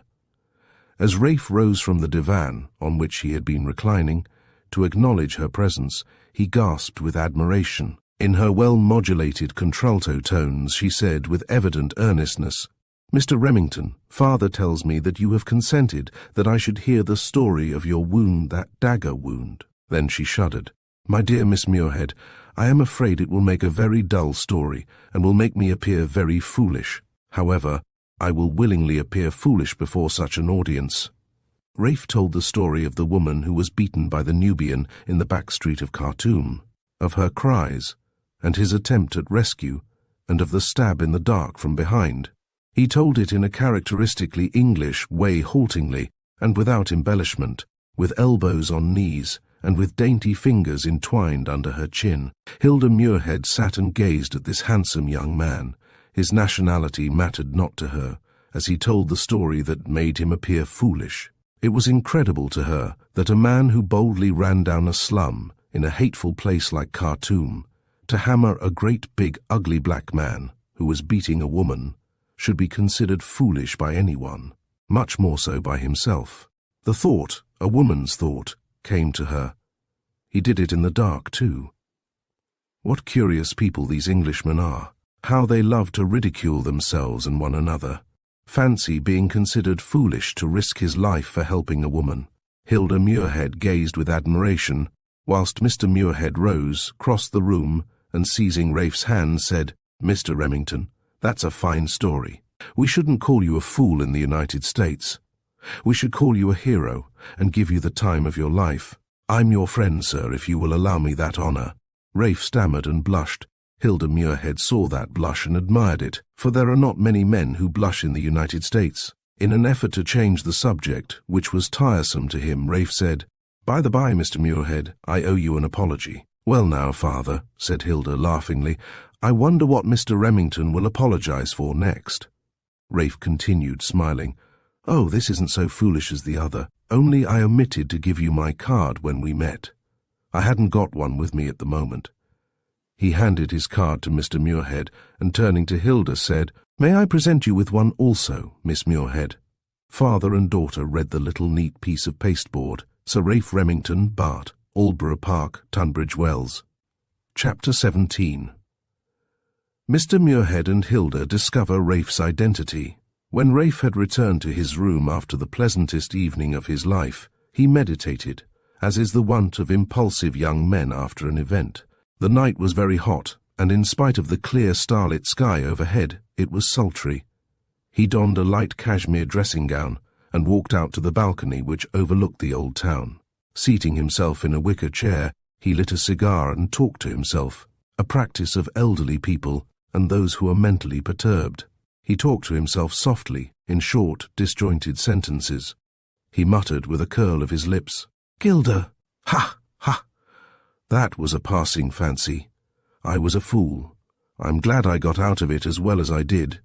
It was good of that fellow Herrion to steer me out of the mess I was landing myself into. Fancy marrying a lady burglar." He yawned and relit his cigar, which had gone out. Cigars make no allowance for meditative monologues. Continuing, he raised his voice slightly. "Woman hater. Of course I'm a woman hater. 2 women have landed me in a hole." Starting from his reverie, he thought he heard a cough. Yes, it was a woman's cough. He stood up and leant over the balcony. As he looked down, he saw a woman with a light shawl over her head. She was on the balcony immediately under his. He only caught a glance as the figure entered the window below, which corresponded with the one that led to his own room. He whispered now, lest he should be overheard, "I wonder who that woman was. Was it Miss Muirhead? Gilda. I rather like the name. It rhymes with Gilda. But what a different type of girl, and after all, I must have companionship of some sort. Next morning the trio met again in the foyer. The ice was broken now. Hotel friendships are very warm whilst they last. Would this one last? When Raife left, after his story of the wound he got on behalf of a strange woman in Khartoum, Mr. Muirhead and Hilda, each holding the card in their hands, the card that Raife had given them, looked at one another with puzzled expressions. Then Mr. Muirhead read aloud, "Sir Raife Remington, Bart, Aldborough Park, Tunbridge Wells." Hilda asked, "Why didn't he tell us he was a baronet?" Her father answered reflectively, "Yes, these Englishmen certainly are curious. Now, if he'd been an American judge, or colonel, we should have known all about it in 5 minutes, and more than we wanted to know before the day was out, and before the dinner was over. We should have hated him for it." Hilda, too, gazed reflectively and said, "Yes, that's only too true. Then again, how strange that he should be ashamed of helping that poor woman in Khartoum, and after being stabbed, too. It has been said of Americans and others that they dearly love a lord. Why shouldn't they? Especially if he is a nice lord. Raife was not a lord, but he was a baronet, and a very handsome and agreeable baronet. Mr. Muirhead was an American businessman, and it is the habit of such men to go to the rock bottom of things. So he said to Hilda, "I wonder whether he's a new-fledged political baronet, or one of the old families. I expect they've got a Debrett or Burke's peerage downstairs. I'll look it up in the morning." When Mr. Muirhead looked up Raife's ancestry in the morning, he was not sorry to learn that Raife was descended from the Tudor and Elizabethan Remingtons. He had just completed this operation when they met Raife in the foyer. They greeted one another with cordiality, and Mr. Muirhead induced Raife, without much difficulty, to join them in an expedition. Hilda was divinely beautiful at the dinner of the previous night. On this morning, riding in the bright sunlight, she was radiant. The reserve of the previous evening was absent, and she talked intellectually. At times her conversation was brilliant and interspersed with those quaint witticisms that seem only possible to Americans, and are doubly entertaining when they flow from the lips of a pretty American girl.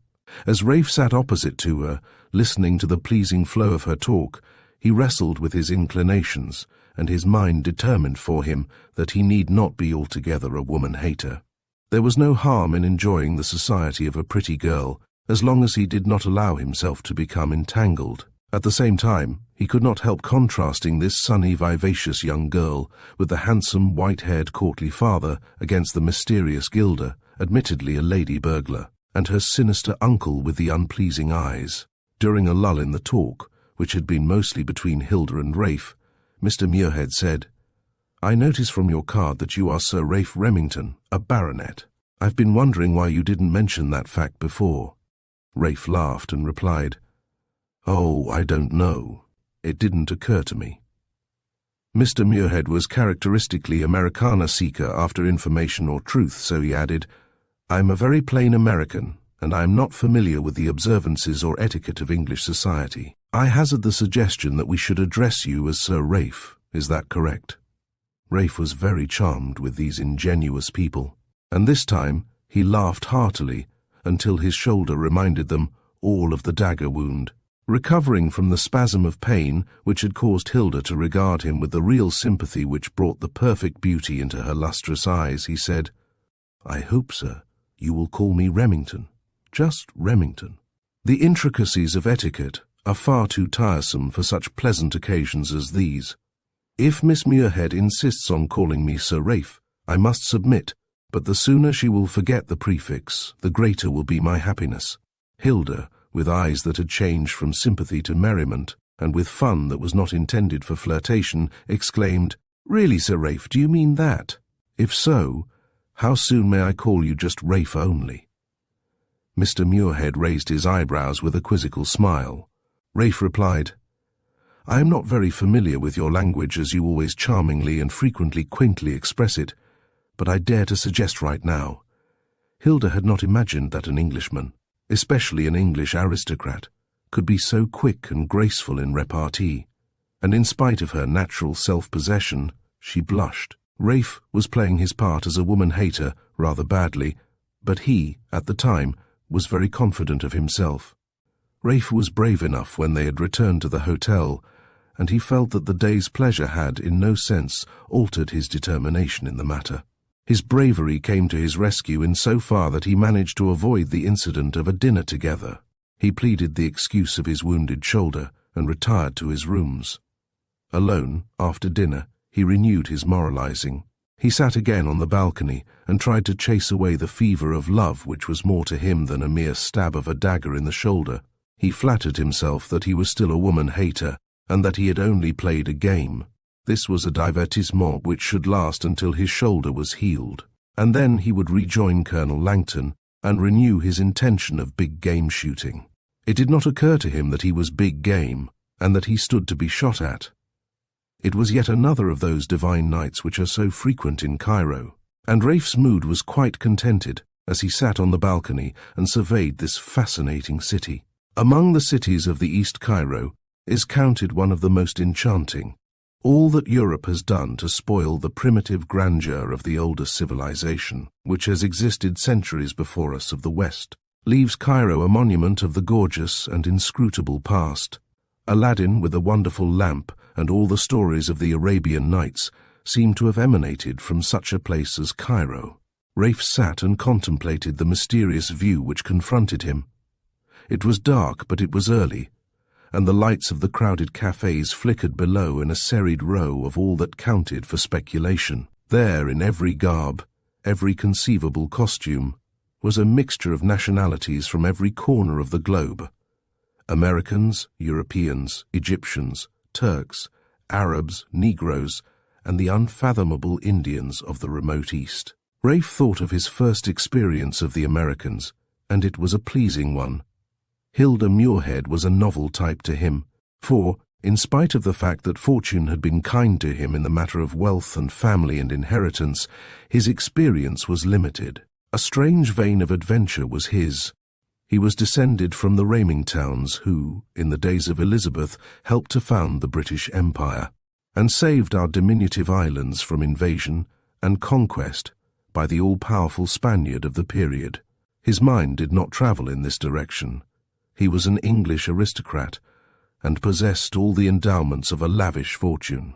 At the moment, he was a very ordinary human young man. He thought he was a woman-hater. Gilda Muirhead was to him an interesting specimen. At least, he flattered himself that was his view of the matter. Hilda's opinion of Raife is rather hard to determine. She was bred, or as they still sometimes say in the United States, reared in Cincinnati, which is on the borderline of South, and hers was an aristocratic lineage dating, as far as that country is concerned, to the old colonial days when the present United States were peopled almost entirely by British. The British who fought against British before the Declaration of Independence were, in a large number of instances, aristocrats. Gilda Muirhead was descended from such stock. Raife now gazed at the wonderful grouping of minarets and mosques which were silhouetted against the sparkling sky of deepest transparent blue. Cairo is not a noisy city at night time, and from his wicker chair everything was seductively calm. This calm was suddenly made more pleasing by the strains of music. It was soft, restrained music, and a human voice predominated. The rosary should, preferably, be sung by a subdued contralto voice to a low-pitched accompaniment. This was the song that completed the breaking of a responsive string in Raife's heart. Gilda Muirhead was singing to her father, but the song floated upwards, and through the still, pure night air, reached him. Could it be an accident, or was it design? No one shall ever know. It happened. The conquest for a time was complete, and Raife felt and knew that only one woman could have sung that song that night in that way. The song was finished. No ragtime melody followed, nothing. The exquisite completeness of the situation and the incident left Raife very doubtful as to whether he really was a woman-hater. Chapter 18. A shadow on Raife's courtship. Under the pleasant conditions of Raife's life at Shepherd's Hotel, his dagger wound rapidly healed, and he was again able to resume an active life. Gilda Muirhead was trained to that freedom of action which belongs to the American bred. The excessive chaperonage which is customary in Europe does not belong to the United States. Mr. Muirhead was an indulgent father, and he, feeling safe as to Raife's credentials, was not in the mood to spoil the sport of young people. He remembered the days of his own courting on the beautiful countryside outside the high cliffs which overshadow the city of Cincinnati. Raife did not even now realize that he was courting. He was perfectly satisfied that he was merely having a good time and amusing himself. He and Gilda made excursions together. They visited bazaars and purchased all sorts of trifles, some of which were cheap and some were not, for an American girl has expensive tastes. Helouan is about half an hour's train ride from Cairo, and here, sitting in the shade outside the hotel, Raife and Gilda for the first time disclosed to themselves that their attraction for one another was not entirely platonic. The pretty little town pitched in the desert was singularly quiet. They had talked of many things and their conversation was rarely flippant. And they both possessed the faculty of enjoying silence when there was nothing of importance to say. In this remote little town, the silent spirit of the vast desert encouraged this mood.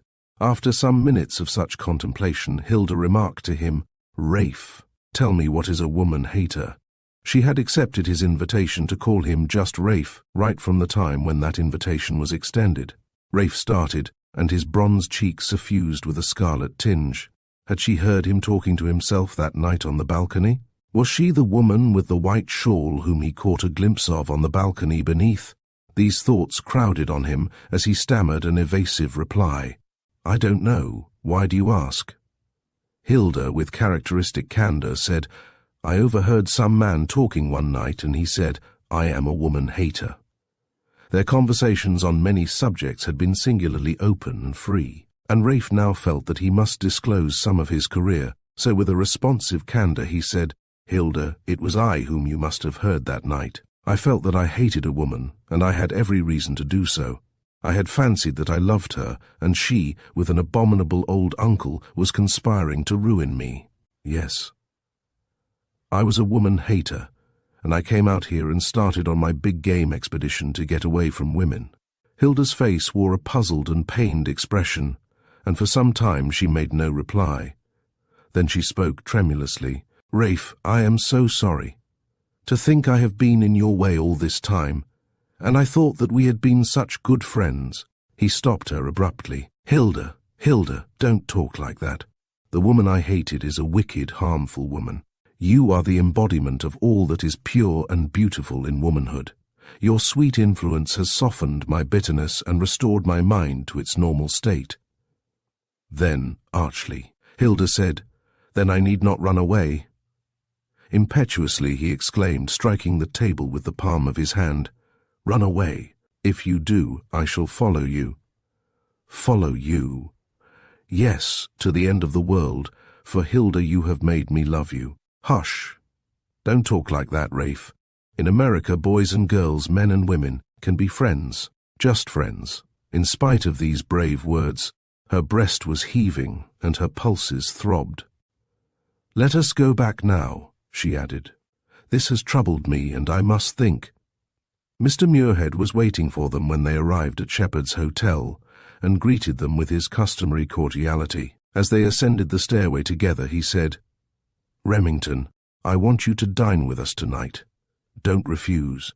I have arranged for a special American dish, which I am going to prepare myself." "Oh, what is that?" "If it's as good as the cocktails you make, I can't refuse," said Raife, laughingly. "It's better, much better, my boy. It's lobster Newburg, and if you don't like it, I shall count you an enemy of my country." "My dear Mr. Muirhead, I could not be an enemy of the country that produced your genial self and your gracious daughter," was Raife's flattering retort. The dinner that night was served with rather more ceremony than usual, and Mr. Muirhead's dish was a great success. Gilda did not participate so much as usual in the conversation, and her father rallied her on her quietude. At the close of dinner, an attendant brought a telegram for Mr. Muirhead. He opened it, and having read it, exclaimed, "Pshaw! That's a nuisance. Remington, will you excuse me? This calls for attention. I must cable to the bank. I don't suppose I shall be more than half an hour. Gilda will entertain you." When her father had gone, and they were alone, they sat, as was their wont, for some time in silence. Gilda poured out some coffee and handed it to Raife. In doing so, she touched his hand. The momentary contact thrilled him, and he broke the silence. "Hilda, perhaps I was wrong in speaking as I did this afternoon. Yet it is true. Let me tell you more of the buried incident and of another tragedy in my life." Raife told of his father's murder and those fateful dying words which warned his son to beware. He told some portion of his association with the mysterious Gilda Tempest. Then he added, "There must be a kink in my own character somewhere, which I have inherited from some of my filibustering ancestors. Or perhaps there is gypsy blood in me. Things seem to happen differently to me than to other men. But everything appears to be in my favor. I am rich, and I am the head of a distinguished family. Yet I have a wandering spirit, and an uncontrollable desire for the unconventional. I am rudderless, and cannot steer a straight course." He had looked straight at the carpet during his narration, and his tones had been agitated. He paused, and raising his head, met her eyes gazing at him with a pained, sympathetic look. When their eyes met, neither flinched, nor did they speak for some seconds. At length Hilda placed her hand on his arm, saying, "Raife, I'm so sorry. How I wish I could help you." Raife sprang to his feet, and holding her hands apart, each in one of his, exclaimed passionately, "Hilda, dear, sweet Hilda, you can help me. I love you madly. Let me love you. Will you be my wife? Will you steer me to a better, a more useful life?" She dropped her head and fell forward into his arms. He seized her and showered kisses, she yielding. When at length they spoke again, she said, "Raife, I loved you from the moment you told us the story of your wound. I had not met such modesty and courage combined before. Raife, dear, I will strive to help you to a happy yes, and, as you ask me, to a useful life." When Mr. Muirhead returned, Hilda was at the piano, singing Elizabeth Barrett Browning's tender song, "Love Me Sweet with All Thou Art." Raife did not wait for a chance meeting. On the following morning he wrote a note and sent it to Mr. Muirhead. "Dear Mr. Muirhead, I have a matter of vital importance that I would like to discuss with you. Can I see you at once? Yours very truly, Raife Remington." When the two men met and Raife had made a statement of his affairs and position, and had asked for Hilda's hand, the old gentleman was visibly affected and, taking Raife's hand, said, "Remington, I like you very much. I love my daughter with all the love of a father for his only daughter. She is more precious to me than my own life. I only had one other love. It was for her mother. She is dead. The man who breaks Hilda's heart kills me and commits a double murder. Remington, I trust you take her." Raife's happiness was now complete, and, if his complex temperament would allow him, a great future was before him. In addition to title and wealth, he had inherited marked ability, allied to a wayward disposition. The future was fraught with possibilities for good or evil. In the battle of his life, would the good or evil genius win? On the night following his betrothal to Hilda, he was strolling among the bazaars seeking to purchase something worthy of his beloved. As is the custom among those picturesque, swarthy traders who ensconce themselves in dark corners, awaiting custom as a spider awaits a fly, Raife was haggling over the price of a trinket, when he became conscious of the presence of a figure watching him. Hastily dropping the trinket, he wheeled round. He was just in time to see a familiar figure slide rather than dart around a corner a few yards away. He was determined at all hazards to capture this uncanny person and demand of him his intentions.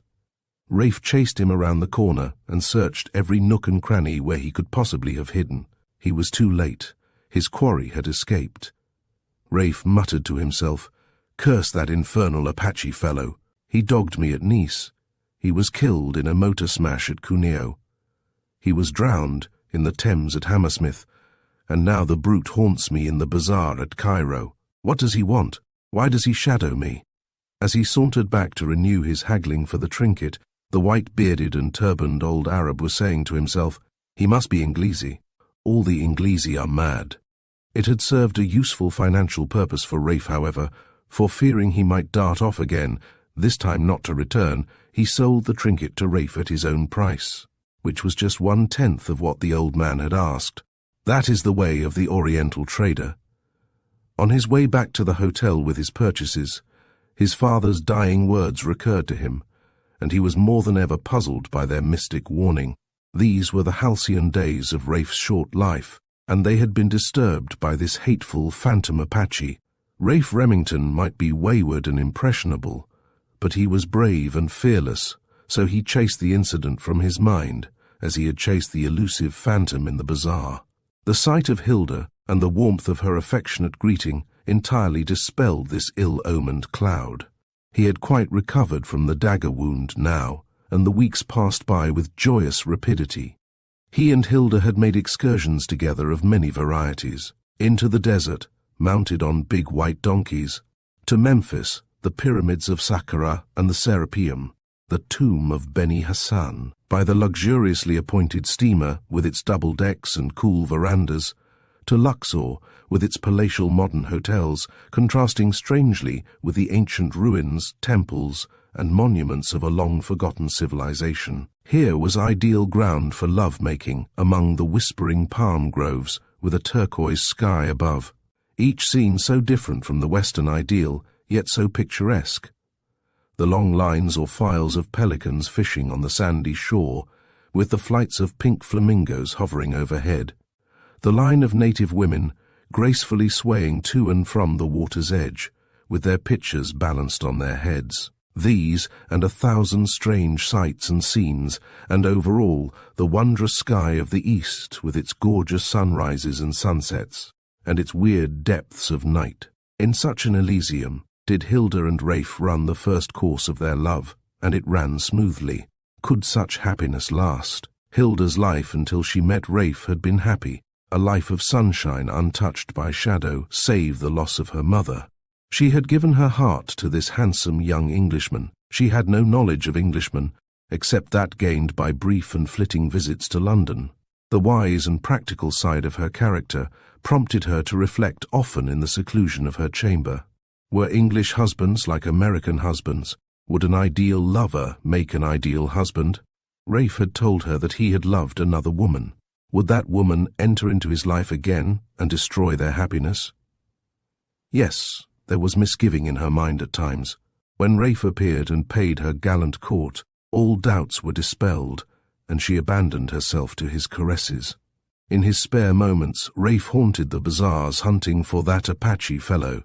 He was determined, if possible, to probe the mystery to its depths, no matter how foul the consequences. Once, on a trip up the Nile, among a group of Lascars, he had fancied he saw a man who was not of them, and his mind at the time being slightly distrait, he conceived the idea it might be his enemy. He made straightway for the group, but by the time he got there, the fellow was gone. It had become a frequent practice for Raife to dine with Mr. Muirhead lately, and at the dinner table he announced one night, "Oh, say, Remington, I've had news from the bank, and I'm afraid I must cut short my vacation. I mustn't grumble. I think I've done rather well, but I've worked hard for it." "No doubt," replied Raife reflectively, and with a deprecatory smile. "You've worked hard for your holiday. My life's been all holiday and my work's to come. You are going to help me, aren't you, Hilda?" Hilda laughed and retorted, "Surely, Raife, I'll help, but you must promise to obey." Mr. Muirhead joined in. "Ha ha! I thought that was your part of the marriage contract, Hilda. Never mind. As long as you both obey, perhaps it will be better all round. That brings me to what I was going to say. For the second time, I have to apologize for being unfamiliar with English etiquette. I don't know quite what is the method of procedure in the matter of English marriages, especially when the bridegroom is an exalted person." Raife said laughingly, "Pardon me, Mr. Muirhead, but you mean I'm an exalting person. I've captured the prize of the world, and I mean to preserve it. If you will accompany me to Englandy, we'll take you to Aldborough Park and introduce you to my mother." Hilda intervened. "That's just what I'm dreading. She'll hate me, and I know it. Then I shan't cry. I shall just stamp, and, for the first time in my life, I'll shake my fist and say I told you so." This assumed outburst produced the merriment that was intended. Raife proceeded. "You'll like my mother, Hilda, and she'll like you. If Hilda consents," he added, looking first at one and then the other, "we'll be married from our townhouse in Mayfair. We will have a real, proper marriage ceremony, and it shall take place at St. George's, Hanover Square." "Well, we'll leave all that until we get to Aldborough Park," intimated the prospective father-in-law. I'm very anxious to meet your mother, and I trust we shall be friends. I believe you, my dear Raife, when you describe your mother's amiable disposition and charms, but I expect, with that modesty of yours, you have underestimated the grandeur of that Tudor mansion which is also yours. Ah, well then, it's agreed we start for England as soon as we can. Chapter 19. Gilda receives a staggering blow. Gilda Tempest sat in her room in her uncle's well-appointed flat in Bloomsbury. Her face showed traces of great mental strain. There were no lines in her face, but a drawn expression, which her enemies would have called haggard. She held a copy of the Morning Post and was reading it leisurely until her attention was attracted by a paragraph as follows. The engagement has been announced of Sir Raife Remington Bart, of Aldborough Park, Tunbridge Wells, to Miss Hilda Muirhead, daughter of Reginald Pomeroy Muirhead, Esquire, President of the Fifth National Bank of Illinois, USA. We understand that the marriage will take place shortly at St. George's, Hanover Square. Gilda read this announcement 3 times. The 3rd time she threw the paper on the floor and stamped upon it. Then, clutching her head with her hands, she sank onto a lounge and sobbed violently, exclaiming, "What have I done to deserve this? Raife, Raife, you were the only one who could have saved me from this hideous nightmare called life. I have lost you." Her sobs choked further utterance, and she collapsed, huddled into a tangled mass of broken-hearted, crumpled womanhood. Good, bad, or indifferent, Gilda Tempest had one affection which had penetrated her heart. Her love for Raife was sincere, and with all the tempestuous fury of a jealous woman she now hated Hilda Muirhead.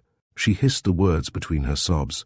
Daughter of Reginald Pomeroy Muirhead, President of the Fifth National Bank of Illinois, why must she rob me of the only hope I had in life? With a desperate effort she rose from the lounge and, straightening herself to her full height, staggered across the room to a full-length mirror, where she stood rigidly glaring at her own presentment. The face that had been drawn before she had read the announcement in the Morning Post was now distorted, and her beautiful hair was dishevelled. Tears streamed down her cheeks. Passion was written on the face that now showed lines of rage and rebellion. I will not obey any more. My life has been a torture. I mutiny. I will win or I will die. The door opened softly. Dr. Malsano stood there with folded arms, and in a still, soothing tone he said, "Gilda, child, come, tell me what is the meaning of this." Gilda turned on him with an expression fierce and defiant. For many seconds neither spoke. Then urbanely the doctor murmured soothingly, "Come, Gilda, let me help you in your trouble. What is the reason of your distress?" The girl stood erect, throbbing with intense emotion. Again there was a long silence. Then, bursting into sobs again, she pointed to the newspaper and said, "Read that. See what you have done. You have made me a robber, and now you have robbed me of the only desire I have on earth. I will rob you now, for I will kill myself." The doctor smiled and, crossing the room, picked up the paper. Then he approached the girl and said suavely, "Show me, Gilda. What shall I read?" The girl seized the paper and pointed to the paragraph. He read it, and his face momentarily lost its ingratiating expression, and he muttered, "Bah! That fool Lazine." He recovered himself and led the girl to the lounge. Smoothing her hands and gazing earnestly into her eyes, he talked. "Gilda, this is unfortunate, and that fool Lazine is to blame. He is not worth his money. I shall dispose of him if he is not cleverer. He has bungled more than once. I sent him to Cairo.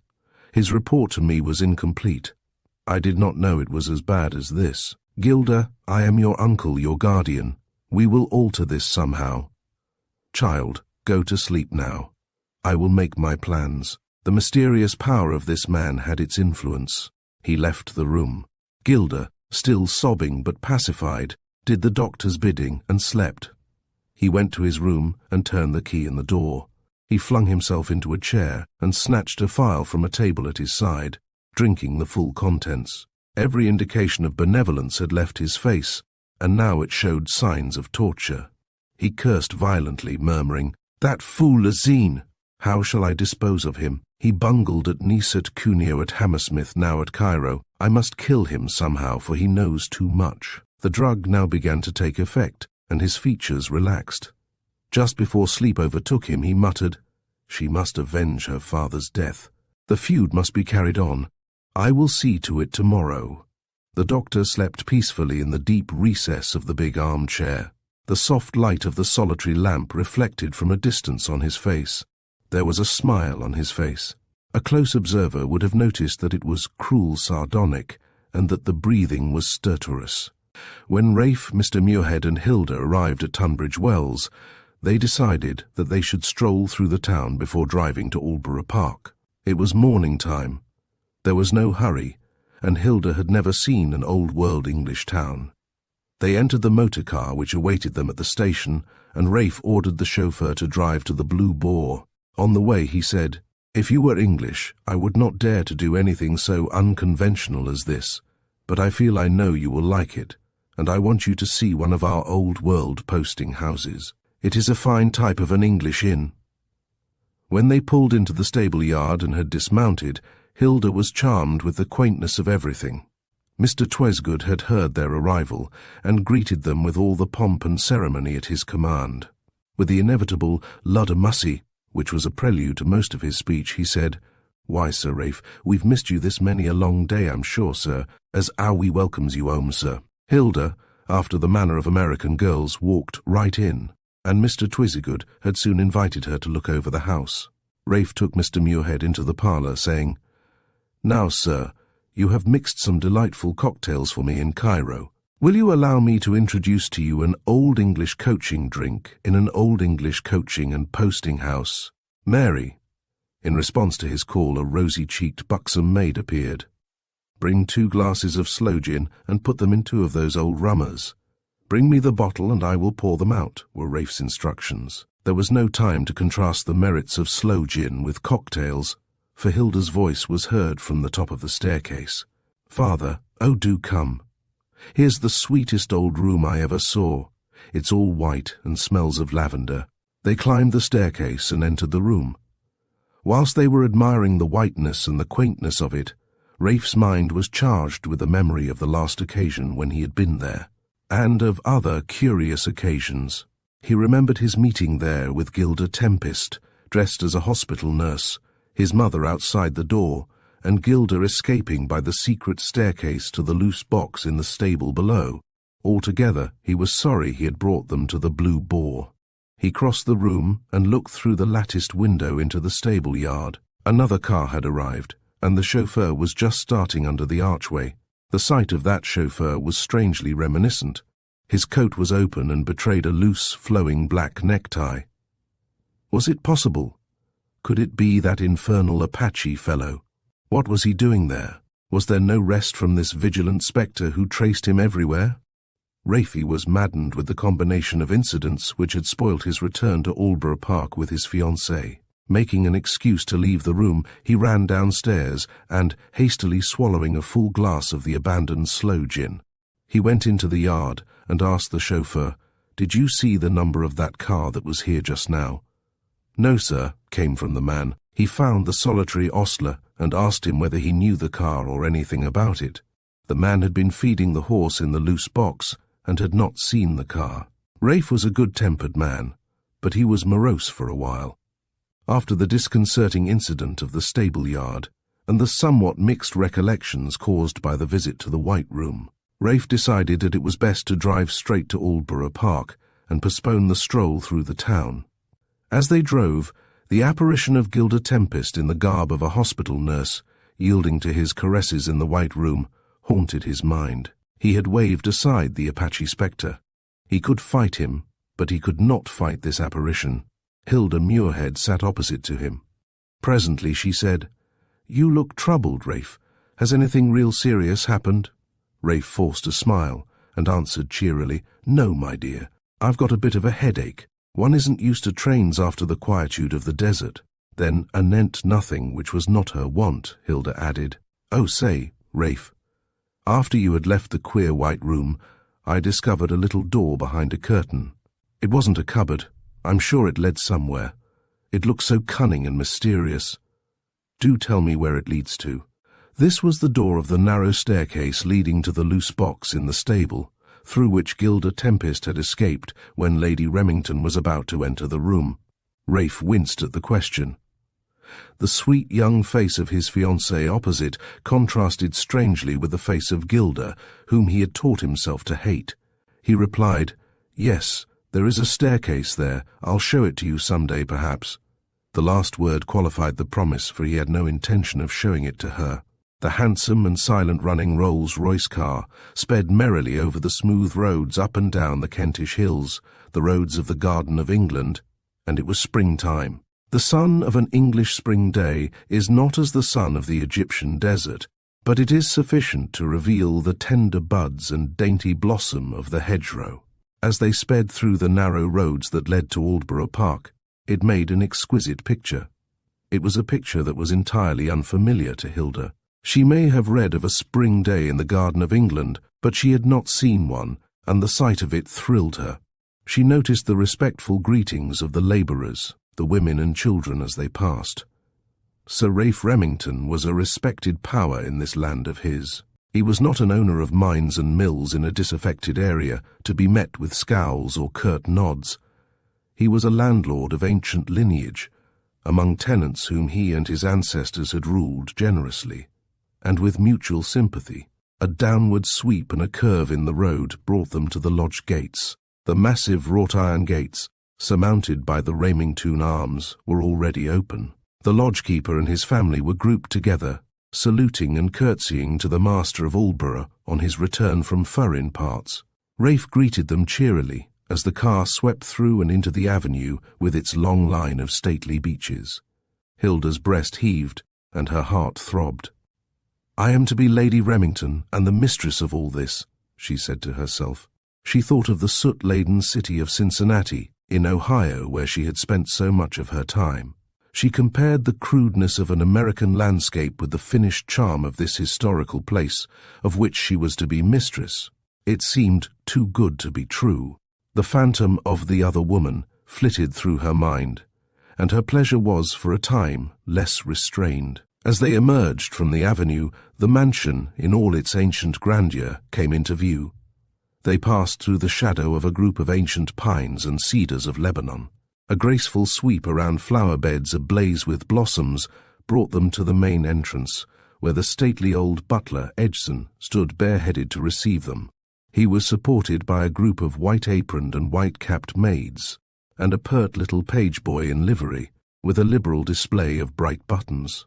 Mr. Muirhead had not spoken much during the car ride, but his quick powers of perception had taken in, at a glance, the majesty of this old Tudor mansion. His keen eyes had observed the extended row of gables, the twisted chimneys, the oriel windows, the massive ivy-clad walls, and the added buttresses. The mind of a banker is trained to values, and as he surveyed, with his quick, comprehensive glance, the extensive stabling and greenhouses, with a vista of beautiful gardens beyond, he was satisfied that he had not made a mistake in allowing his daughter to become mistress of Aldborough Park, and any of the estates and property that Raife might own. He did not know of Raife's story of the other woman. By common consent, it had been agreed that it was not necessary to tell him. Youth, in love, revels in secrets, and this was the secret of these young lovers. Chapter 20. The most momentous occasion of Hilda's life. Hilda was a fairly practical, self-reliant American girl. She was face to face with the most momentous occasion of her life as she passed through that line of respectful servants. With a woman's knowledge, she was fully conscious of the strict scrutiny to which she was being subjected from under all those apparently drooping eyelashes. "Where is my mother, Edson?" asked Raife. "She is in the library, Sir Raife," answered the old butler. "Will you announce us, please?" "No, don't trouble. I will go upstairs myself, if you good folk will wait here." And he ushered them into an old oak-panelled room with gloomy old portraits that seemed to frown down upon them. Raife's meeting with his mother was affectionate, and tears were in her eyes as she asked, "Have you brought her, Raife?" He replied cheerily, "Yes, mother dear, and I want you to like her and give her and her father a hearty welcome to Aldborough." In somewhat anxious tones she said, "I hope I shall, dear, and I promise to try. Of course they shall have a hearty welcome. She is my son's choice, and I will do my duty." Then, in halting accents, she added, "You are your own master here. Forgive me, Raife, if I appear anxious. I love you very dearly, and with all a mother's love. You are all I have left in this world, and I fear for your happiness." Then, smiling, she again added, "I will not remind you that you were always a brave, darling, wayward boy." Raife took his mother in his arms and reverently kissed her on the forehead, saying with a happy laugh, "You dear, darling mother, never fear for me. I will not forget that I am a Remington." As he left the room, Lady Remington turned to the window and wiped away a tear. Raife almost ran down the staircase, and bursting into the room, called out cheerily to Hilda and her father, "Come along, good folks, and meet my dear old mother. She is upstairs and awaits you." The close scrutiny of the servants was easy to bear. Hilda's heart fluttered as they climbed the wide old staircase and entered the library. Lady Remington was standing to receive them. Raife started to present them. "Mother, this is—" He did not finish. Hilda, with a charming impulse, had crossed the room with both hands extended, exclaiming, "You are Raife's mother. Oh, I'm so glad."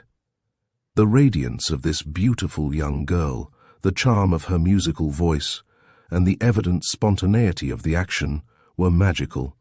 The stately Lady Remington took the two extended hands and kissed Hilda on both cheeks, saying, "Welcome, Hilda. I am sure I shall like you, and I hope you will like me. May you both be very happy." Mr. Muirhead stood by Raife's side, viewing this unconventional scene, where the newer West had conquered the stiffer conventions of the older West by a display of genuine frankness. His handsome face was made the more handsome by the pleased smile that it bore. Raife now presented him to his mother with more formality than Hilda had allowed in her case. When Lady Remington and Mr. Muirhead had left the room to stroll around the gardens, Hilda exclaimed, "Oh, Raife, this is all very wonderful. I did not believe such places existed outside storybooks. Your mother is a darling. I love her already. I'm glad I don't have to stamp my foot and shake my fist, as I told you I would in Cairo if she didn't like me." Raife kissed her again, and through the kisses said, "How do you know she likes you?" Imitating Raife's accents, she said, "Woman's instinct, dear boy, woman's instinct. Besides, she wouldn't have kissed me so hard if she didn't like me." The words were hardly finished when he seized her, exclaiming, "That settles it. Then I'll show you I'm more than like you, I love you," and he kissed her until she pretended that it hurt. Now, at last, were Raife's ideals realized, and complete happiness was nearly his. There could be no other spectres or phantoms to cast a shadow over their pure love. Hilda broke away and ran to the other side of the room. The window was open, and she looked out, crying, "Oh, do come, Raife. Look at that wonderful clump of rhododendrons." She did not see it, but a pained expression crossed his face as he came to the window, and placing an arm around her, they looked down together on the rhododendrons. Why could not happiness last? What was the curse that at every turn blighted his fondest hopes? The last time he had looked on those rhododendrons was on that fateful dark night, when Gilda Tempest, the burglar whom he had fancied that he loved, slid down the silken rope from the window and disappeared in their dark shadows. And now the hideous memory came to his mind to destroy his brightest hopes, his dream of bliss. He turned away, leaving Hilda at the window. He stood lighting a cigarette, and again his gaze chanced in a tragic direction. In front of him was the safe, where his father had shot and killed the burglar, and there the spot where his murdered father had. In his dying words stammered out, in choking gulps to Edson, the awful warning to Raife, his son, to beware of the trap that woman. Who was that woman, and what was the trap? Again, that was the spot where he had nearly shot Gilda Tempest, the second burglar. Why, oh why, had his mother chosen this room in which to receive his beloved Hilda, his fiancée? Calling to Hilda, he said, "Come, Hilda, let us go downstairs and find your father. They have gone into the grounds and won't be far away." They went downstairs, she onto the terrace, and he into a morning room. He rang the bell, and Edson, the butler, entered. "Mix me a stiff whiskey and soda, Edson, please." The old man eyed his master quizzically as he handed him the cool drink in a long, sparkling tumbler. "Aren't you feeling well, Sir Raife?" Between gulps, Raife replied, "Oh yes, Edgson, only a bit tired, thank you. I hope, Sir Raife, you've had a pleasant holiday, sir. We are all very glad to see you back again, sir." "Thank you, Edgson.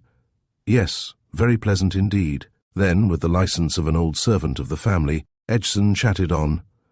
"Pardon the liberty, Sir Raife, but we saw the announcement in the Morning Post, sir. Miss Muirhead, who has just come to stay, sir. She's your fiancée, isn't she, sir? She's a very beautiful young lady, sir, if I may take the liberty, sir.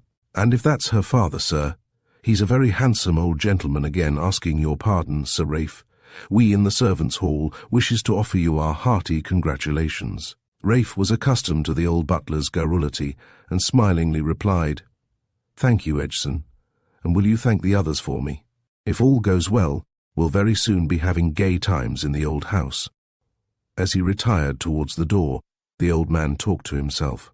"Aye, that we will, I warrant, if Master Raife has anything to do with it." He had barely closed the door when he knocked and entered again. "Excuse me, Sir Raife." Raife was worried and said, rather impatiently, "Yes, Edgson," then smiling a forced smile, added, "What is it this time?" Closing the door and looking around with an air of mystery, the old servant almost whispered, "Do you remember the night, sir, in last September, when I saw the light in the library, and I had the house surrounded?" "Yes," interrupted Raife irritably. "What about it?" The old man, once started, was not to be waved aside. "Well, sir, one of the under-gardeners, Hodgson it was. He was at work among the rhododendrons, and he picked up a long piece of silk rope." Raife cut him short, saying, "Yes, I know. Where is it?"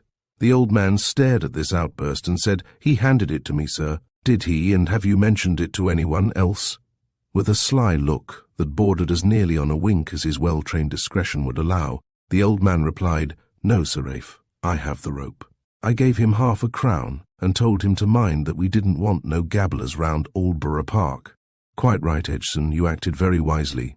I'll tell you all about it perhaps some day." Perhaps is always useful in qualifying a promise. Producing a sovereign purse, he extracted 2 sovereigns and handing them to Edgson said, "Do what you like with these, Edgson. I suggest you give the man, Hodgson, 1. Edgson bowed low. "Very good, Sir Raife.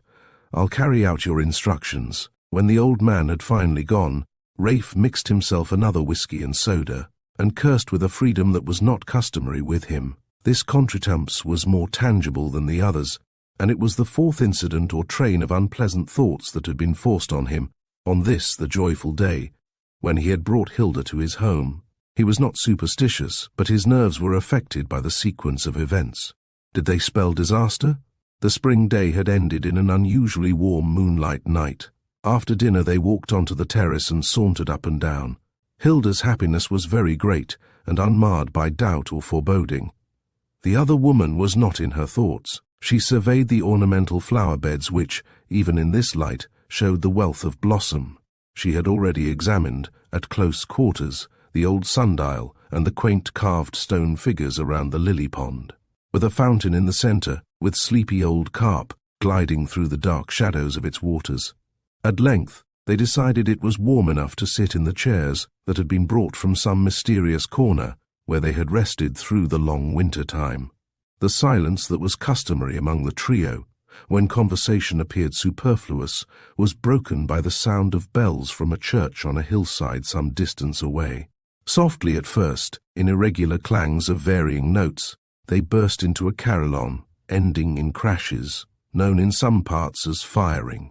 There was an evident intention of joy in the sounds that floated through the still night air, until it reached the group seated in the moonlight on the terrace of old Aldborough Park. Raife broke the silence.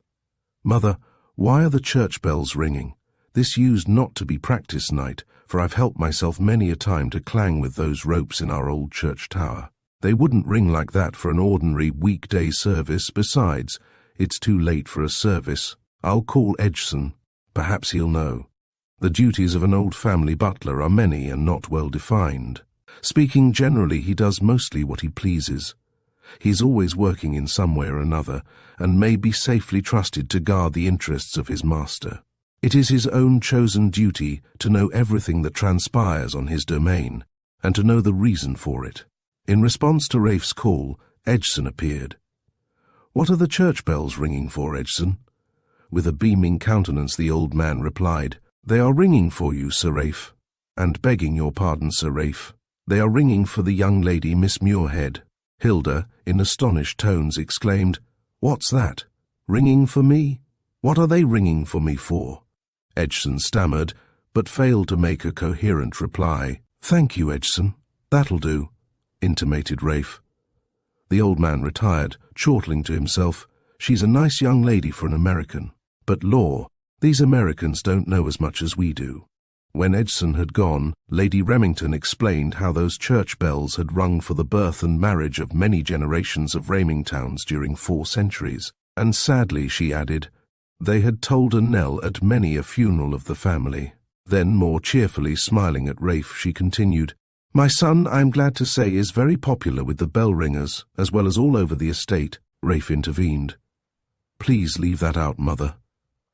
His mother retorted, "It's true, Raife, and I'm glad of it. Well, Hilda, they are ringing those bells to welcome him back home, and to welcome you to Aldborough as the future Lady Remington." Hilda felt very glad and very proud. She had loved Raife for his own sake, before she had known of all these things so wonderful to her, and indeed, before she knew he was a baronet. She had loved him for his modesty and courage in fighting the Nubian who was beating the woman in Khartoum. Lady Remington presently said graciously, "Hilda, you have had a long and trying day. Perhaps you would like to retire early." Together they walked along the terrace, and Lady Remington took Hilda's arm and personally conducted her to her room. There the two women talked a while.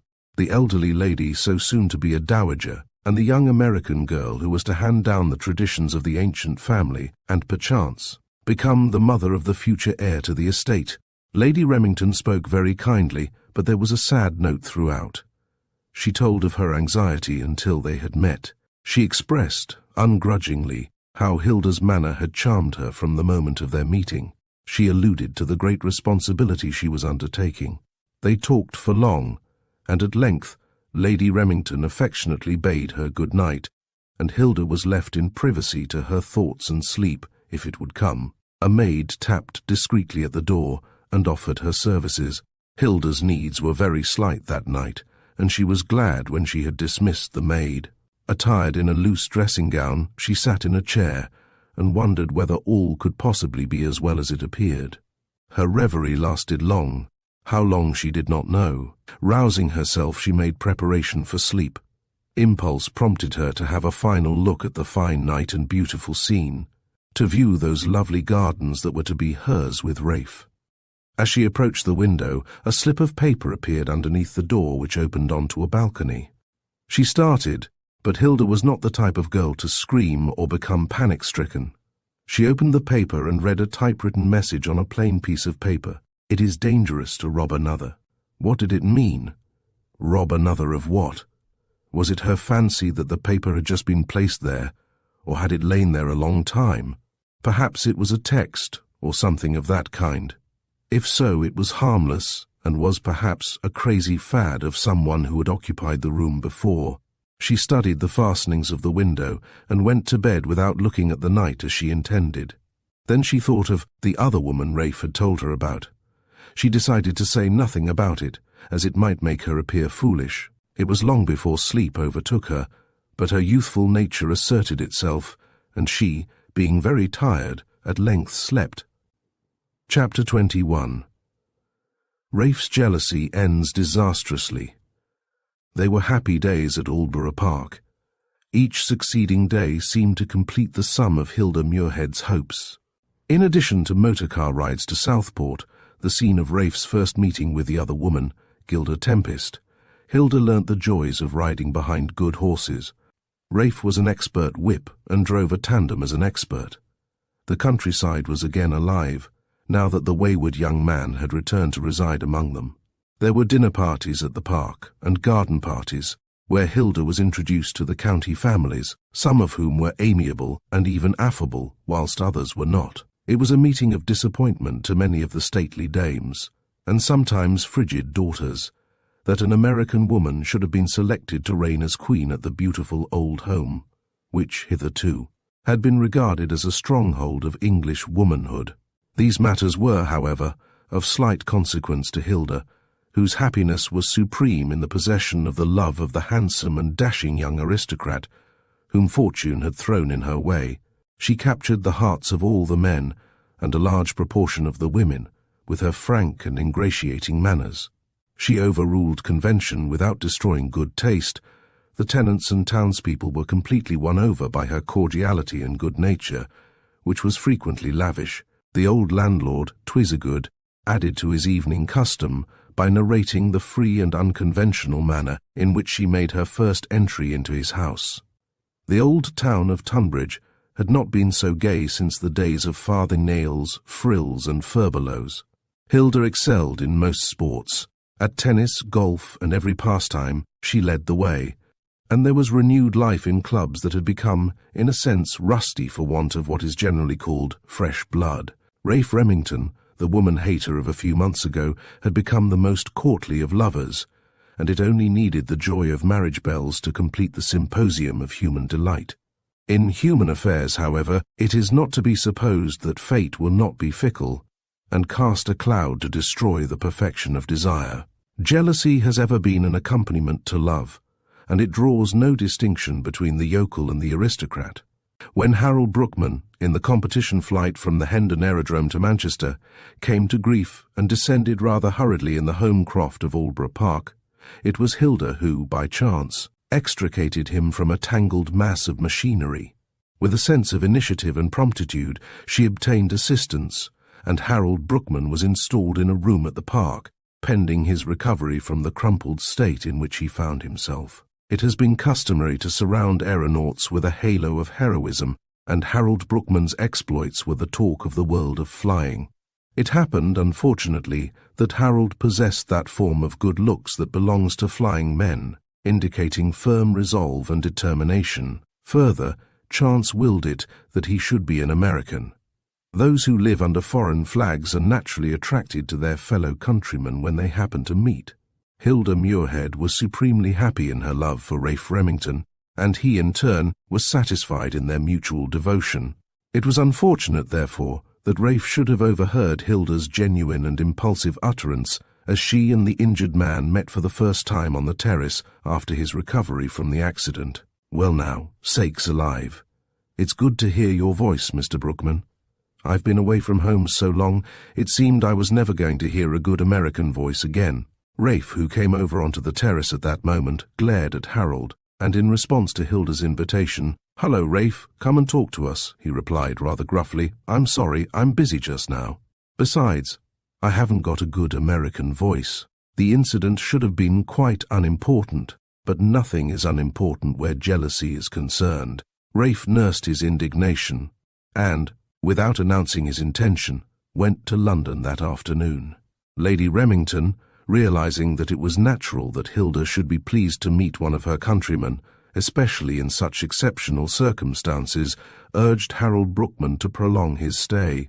In spite of his daring aerial exploits, Harold was very human, and the prospect of enjoying the hospitality of this charming old lady and the company of his attractive young countrywoman was agreeable. So he stayed at Aldborough Park, and, when the slight repairs that were necessary had been effected to his aeroplane, he made some trial flights from the Croft, which was admirably adapted for the purpose. It was natural that he should invite Gilda to accompany him on a flight, and she accepted the invitation with enthusiasm. The delights of aviation have been described, and their fascination for the more courageous type of woman is a matter of surprise to many, but it is easily understood by the psychologist. Many days passed, and the wayward Raife sulked at his club in London. Eventually he returned unannounced, as was his custom. He imagined that Harold Brookman had taken his departure. He chose to drive in a cab that attended at the station, and called on the old landlord, Twizagood, on his way home. The old man greeted him with his customary enthusiasm. The somewhat incongruous couple were really friends, in spite of the difference in their station in life. For a while, Raife's ill humour subsided, and he greeted the landlord cheerily. "Well, Twizagood, how are you, and what's the news?" Without waiting for a reply, he smacked the old man on the back, saying, "Come along. Let's go up to the White Room and have a chat. You have what you like, but bring me a bottle of your sparkling cider." He ascended the stairs and entered the quaint white room. As he threw himself into a chair and awaited the landlord with the refreshment, his mind, which was already perturbed, reverted to the occasions when he had met Gilda Tempest in that same room. It also brought to his memory the tragic death of his father and the extraordinary encounter with Gilda in his library in the middle of the night. In spite of these episodes of crime, this strange girl still exercised an extraordinary fascination over him. The fit of jealousy was still on him, and his prolonged fit of sulking in London had not alleviated it. He sprang from his chair and paced the room angrily, muttering, "It's good to hear your American voice, Mr. Brookman. Bah! She'll call him Harold next." Twisgood stood in the doorway, holding the silver tray of refreshments. The old man waited, wondering what could have disturbed the young master in this way. Turning on his angry stride, Raife said, "Come in, Twisgood. Put the tray down, and let's sit and talk. I'm not quite myself today, so don't take any notice of me if I'm disagreeable." He took a deep draught of the cider and added, "What's the news up at the park? I've been away for a few days." Twisgood smacked his lips after a long pull at his favourite Kentish ale, and commenced, "Well, Master Raife, there be fine times. That American gentleman, he be flying in his machine all over the place, and they do tell me that Miss Muirhead, she be a real Pluckton, and she goes up along with him." Raife did not wait for any more. The demon of jealousy and hate possessed him. He rushed from the room and down the stairs, exclaiming in passionate tones, "I'll murder the brute, in spite of his American voice." Old Twisgood stood mystified by this extraordinary outburst. He descended slowly, wagging his head. Raife drove up to the main entrance of Aldborough Park, and, as he entered, met his mother, Lady Remington. In a fierce rage he approached her. "Mother, what's that American fellow doing here? He's got to go at once." Lady Remington was alarmed at her son's agitation, and endeavoured to pacify him, saying, "Raife, what's the matter with you? You look positively deranged." They went up the staircase together, and the old lady endeavoured to pacify her son. They entered the library, and, with all the tact and patience at her command, she tried to soothe his wounded feelings. It seemed to her that some terrible streak of ill fortune had entered into her life, and that of her unfortunate son. He rang the bell viciously for Edgson. No one else would have answered the noisy peal that indicated the master's rage. When he appeared, Raife demanded, "Where is Mr. Brookman?" The butler replied with deference, "I think he's in the croft, Sir Raife, with his flying machine." In sharp tones that were unfamiliar to the old servant, he rasped out, "Where is Miss Muirhead?" The answer came back, "I think she is in the croft too, Sir Raife." Raife seized his hat, which he had flung upon the table, and descended with heavy tread to the hall. His powerful frame quivered with emotion. He slammed the door, and, endeavouring to control himself, sauntered down the terraces and entered the croft by way of the stable yard. He was just in time to hear the buzz of a rapidly revolving engine, and, looking upwards, he saw an aeroplane winging its way at lightning speed over the turrets and twisted chimneys of the Tudor mansion that was his. At the far end of the croft, he descried Hilda, his fiancée, waving a handkerchief to the disappearing airman. His rage knew no bounds. He wanted a gun to take a parting shot at this American who had intruded himself on his happiness. He waited with folded arms and scowling face until Hilda had tripped across the soft grass of the croft. She ran straight up to him, and before he had time to resist, threw her arms around his neck. Her sweet voice in genuine tones rang in his ears. "Raife, Raife, how we have missed you, you dear wicked old thing to have run away from us." The complete spontaneity of her action and the earnestness of her conduct immediately softened his rage. For a while he said nothing. She lingered with her arms still clinging to him and appealed, "Raife, why I verily believe you are angry with me. Don't, dear Raife. It will break my heart if you, my hero, my own true love, should be angry with me." Then, as the cloud gradually removed from his stern countenance, she continued pleadingly, "What have I done, Raife? Was it only that stupid talk about Mr. Brookman's American voice? Why, we always talk that way over there. If you had been away for a long time, Wouldn't you like to hear an English voice, even if it was only dear old Edgson's, or one of your grooms or gardeners? The conquest was nearly complete. Raife's smile was only half-hearted as yet, however, as he said, in a tone of remonstrance, "Yes, but they tell me you have been riding in that fellow's aeroplane." Hilda laughed merrily as she said, "Of course I have. You dear heart, you don't have to be jealous about that. You great, big, brave darling, you go up in one, and you will find there's no time for courting when you are chugging through the air at 60 to 70 miles an hour. You only want to court the sky, or else the clouds then." He stopped and gazed into her eyes, and a gradual feeling of shame came over him, as it dawned upon him that his jealousy had savoured far more of the plebeian than the patrician. He was receiving a lesson from this pure-spirited, ingenuous American girl. She might be impulsive, but she was frank and pure-spirited. She had given up her love to her hero, and she would be true to him. He stooped lower and kissed her, saying, "Forgive me, Hilda. I was jealous, and I was a veritable fool. There seems to be a kink in my character somewhere, and you have made me ashamed of myself." The reconciliation was nearly complete, and the first quarrel of the lovers had ended. Would there be any further rifts in the lute, or was there to be perfect peace after this ill-considered hurricane of jealousy? Harold Brookman sailed through the clouds on his northward journey to Hendon Aerodrome. He arrived without further mishap, and was received with acclamation by his comrades of the air. He was not aware of how imminent had been the quarrel between himself and his host, Sir Raife Remington, nor was he aware of the unreasoning ferocity of the other man's jealousy. The two lovers wandered, arm in arm, through the gardens. Their happiness was apparently restored, but Hilda Muirhead had received the first shock to her ideals. The wound was there. Would it be allowed to heal forever, or would the malignant curse of the long years ago enter into her young life also? Their progress was slow, and there was little conversation between them.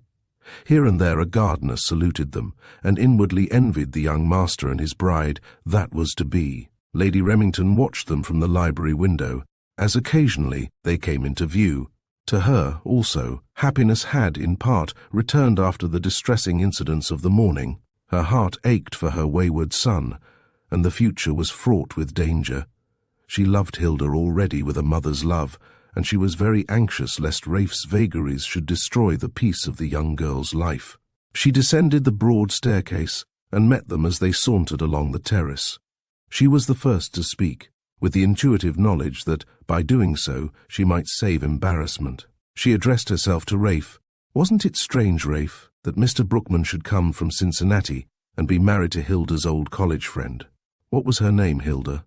Raife winced, blushed, and stammered, "You didn't tell me he was married." Hilda replied with some show of spirit, "No, Raife, you didn't give me a chance. In any case, I don't see that need make any difference. If Mr. Brookman, or any other fellow countryman in distress, were unmarried, I should feel it my duty to be civil to them." Every word, uttered with an accentuated intonation, was a stab to Raife, who cursed himself for his foolish impetuosity. Hilda concluded, "Yes, Harold Brookman married my college chum, Lottie Devine. They've been married about 4 years. They have 2 children and are very happy. Lottie wouldn't be my chum if she were not a nice girl, and if Harold Brookman were not a nice man, he wouldn't have married Lottie. He's over here training for a transatlantic air race, and I hope he'll win." Raife Remington's discomfiture was complete. Chapter: Another mysterious visitor in the night. Long after Hilda had retired to bed one night, Raife and Mr. Muirhead, having put on their heavy motorcoats, sat enjoying the moonlight, and chatting over the events of the day. There was much to talk of, for there were many questions of settlements, entailing long consultations with lawyers. No reference was made between the two men to Raife's jealousy of the last few days. An interview was arranged with Mr. Kellaway, the family solicitor, and the late Sir Henry Remington's old friend. The services of Messrs. Gordon and Gordon, the solicitors of Edinburgh, whom the late Sir Henry Remington had chosen to make his will, would have to be enlisted. Mr. Muirhead explained that, whereas he did not own valuable estates like Aldborough Park, his financial interests in American securities were extensive and sound. He proposed to endow Hilda with enough of his worldly wealth to enable her to play the Lady Bountiful among Raife's peasantry and elsewhere, and, at the same time, support herself in those directions in which every independent-minded American girl is accustomed. They were talking earnestly in this manner when Mr. Muirhead remarked, "Your servants are about late tonight. I suppose that's a gamekeeper. I haven't much knowledge of such things. We don't preserve game in the United States, at least," he added, "not to the extent that you appear to do." Raife glanced in the direction indicated, and he saw a figure creeping stealthily in the dark shadows of the clump of cedars and pines. "That is not a gamekeeper," he said. He rose, followed by Mr. Muirhead, and started in the direction of the retreating figure, which immediately commenced to run. Raife threw off his motorcoat, exclaiming, "Heavens, I wish I had my revolver." Mr. Muirhead, as is the practice of many Americans, had his. It was an old-fashioned derringer. He handed it to Raife, saying, "Take mine." Then began a chase, but the retreating figure had by now a good start. Down the beach avenue for 100 yards, then through a gap into a croft, skirting a hedgerow, and over a gate at the end. Raife arrived in time to see his quarry jump into a grey car. There were 2 shots, one at Raife as he clambered over the gate, and one from Raife as the car sped down a side lane that led to the main road. Raife was near enough to see that the figure he had hunted was the omnipresent phantom Apache, who had haunted him halfway over Europe and Egypt. In the morning, Hilda appeared fresh and bright, garbed in a gown of grey tweed. She and Raife were strolling down a long straight path where nectarines and peaches were trained against a high grey-red brick wall, buttressed and lichen-covered on top. On the other side were espalier apple trees and all those things which go to make an old English garden. They passed through an arch in the wall into an orchard. The blossom of an orchard in springtime is the most inspiring sight that humanity can wish for. There is hope in every petal. They had talked lightly of many things. Most of their conversation pertained to the beauty of everything around. Hilda had thrown away the paper that she had found under the window of her bedroom, but in spite of her determination to forget the incident, some strange impulse impelled her to allude to it now, although many days had passed. So she said, "Oh, I say, Raife. In my room, the first night I was here, I picked up a piece of paper. On it was typewritten something like this: 'It is dangerous to rob.' It was placed under the window that opens onto the balcony. I suppose someone who stayed there before me was fond of texts and that sort of thing, but it struck me as strange." Raife's face clouded. The supreme happiness of that spring morning, with its exquisite environment, had vanished. He had practically forgotten his chase after the elusive Apache the night before. He had been happy for a brief period while among his own on a superb spring morning, and he now counted Hilda among his own. Why should he be persistently pursued by a malevolent fate? He laughed at the incident and said, "Yes, I expect that is so. You see, I have been away so long. I expect Mother has had some dear old lady staying here, and she dropped one of her texts, and the maid did not notice it." Dr. Malsano sat in his den. It might be called a studio, a library, a laboratory, for he was a master of many crafts. A maid knocked at his door and announced, "There is a man named Lazine wishes to see you, sir." "Ask him in," snapped the doctor. A pale-faced young man, whose features resembled a combination of cunning and all that is decadent in human physiognomy, entered deferentially. The doctor glared at him. "Have you bungled again?" the doctor asked. "No, monsieur, I have not bungled. I left the note as you told me, under the young lady's window, the window of the young lady at Aldborough Park. Since then I visited the place again, and the man, Sir Remington, he chased me across the park. I escaped and I fired at him. He fired at me. It was difficult. I enter the car. I get away. I am here. I wait instructions. I am at your service, sir." Dr. Malsano took this narration of an exciting incident as he would have cracked an egg at breakfast time. The young man stood deferentially as the old man spoke. "Lazine, you are a bungler, but you seem to have done this rather well. Go to your room and sleep. I may want you at any moment." The young man turned and left the room. He was completely under the control of this Machiavelli, the person whose evil influence controlled the fate of many, whilst he appeared indolent. They were merry days at Aldborough Park on the occasion of the wedding of Hilda Muirhead to Sir Raife Remington. Again the church bells pealed, and the tenants and retainers met for a feast, at which there was much rejoicing. Edgson, the old butler, was not there. It was his privilege to be at the house in Mayfair, and there he took his place, honoured in the rank of servitors, which had been swelled from those at Aldborough Park. Mr. Muirhead, with an aptitude which belongs to the aristocrats of the United States, took his part remarkably well. Lady Remington was gracious and kindly to all. These were Raife's happiest moments. His innate modesty made him the more attractive to everyone, for there was the dominating personality of a strong, active man pervading the whole situation. Hilda had no doubts. There was no sense of perturbation. She was radiant, happy, and beautiful.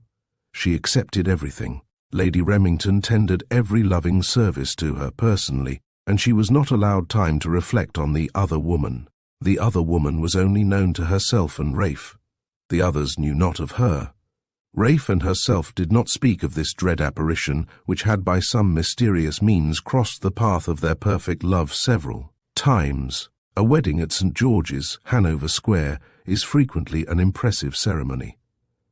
On the day of Raife's wedding, there was more than the usual crowd of bystanders. The church was filled with a smartly dressed number of society women and men. There were no white horses, but a Rolls-Royce and a Mercedes car took their place. The pages, dressed in the Tudor costume of the period of Edward VI, were there, and a throng of people who represented many grades of the peerage. Hilda was dressed as the best court dressmakers of London, alone, can dress a woman for an occasion.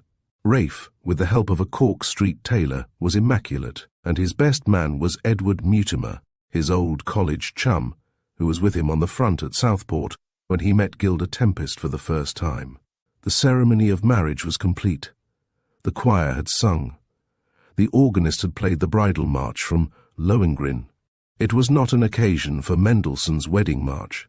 The rice had been thrown, and the gaping crowd of onlookers were satisfied. Raife and Hilda were alone for a few moments in the Rolls-Royce car. They were the briefest moments of his short lifetime. They did not talk, for there was too much cause for thought.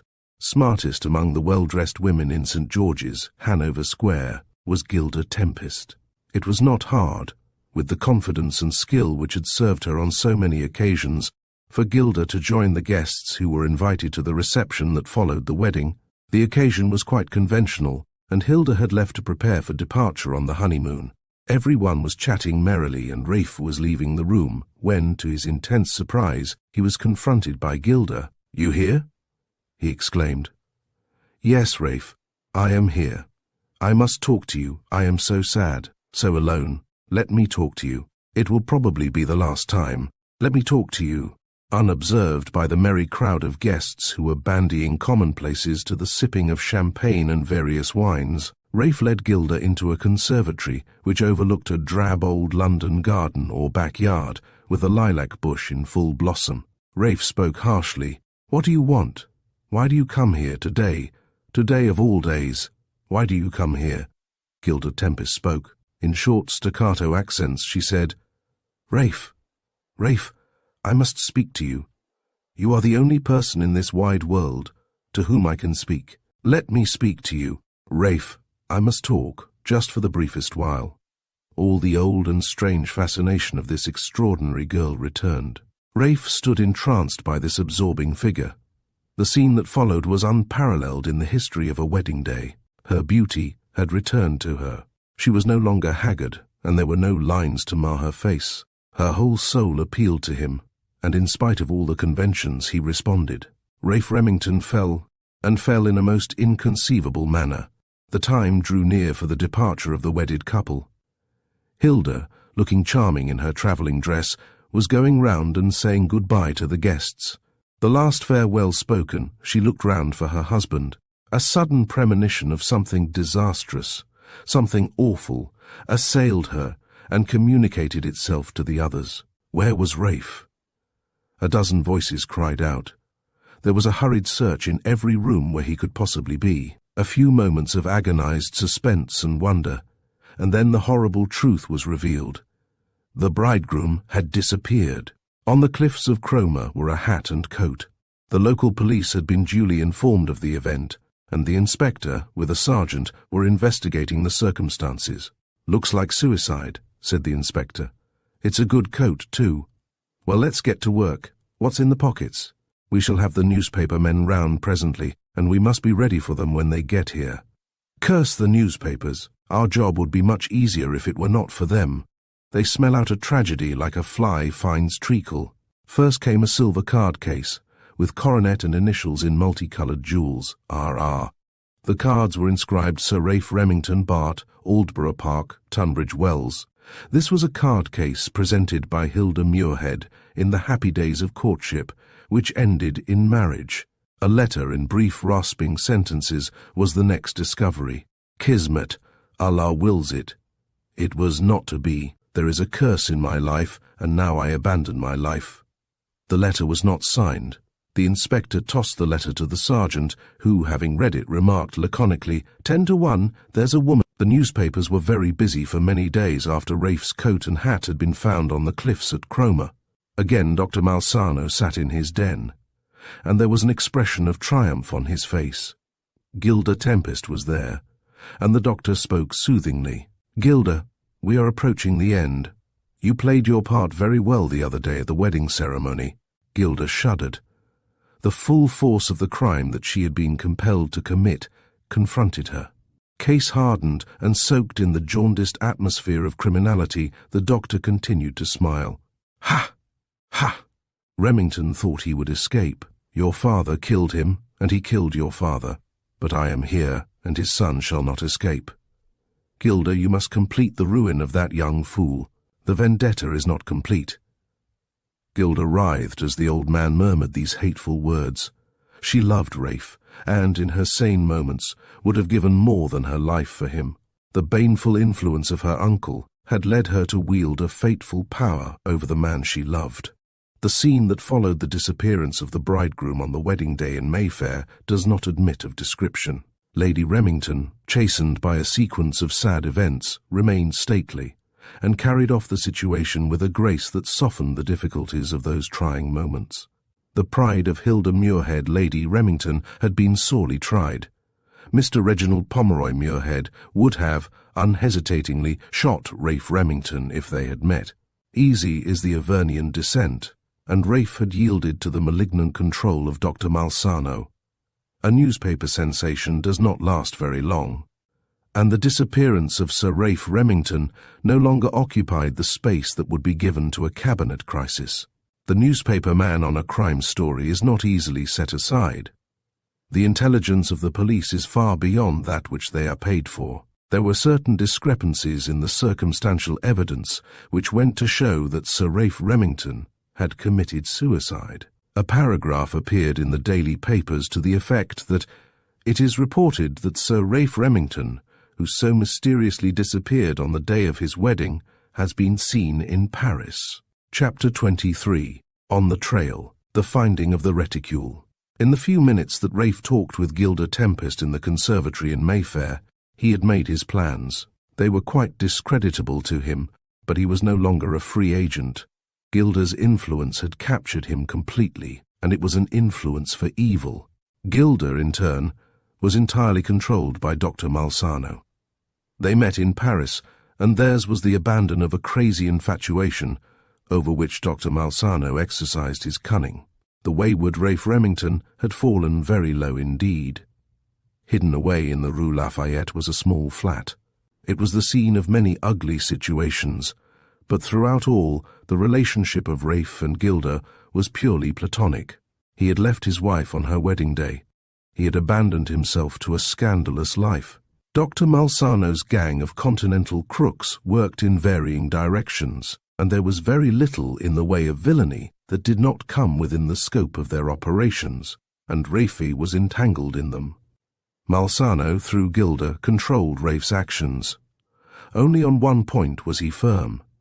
He refused to allow Gilda to remain the decoy, and his unconquerable firmness brought him into antagonism with the doctor, who vowed to complete the revenge that was being carried out on the son of the man who had offended 40 years previously.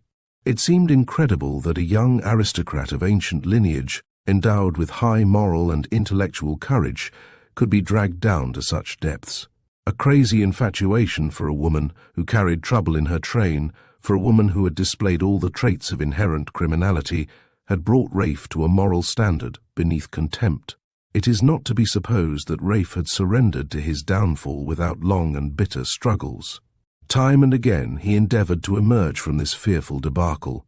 On each occasion the pleading of this fascinating woman held him in a closer grip, and the triumph of Malsano was complete. The Dowager Lady Remington and the new Lady Remington did not believe the newspaper paragraph that stated that Raife had been seen in Paris. In the midst of the overwhelming trouble, the crushing blow to their pride, these two women solaced one another and hoped against hope. Neither could believe that the man who possessed such amiable and loving qualities could have destroyed himself or wantonly disappeared in such cruel circumstances. A week or more after the disappearance, a maid brought to Raife's mother a reticule which had been picked up in the conservatory in Mayfair. It was very handsome and contained some visiting cards on which were engraved, "Miss Gilda Tempest." There was no address, nor did the reticule contain any indication of an address. The old lady at once sent for Hilda, and when she entered the room exclaimed, "Hilda, at last here is some news, although I fear it is not of the best." She then told of the finding of the reticule and the cards contained therein. She quickly added, "We met this young person at Nice, and she has an uncle, a rather evil-looking person. But he can be quite charming on occasions, in spite of an extraordinary swivel eye that produces a most mystifying effect. I always mistrusted them, and now I feel confident they are at the bottom of this mystery." Hilda at once thought of the other woman that Raife had spoken about in Cairo, the woman that had made him a woman-hater. Had she returned and recaptured her lost fancy? It could not be love. Hilda was the only woman, in her own estimation, who could love Raife. The terrifying thoughts that haunted her made her courageous mind act very quickly. Her father's business had compelled his return to the United States, and she was alone in so far as initiative was concerned. Taking possession of the reticule, she left the room and, in the next few minutes, was talking on the telephone to Scotland Yard. It is not to be expected that a detective inspector should be at the other end of a telephone every time he is wanted. Hilda had heard Raife speak of Herrion, and, with the extraordinary gift possessed by most Americans, she remembered his name and all about him. "Is Detective Inspector Herrion there?" The reply came softly back, "No, he is not. Who is speaking?" The title came strangely to Hilda's lips as she spoke into the receiver. "I am Lady Remington. You may remember something about the disappearance of Sir Raife Remington some time ago."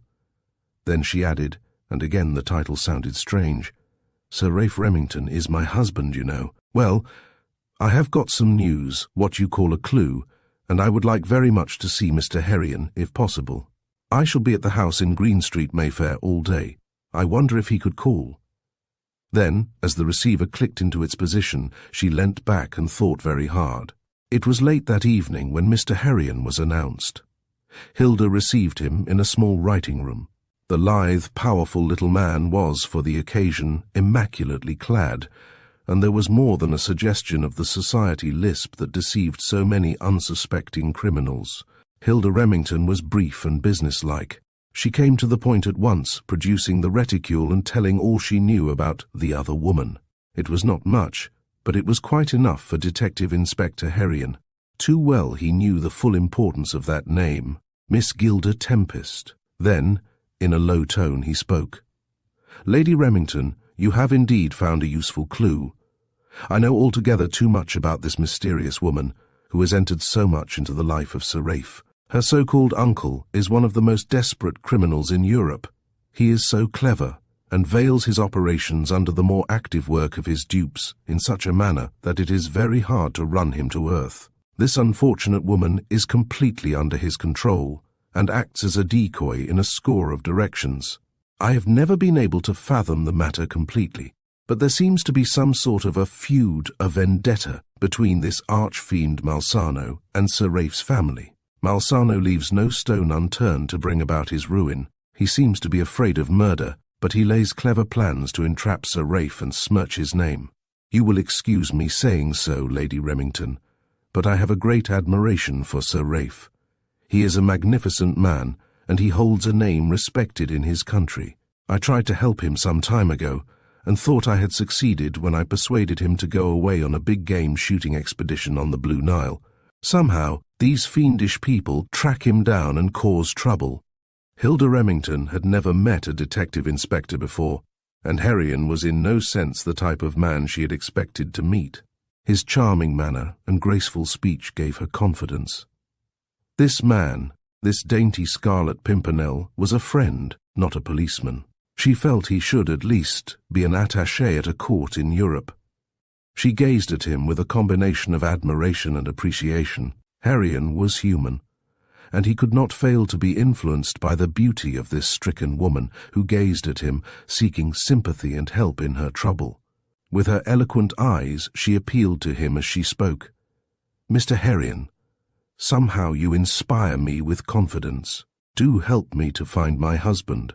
Herrion rose from his seat, saying, "Lady Remington, if that blackguard Malsano is to be found in Europe, I will find him. If I can trace your husband, I will do so for his sake, and for your sake, and for the sake of his mother. I will go now and look up the last records of the gang. Will you give me the number of your telephone? It may save time, and please hold yourself in readiness, as one never knows how long or how soon it may take to unearth a criminal fox in his burrow." When Mr. Herrion left Green Street, he took a taxicab to Scotland Yard and promptly set in motion all the machinery that was possible in order to find out the whereabouts of Dr. Malsano. His active mind was hard at work, and, under the influence of this beautiful Frank-American girl with the pleading eyes and soft voice, he was determined to find Raife and restore him to his bride of a day or so. He was satisfied that Raife was not in his sound mind, or he could not have acted in so scandalous a manner. What ruse had been adopted to lure him away? What fresh devilment was this master of crime at? This should be a matter of international importance. Apart from all these considerations, the pride of his craft had been stirred, and that was not a light matter. Gilda and Raife's mother sat late, talking of the only subject possible to them in the trying circumstances. Gilda had narrated the gist of her interview with Detective Inspector Herrion. For the first time, Raife's mother learnt a very bare outline of Raife's intrigue with Gilda Tempest. It explained many of his moods that had appeared strange. It reminded her of the conversation she had thought she had overheard as she climbed the staircase to the old white room of the Blue Boar Inn at Tunbridge Wells. She recalled the fact that the room had appeared empty, yet she felt confident she had heard voices barely a moment before. A rumour had spread somehow from somewhere concerning the silk rope that had been found under the library window on the night when the old butler, with a fine sense of strategy, had arranged for the house to be surrounded. All these rumours and speculations were disturbing the old lady's mind. Now, there was something almost tangible in what Gilda had learnt about Gilda Tempest, her uncle, and the reticule that had been picked up in the conservatory.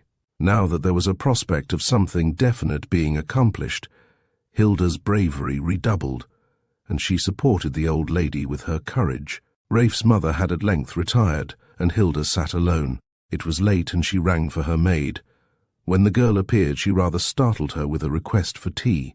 Tea is an unconventional drink when it is nearly midnight in an English household. All the conventions had been broken since Raife disappeared, and Gilda cared naught for convention. She was anxious for news that should at least help her to straighten out a situation that had become intolerable. It was impossible to return home to the United States and face the sympathy of friends. It was equally intolerable to endure the uncertainties of her present life. At length the telephone rang. Gilda clutched the receiver. "Yes, this is Lady Remington. Who am I speaking to?" "Oh, yes, Mr. Herrion. Any news?" "What's that?" "You think I'd better go to Paris and you'll try and meet me there." "Sure. I'll start right away tomorrow. I have a house on the Champs-Élysées. It won't be hard for you to find me, and I'll take Lady Remington, Sir Raife's mother, with me." Here, at last, was action. There was hope in action, and she had suffered from inertia. Chapter 24. How the Grand Coup was planned. Raife's flat in the Rue Lafayette, Paris, was, like most things in which Dr. Malsano was concerned, cunningly contrived. 2 adjacent flats had been converted into one in such a manner that it was easy to enter by one door and leave by another, each out of view of the other. The people who foregathered there were not of the type that would have been welcome at Aldborough Park or Green Street, Mayfair. Here, for the first time, Raife met the Apache fellow at close quarters. His impulse was to thrash him, but Mr. Lazine had most ingratiating manners, and quickly assured Raife that he was on his side now, and, if it were necessary to do any spying, it would be in Raife's interests, and not on him. For diplomatic reasons, to avoid suspicion, Malsano lived by himself, and rarely appeared in public, as was his custom, preferring to direct operations rather than participate in them. For the same reason, it was considered advisable that Gilda Tempest should occupy an apartment by herself. Raife and Gilda found time to make many excursions together, to Versailles and various rural spots where there was, relatively, a small chance of being recognized. On these occasions, there was a certain charm in Gilda's companionship which enthralled the young man, and he was quite content to suffer the ill effects of her pernicious society. At night, in varying disguises, they spent much time at cafes, sitting at the tables of the boulevards, sipping wine and liqueurs. That waywardness that Raife's mother had been afraid of asserted itself, and his love of adventure led him to participate in some of the minor divertissements that the doctor planned for his own profit.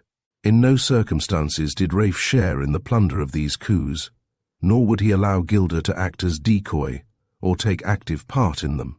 What he did was with a sense of abandoned devilment. The restraint that Raife was exercising over Gilda was weakening the doctor's power over her, and he determined that it was time for him to bring about a still more complete downfall of his enemy. Among the members of the gang who called at Raife's flat when occasion required was an ex-officer of dragoons who had seen some service along the north coast of Africa. He was an extraordinary mixture of braggadocio and a certain suavity of manner which had considerable charm until it was discovered that, whereas he could swear like a trooper, he did lie like a pickpocket. In the natural sequence of events, he and Raife fell foul of one another. The quarrel culminated when Raife discovered him at the flat paying court to Gilda, who resented the attentions that were being forced upon her. The combat did not last long, for Monsieur Denoir was not versed in boxing, and his incompetence was soon made evident to him. It was a dangerous thing for Raife to quarrel with a man of this type, but the whole conditions of his recent life had made him quite reckless of consequences. Monsieur Denoir, with a fine exhibition of graciousness, made amends and awaited time and opportunity. He did not have to wait long, for he found a ready ally in the doctor. Gilda and Raife were seated at their favourite table at the Café Bonaventure on a fine warm evening. Through a mirror, Gilda's keen and practised eyes saw a little old gentleman with grey hair and spectacles surveying the tables. He was at the far end of the room. They were seated among a crowd of merry, talkative folk outside the café. "Quick, Raife, we must go at once," she said suddenly. With an exhibition of that cat-like speed that she displayed when she slid down the silken rope from the library window at Aldborough Park, she threw a coin on the table and slid around a corner, half dragging him with her. "What's the matter, Gilda?" he asked. "That little old gentleman at the end of the room was Herrion, and I expect he's looking for you." It had not occurred to Raife before that he was being hunted not by an Apache fellow, but by the smartest detective on the continent. His pride returned to him for a while, and he felt inclined to go and shake Herrion by the hand, if Herrion would let him. That was indeed a question. Who would shake him by the hand now? By a devious route they returned to the flat. Raife was very silent. Gilda played and sang to him, but it was of no avail. His moodiness lasted for the rest of the evening. She rallied him on his silence, and crossing the room to where he sat on a lounge, said, "Raife, tell me why you are so silent. Did that man Herrion upset you?" He answered wearily, "Yes, he did. It has set me thinking, Gilda. I fear I have not done the right thing. It is not right that I should be wanted by a man like Herrion." Then Gilda was alarmed. This man was all she wanted to atone for a life of misery. He must not be allowed to reflect. He was hers, and must remain hers. A knock at the door terminated the scene for a time. Lazine entered and presented a note to Raife from Dr. Malsano. Whilst he was reading the note, which was lengthy and called for a reply, she beckoned Lazine into another room. She spoke hurriedly and with authority. "Lazine, you must get this notice into the New York Herald Paris edition. I don't know how, but you must do it. Pay for it, do it somehow." The little Lazine bowed and smiled. "Mademoiselle Gilda, what you tell me, that I will do, if it cost me, yes, if it cost me my life. I am devoted to your service." Gilda was well aware of the little man's devotion. Whilst he was speaking, she was writing, "Sir Raife Remington and party left Marseille today, en route for the United States." She smiled as she handed it to Lazine, and gave him some money to meet any contingent expense. Herrion would not miss this announcement, and it would serve to put him on a wrong trail. Dr. Malsano's letter was important. It planned a big coup at a house in the Avenue des Champs-Élysées. Paris is a city of fine streets and avenues, and amongst the finest is the Avenue des Champs-Élysées. With a clever mixture of flattery and badinage, Malsano lured his victim into taking a leading part in this crowning work of his folly. The houses of the Champs-Élysées are rich, and this brave stroke called for all the organization and resource of the band. Malsano himself would direct operations. Denoir would be there, and to complete, Gilda would be there. It was difficult and called for agility, courage, and daring. Raife, who possessed all these qualities, was to take the leading and more active part, but he would be well supported. Detective Inspector Herrion was in his room in the obscure little Hotel Villon. He was reading the Paris edition of the New York Herald, and his face wore a puzzled expression.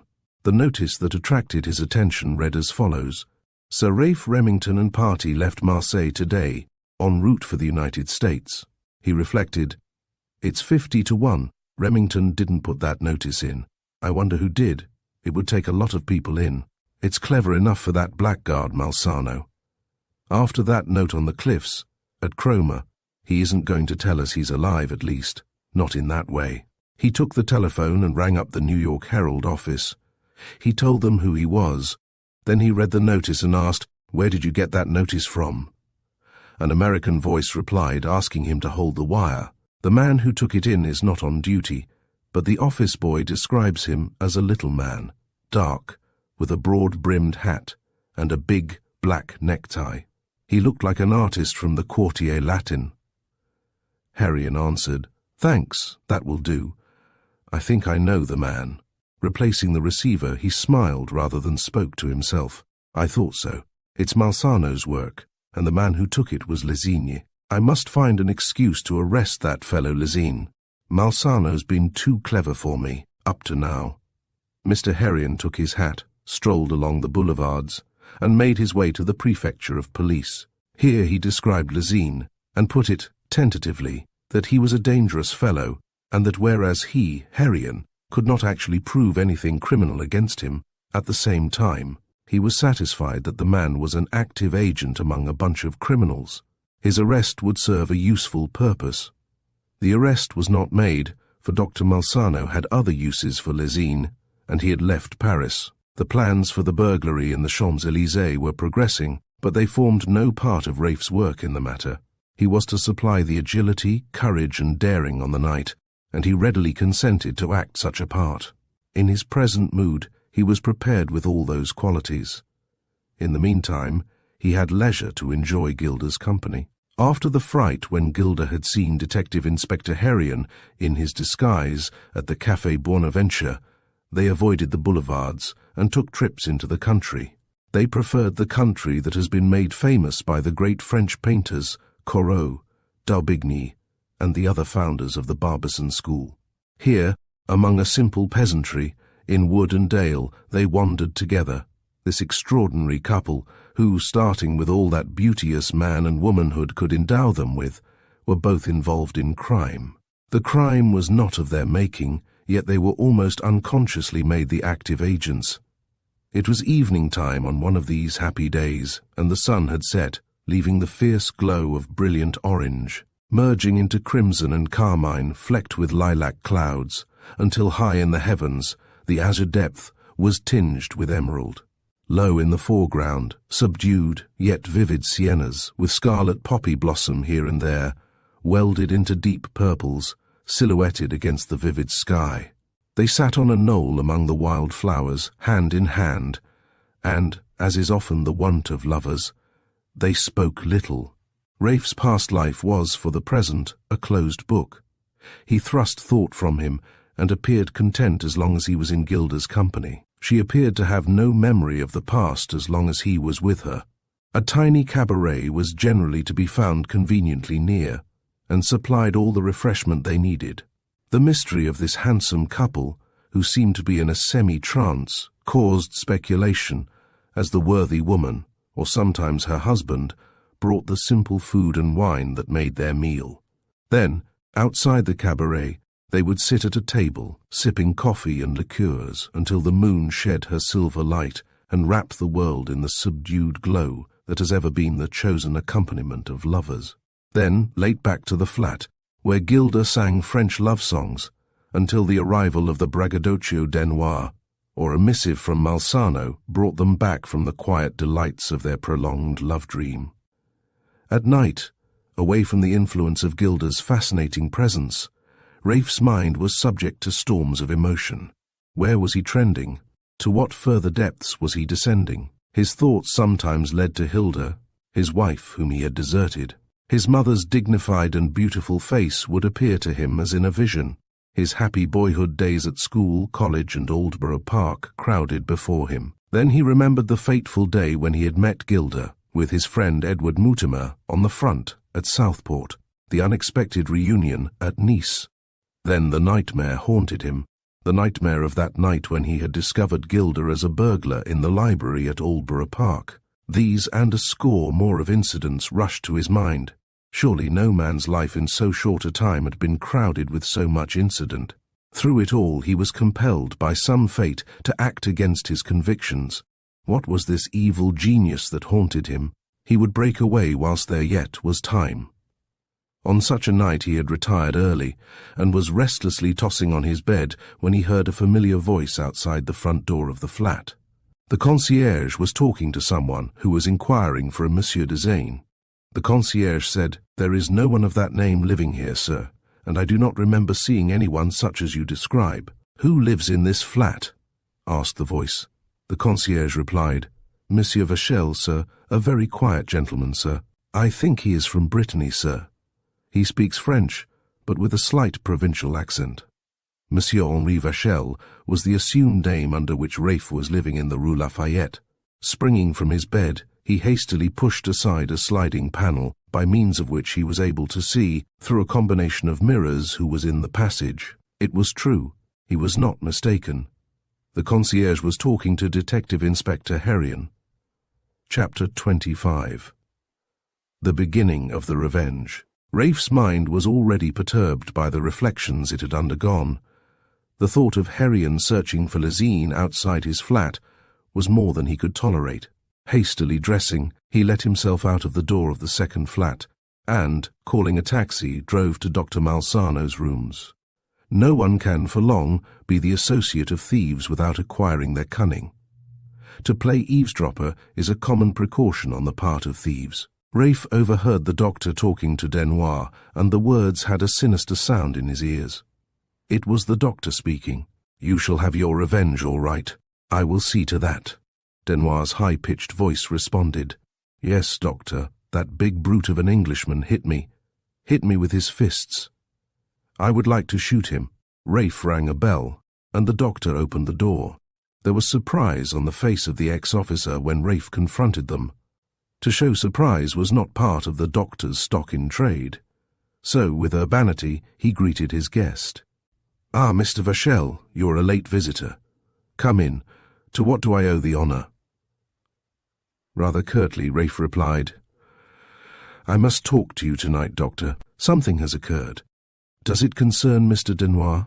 "No, it does not concern him." "Very well, I bid you good night, Mr. Denois," said the doctor, turning to that gentleman. Mr. Denois retired, bowing low to both the other men.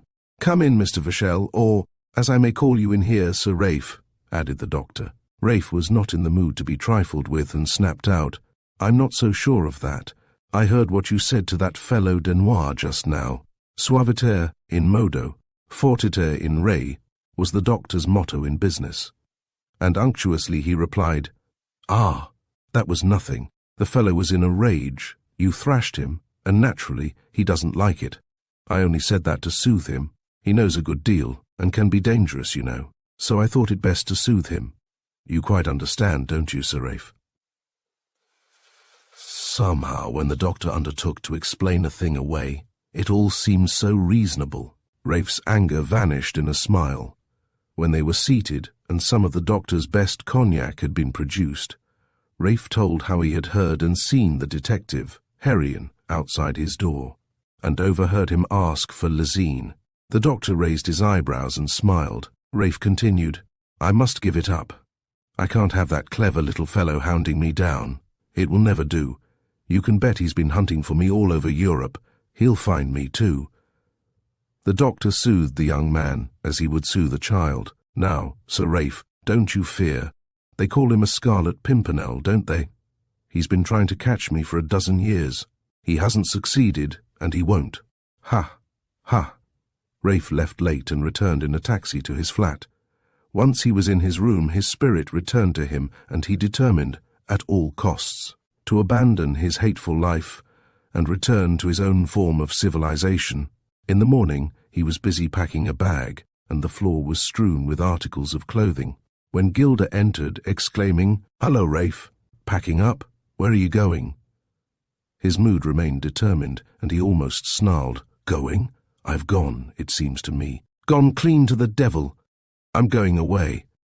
Then came the appeal from Gilda, the appeal that he never could resist, and to which he had fallen so many times. She did not use many words.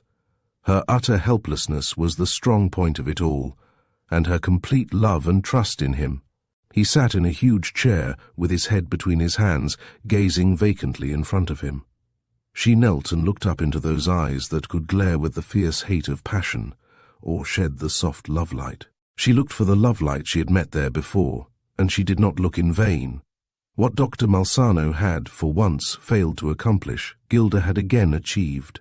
Raife was again conquered by the mysterious influence of this beautiful girl. He sprang to his feet and caught her in his arms, showering kisses on her forehead. "Gilda, Gilda, it's got to be. Whilst you live, I am yours.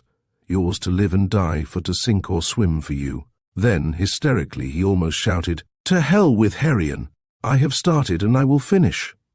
He slung each article of clothing back in its receptacle, and turning to Gilda, said more restrainedly, "We will go into the country today, and revel in our flowers and trees, our sky and clouds. I am giving you my life. It is yours. My reason tells me that it can only end in trouble. I don't care. Life is only possible to me when you are around. Now let us hie into the country and make the most of what we yet may have to spend before we—" Gilda threw herself into his arms and closed his lips with her hands. Those clever, skilful hands, clever in crime, yet dainty as the hands of a queen of beauty. "Don't quote those lines. They make me sad, and I want to be so happy with you today, Raife. Where shall we go?"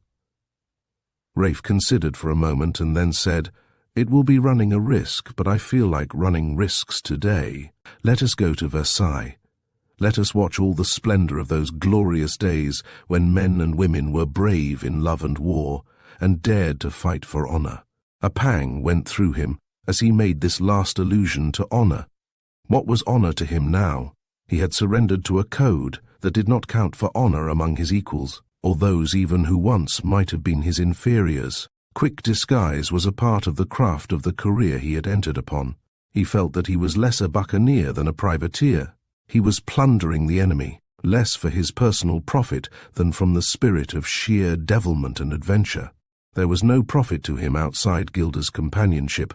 On the brightest day of early summer, they walked in the gardens of the Palace of Versailles, the most perfect palace of the days when regal prodigality made France at the same time the most luxurious and the most poverty-stricken country in Europe, displayed its splendor in the full flood of warm sunshine. The fountains played and sparkled in a torrent of spray, that suggested myriads of tiny precious stones. The air was perfumed with thousands of blossoms from the ornamental flower beds.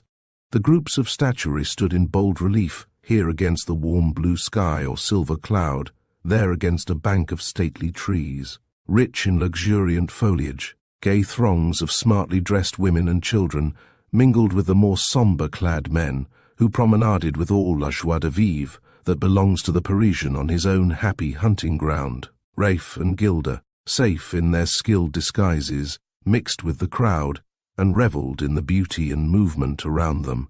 The day of the grand coup was approaching, when the house in the Avenue des Champs-Élysées was to be plundered. This was to be the day when Raife was to exhibit those qualities of agility, courage, and daring, for which, in the language of Malsano's insidious flattery, his countrymen were famous. Both Raife and Gilda felt that their next adventure was fraught with danger, and Raife had consented that Gilda on this occasion should assist in the operations. They therefore made the most of this joyous day at Versailles. It was evening when they decided to seek one of the more obscure little cabarets for their dinner. They were sauntering down an avenue with a long line of trees throwing shadows across the close-cropped grass, when a motor-car passed slowly by in the heavy rows of traffic. Raife looked at the occupant and recognized the Baroness von Sassnilz, his mother's friend, whose jewels Gilda almost succeeded in stealing from the safe in the library at Aldborough Park. The Baroness looked hard at Raife, but apparently did not see through his disguise. The conflict of emotions which had disturbed him during the night and morning were now renewed. Gilda did not notice the car which carried the Baroness von Sassnilz, but, with the intuition of a lover, she did notice that Raife's manner had drifted into an abstracted mood. He was thinking of his own anomalous position. He was worshipping at the shrine of a woman whom he had detected in the act of burgling the jewels of his mother's friend. This took place in his own house, and not only had he allowed her to escape, but he was here today with her, expecting to participate with her in a crime of a similar nature. The situation was hideous, and all the glory of the day in Versailles had departed. They walked along in silence for a while, until a passing taxicab arrested his attention, and he responded to the interrogative look of the driver by hailing it. They entered the taxi, and in response to the driver's query, "Where shall I drive, monsieur?" he said. "Drive to the cabaret of Le Sans Souci, at the end of the avenue, then to the left and about 3 miles along the main road. You will see it by a group of poplars, with a garden and a small lake in front." They had been to this little inn before, many times, and the blue-skirted and white-aproned old landlady was accustomed to their visits, and understood not only their simple requirements, but their desire for quietude. They sat in the simple, clean little room, with its dainty curtains, white napery and shining cutlery. The old lady fussed around for a while, chatting gaily, as is the wont of French landladies, whilst the bouillabaisse, cutlets, and superlative omelette were being prepared. An old punt lay moored at the foot of some moss-covered steps leading to the lake. Pond lilies and chickweed covered the surface of the shallows that led from the steps to the deeper waters, which flickered in the moonlight. Clumps of willows and ash threw their shadows and reflected in the silent pool. Raife took the pole of this ancient, dilapidated punt and steered Gilda, who sat on a narrow seat of rough wood that constituted the only seat. Her neat grey costume, rich in material but unobtrusive, contrasted with the ashen grey-greens of the old roughly hewn punt. Thus, he, standing up piloting the strange craft, took her over the warm waters, until reaching a deep pool, which his pole failed to fathom, they came to a rest.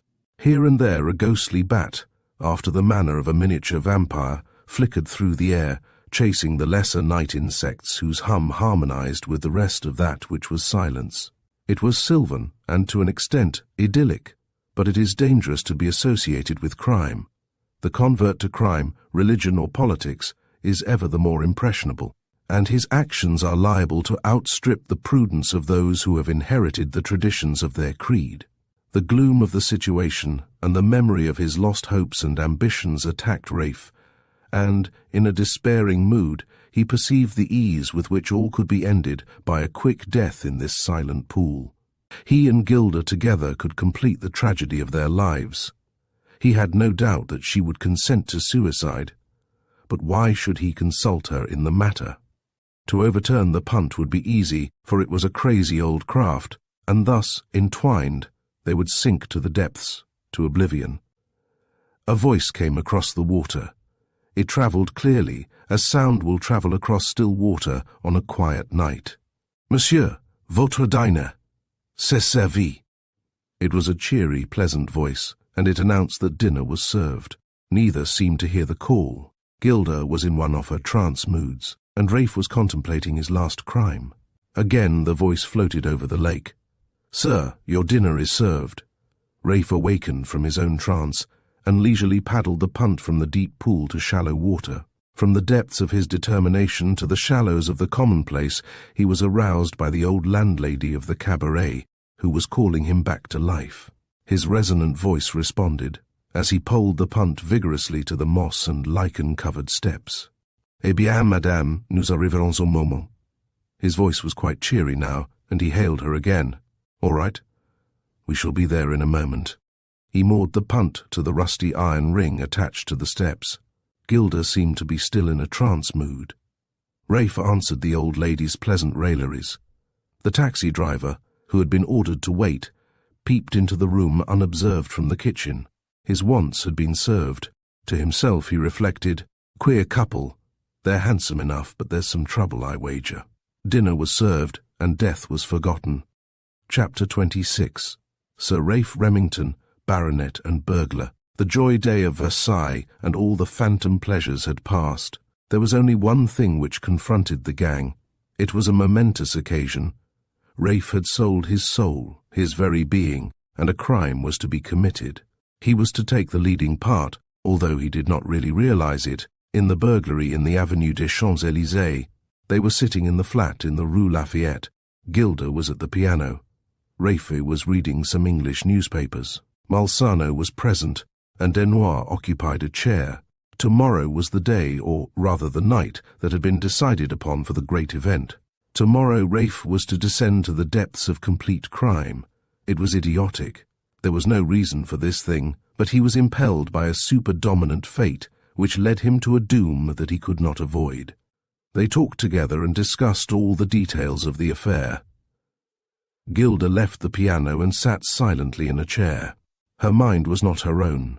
Simply obedient to the will of Malsano, she sat there and looked at Raife, the one person who could carry her from the throes of her present situation. Raife was inert.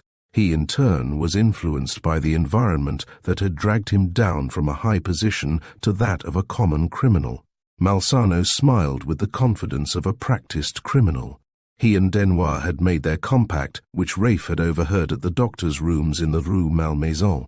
With the completeness that accompanied all his plans, Raife Remington's sacrifice was assured. A paragraph in the newspaper arrested his attention. It read, "The mysterious disappearance of Sir Raife Remington, Bart, about a year ago has led to curious complications. It will be remembered that his hat and coat were found on the cliffs at Cromer. In a pocket was a letter apparently written by the demented man, from which it was inferred that Sir Raife Remington had committed suicide." A paragraph appeared in the Paris edition of the New York Herald some time ago to the effect that Sir Raife had left Marseille for the United States. Detective Inspector Herrion ascertained that this paragraph had been inserted by a member of a gang of continental thieves, and there seems little doubt that either the baronet has committed suicide or had been made away with. His estates are extensive, and there are complications as to the disposition of affairs.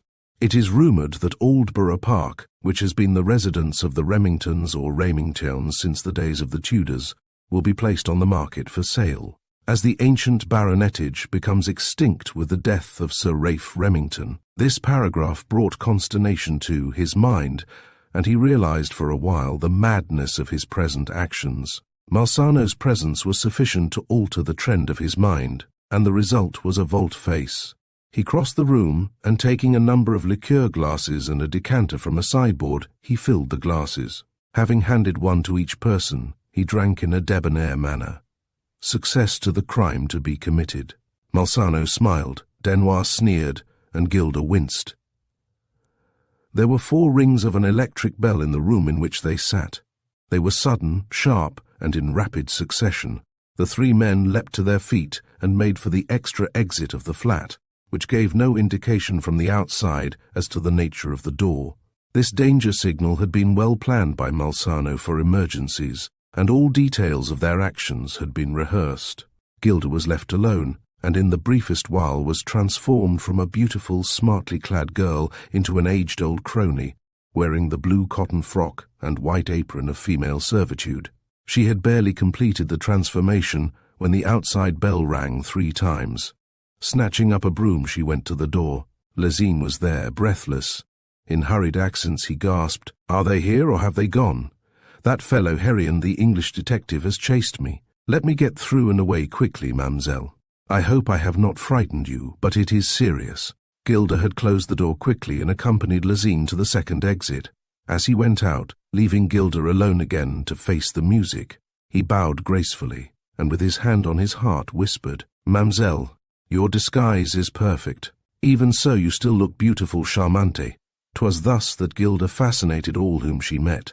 Alone in the flat, and with danger threatened and imminent, she remained cool. Quickly she disturbed the furniture and made it evident that she was sweeping and dusting the room. Within a minute there was a ring of the bell. It was the ring she had expected and prepared for.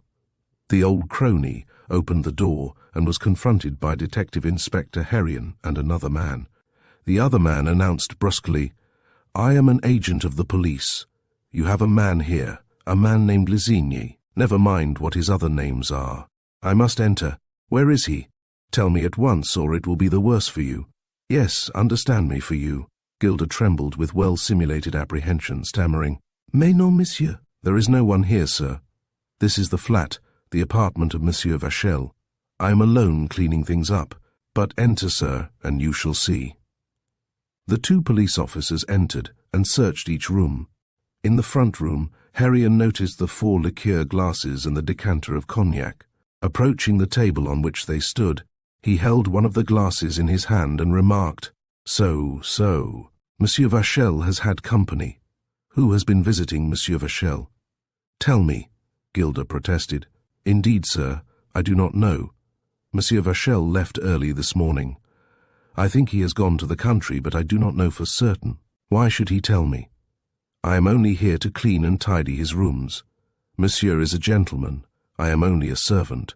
Herrion stared hard at her, saying, "So Monsieur Vachel is a gentleman, is he, and you are only a servant?" Gilda felt the force of that penetrating glance and stooped to dust a chair.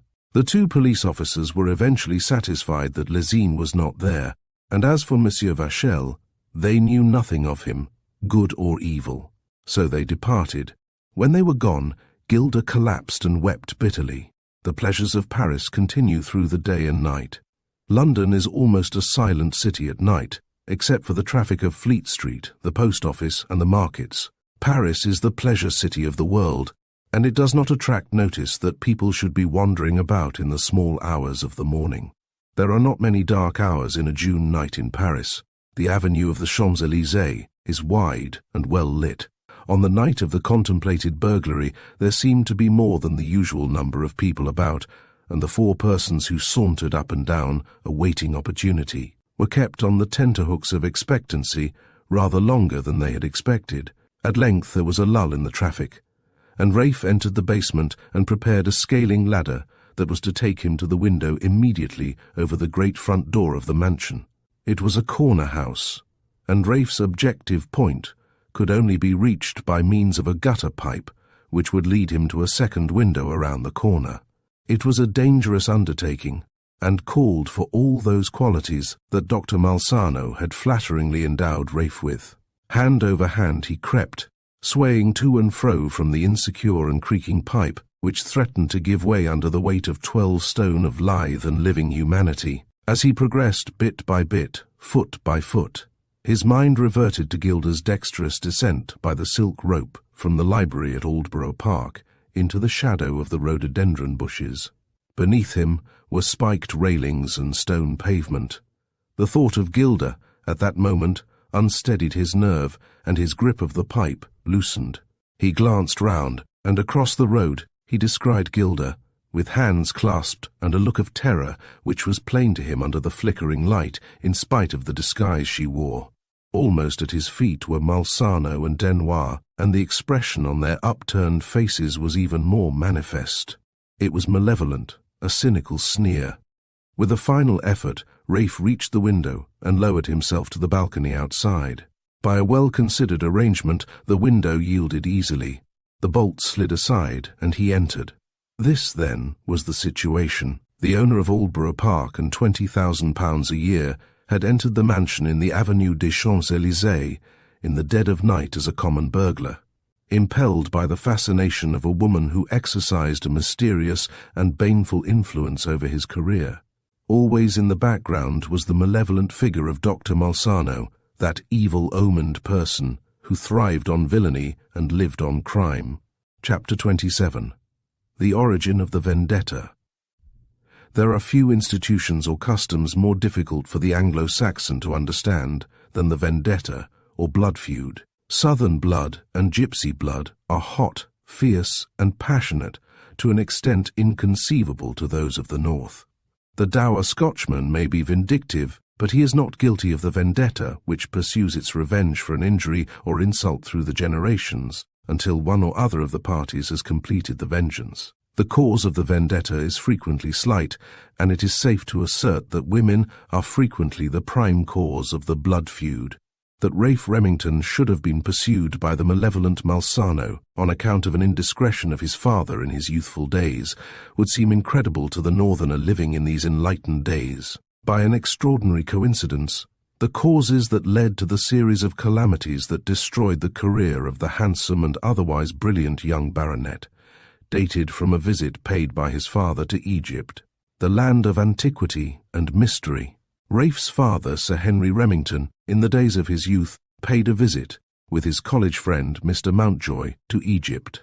They were the wild, joyous days of youth, and adventure took them at night to a section of Alexandria which, at that time, was dangerous to strangers. There remain today in most southern and eastern towns and cities certain quarters where the hated Feringhi or foreigner can only intrude with grave risk to himself. In a house of questionable repute, Sir Henry and Mr. Mountjoy encountered an Oriental girl. With the impetuosity of youth, Sir Henry was immediately enamored of this beautiful gypsy, with the large, oval, lustrous eyes, the olive skin tinged with a colour that alternated between a rosy pink and a flush of scarlet. Seated apart in the reeking apartment, lit by oil lamps, where a midnight entertainment was in full swing, this lovely gypsy and young Sir Henry courted one another with the play of eyes instead of words, for neither could understand the language of the other. The sensuous beauty of the girl enthralled the young English aristocrat, and the blood in his veins, already heated by the unwanted liquors that he had consumed, coursed rapidly. The girl's responsive glances told him plainly that his advances were not unwelcome. Around the girl's neck was a silver chain of fine and delicate workmanship. Attached to the chain was a small Egyptian charm, in the form of a statuette of the goddess Isis, wearing on her head the royal sign, the orb of the sun, supported by cobras on either side. On the back, from head to foot, were inscribed the tiny hieroglyphics, which recorded certain cryptic words associated with the worship of that mythical deity of thousands of years ago. Sir Henry noticed the trinket, and raising it in his hands, examined it. The gypsy snatched it away with angry gesture, a fierce light entering her large oval eyes, whilst the rosy pink that had suffused her olive cheeks swelled to the flush of scarlet that betrayed her savage nature. The azure blue of a young, handsome Anglo-Saxon's eyes that looked steadfastly, fearlessly, yet passionately into the dark and sparkling depths of an untutored gypsy girl are a proper antidote to that girl's flash of anger. Sir Henry gazed at her, and the girl's eyes fell beneath his searching, passionate gaze. With an impulse, as rapid as was her sudden rage, she took the chain and charm from her neck, and, with a motion signifying secrecy, handed it to him. Sir Henry kissed it, and in doing so kissed her hand. At intervals around this central circular apartment were several doorways, covered by rich and heavy curtains of that rare oriental colour which our manufacturers strive with mixed success to imitate. at prices that suit the varying purses of a bank clerk or a greengrocer, a stockbroker, or an art student. Before each doorway stood two huge Nubian Arabs robed in kaftans of yellow ochre-coloured silk and wearing fezzes of that deep, luscious red, the colour of which does not find a name in the student's paint box. The dark skins of their countenances were marked by the long slashes, which formed the cicatrices on each left cheek, and denoted their tribal marks. Scarlet slippers contrasted vividly with the dark brown of their huge, sinewy legs. Stolidly and impassively they stood sentinels at these doorways, which led to passages, open to the sky between high walls of mud and plaster, above which the stars twinkled brilliantly in the deep blue, unfathomable vault above. The illimitable space, and all that is unknown of eternity, suggested that these stars were a countless myriad of eyes, looking down on this weird collection of humanity. Gambling in various forms was one of the allurements of the place, whilst music, more or less barbaric, and oriental dancing added to the supposed attractions. The whole scene would appear as a page from the Arabian Nights, with the added incongruity of a few people in European costume. At one of these doorways appeared a tall, swarthy woman, of lighter colour than any of these Arabs, yet betraying her southern blood. She was accompanied by a weak but good-looking young man, and a tall, dark man, with extraordinary eyes and a sinister appearance. The woman nudged the sinister man, and both saw Sir Henry kiss the girl's hand. The trio crossed the apartment, and the woman seized the gypsy girl roughly by the hair and hauled her through one of the doorways. Whilst the two dusky Nubians held the curtains aside, the hitherto impassive blacks momentarily relapsed, and their stolid faces were lightened by a broad smile, revealing glittering white teeth, and their yellowish-white eyeballs rolled in a fiendish manner. Who shall say what was the fate of the beautiful gypsy girl, who had lightly parted with the treasured talisman of the goddess Isis to the blue-eyed and fair-haired English aristocrat? The English were, at that time, in Egypt, the most hated of all Feringhees. Thus, in a gay and innocent spirit of youthful courtship, commenced the feud, the vendetta, that was to lead to such a tragic influence on 2 generations of the reigning towns. From this apparently trivial incident, there followed the events that led to the murder of Sir Henry and the degradation of his son, pursued and attacked by the unrelenting hatred of the denizens of this oriental inferno. In harsh but cultured tones, with a slight foreign accent, the sinister man said to Sir Henry, "Return to me at once the charm that young woman handed to you." Sir Henry reclined on the richly covered divan among the silken cushions and leisurely surveyed the 2 men who confronted him. Slowly, and with the aggravated drawl of the period, he said, "By what right do you make that request?" The retort came fiercely, "Give me the charm at once, or it will be the worse for you, sir." "I shall do nothing of the kind," and rising from the divan, Sir Henry displayed the full 6 feet of his athletic frame, asking, "What do you propose to do?" With an oath, the sinister man with the weird eyes muttered, "Succor! These Englishmen, with all their arrogant pride, are curs." He said no more for a while, for Sir Henry's straight left shot between those mysterious eyes, and the sinister man fell back on the floor senseless. The debauched but still good-looking Englishman exclaimed weakly, "Oh, I say, that won't do, you know." 2 of the Nubians rushed from their sentinel posts, and a white-bearded old Arab, who appeared to spring from nowhere, gesticulated wildly. Sir Henry was seized from behind, but for the briefest while. The art of boxing may be world-wide in its present application, but the English taught the world this and many other sports. At the period under consideration, offence and defence were mostly conducted with lethal weapons. The rapidity of a straight left, followed by a swift uppercut, therefore had its advantage at the outset of a contest. 2 burly Nubians lay sprawling from the process over the body of the sinister white man. The debauched Englishman, knowing more of the game and realizing his own incapacity against this young giant, skirmished at a safe distance in the rear. The game was too hot to last long, for the English arrogant pride, to which the sinister white man had alluded, would not allow Sir Henry to run away. Instead he drawled, "Are there any more?" Yes, indeed, there were many more, and this time he was more securely seized, and the struggle appeared hopeless. These Orientals and debauched Europeans hunted in packs, An Englishman on a spree needs only a companion to join in the fun, and does not want a bodyguard. Sir Henry was tiring and almost overpowered when the thought of his chum, Mountjoy, flashed through the brain that lay behind his bruised and half-battered head. For the first time in that inferno, there rose from lusty lungs a hearty "Yoicks, tally-ho," the musical call of the English hunting field. The effect was immediate. Through one of those curtained doorways, past a Nubian who had been left in charge by those more actively engaged in the fray, there rushed a whirling ball of lithe humanity, charging for his goal as he had never charged before on the rugby football field. It was Mountjoy, late half-back of his school Marlborough.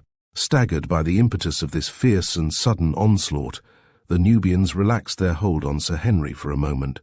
"Back to back, Harry," called Mountjoy. "Now then, both together. There may be some more of our fellows here."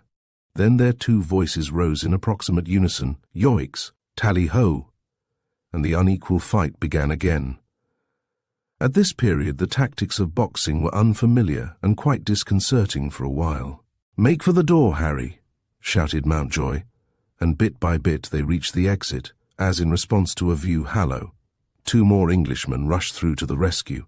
The mixed gang of Arabs, Nubians, and European scalawags did not want to kill at first, but these reinforcements of hated Inglesi struck panic into them, and in a flash, 4 or 5 knives were buried into these last two men, who had so bravely responded to the call of their countrymen in these hideous surroundings. During the lull, Sir Henry and Mountjoy staggered through the exit, and fell to the ground unconscious, some distance away from the scene, to which they had been lured from their hotel by a wily denizen of the quarter to see some fun.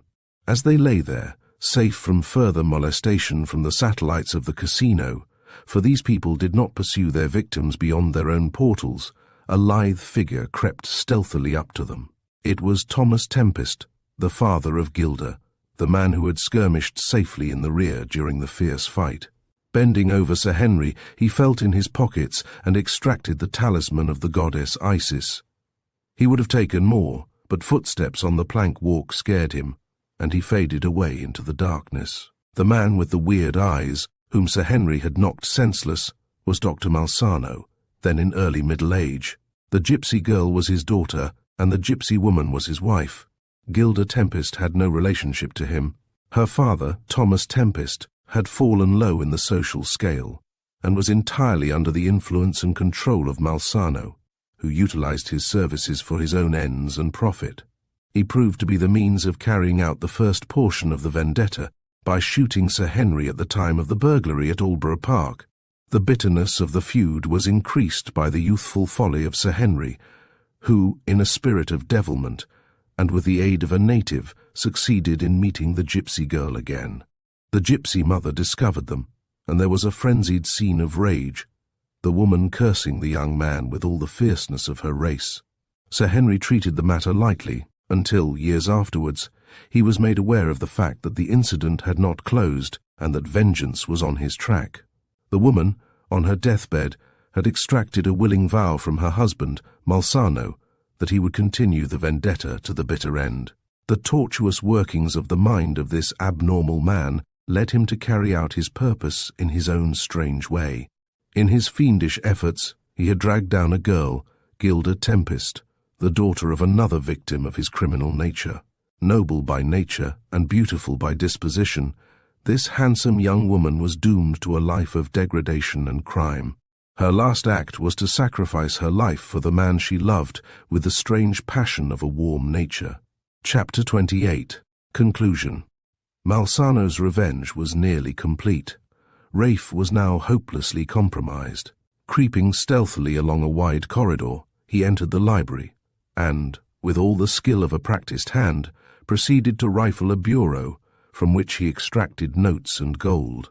Reveling in the weird excitement of the debasing act, he ascended the staircase and opened the door of a bedroom. It was a large room, and he was confronted by a subtle perfume which was familiar to him. Where had he met that perfume before? He stood on the threshold and hesitated to perpetrate a further dastardly deed by entering the room. It was evidently a woman's room. Raife was not acting of his own volition. A strange impulse controlled him, and he was not master of his actions. There was a soft light diffused, revealing a large four-poster bed, curtained in pale-tinted dimity. He would have thrashed another man to the point of death for such an action as he was now guilty of. He approached the bed, and pulling aside the curtain, was stricken with horror to behold his wife Hilda sleeping peacefully. He stood spellbound, unable to move. A ghastly look of terror and remorse spread over his face. His handsome features were distorted, and his athletic frame convulsed with emotion. The events of the last year crowded his mind in a tornado of shame. Each second was an eternity of mental suffering. Hilda lay there sleeping, her beautiful cheeks suffused with a delicate glow. Her soft brown hair fell in clusters, enhancing the charm of this picture of exquisite innocence. Raife's mind was in a state of hideous torture. Slowly and softly he withdrew from the room and descended the staircase to the library. He approached the bureau, his wife's bureau, that he had ransacked and restored the stolen money. With bowed head he crossed the big hall, dazed and scarcely realizing his actions. Softly he opened the front door and passed out into the night. Before Mr. Reginald Pomeroy Muirhead returned to the United States, he fulfilled his compact, and Hilda was endowed with a substantial fortune. The stress of events had told heavily on her and Raife's mother, and yielding to Hilda's persuasion, she had rented the furnished mansion in the Avenue des Champs-Élysées. She had hoped by means of such a distraction to take their minds off the great trouble. Detective Inspector Herrion was a forceful man, and he had set himself the task of finding Sir Raife, the missing baronet, and he had determined to run Malsano to earth. On the day when he had let Lazine slip through his fingers at Raife's flat in the Rue Lafayette, Herrion had a suspicion that he had been tricked by the innocent-looking old lady, who appeared to be so busy dusting out the apartment. The flat of Monsieur Henri Vachel was therefore kept under observation, but Malsano was far too wily a criminal to be trapped easily, and the flat was deserted, and the gang found fresh quarters. Herrion was sitting in his room at the obscure little hotel that he affected when the telephone bell rang, and, removing the receiver, he took a message to the effect that, if he would call at the prefecture, there was important news awaiting him. Hastily seizing his cap, he started off. He was met at the entrance by a sergeant who said, "Quick, Mr. Herrion, I think we have found your missing baron. Will you come with me to the Avenue des Champs-Élysées?" A taxi was in waiting, and they entered together.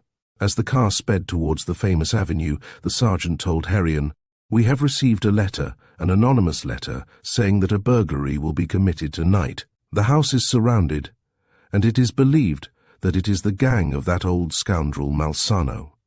The gang is in force, and the cunning old reprobate has chosen the house of the Lady Remington, who is the wife of your missing baron." Herrion was agitated, a weakness the astute detective inspector seldom allowed himself to indulge in.